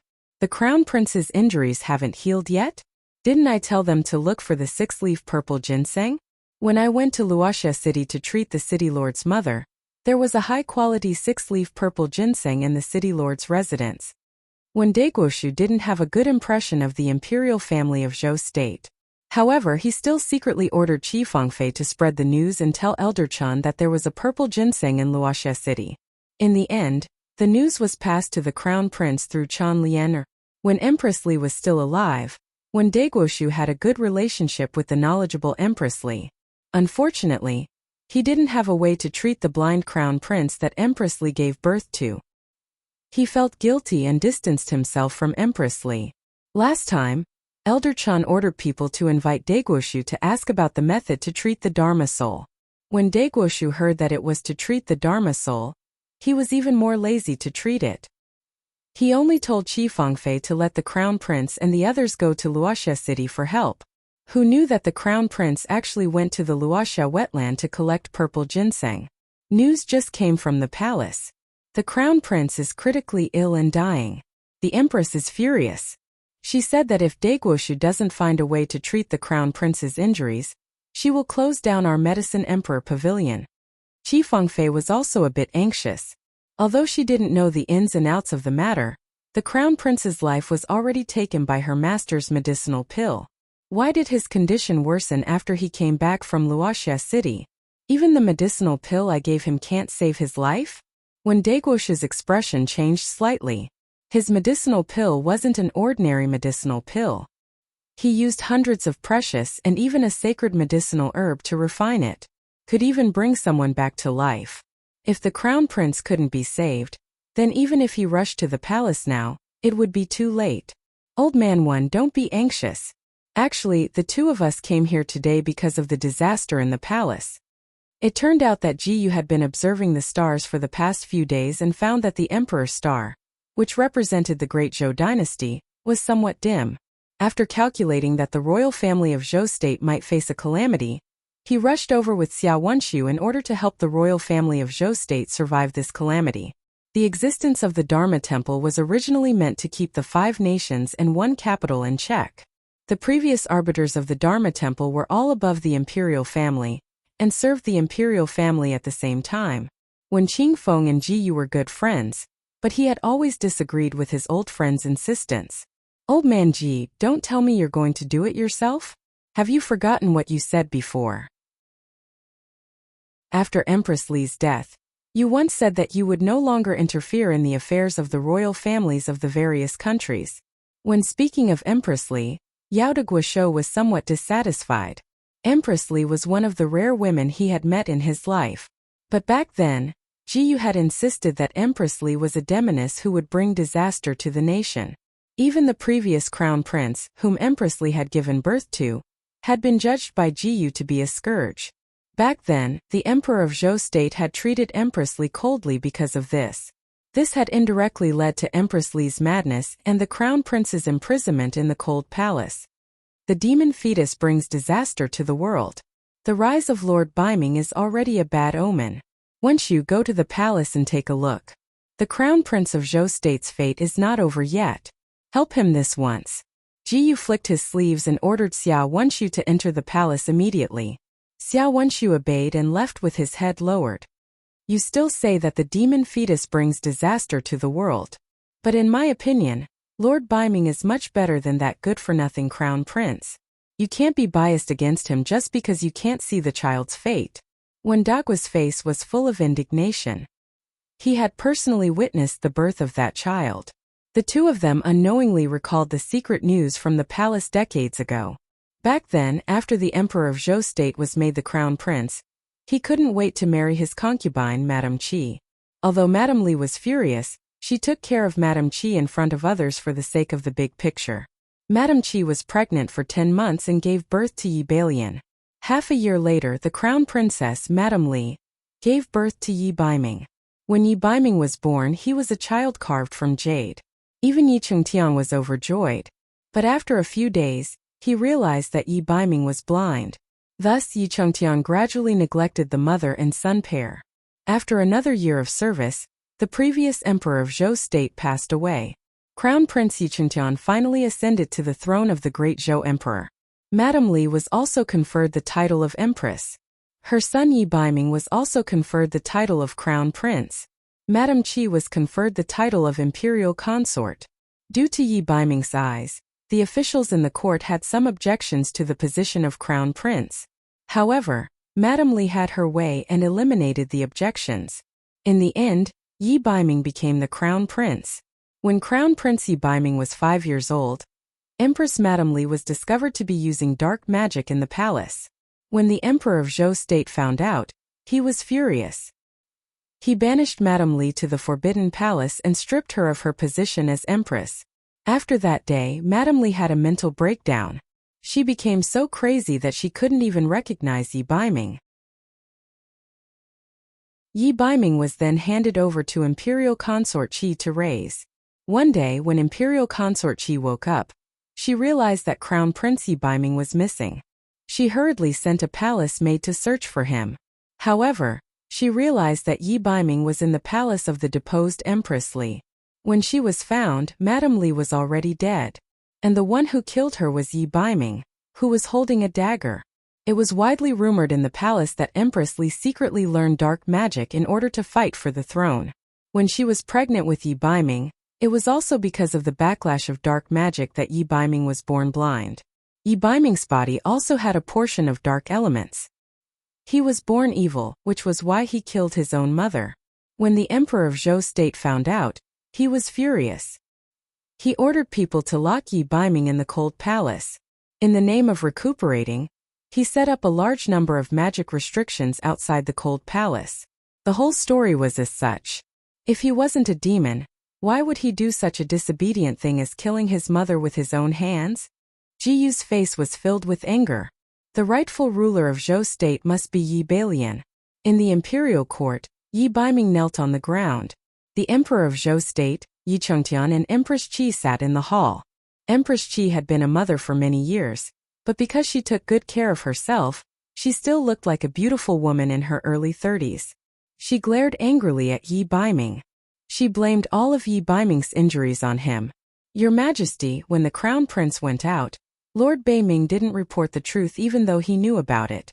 Now that the crown prince is unconscious, he is most likely dead. If something happens to the crown prince this time, how do you expect Aijia to continue living? Lady Qi was as beautiful as a flower.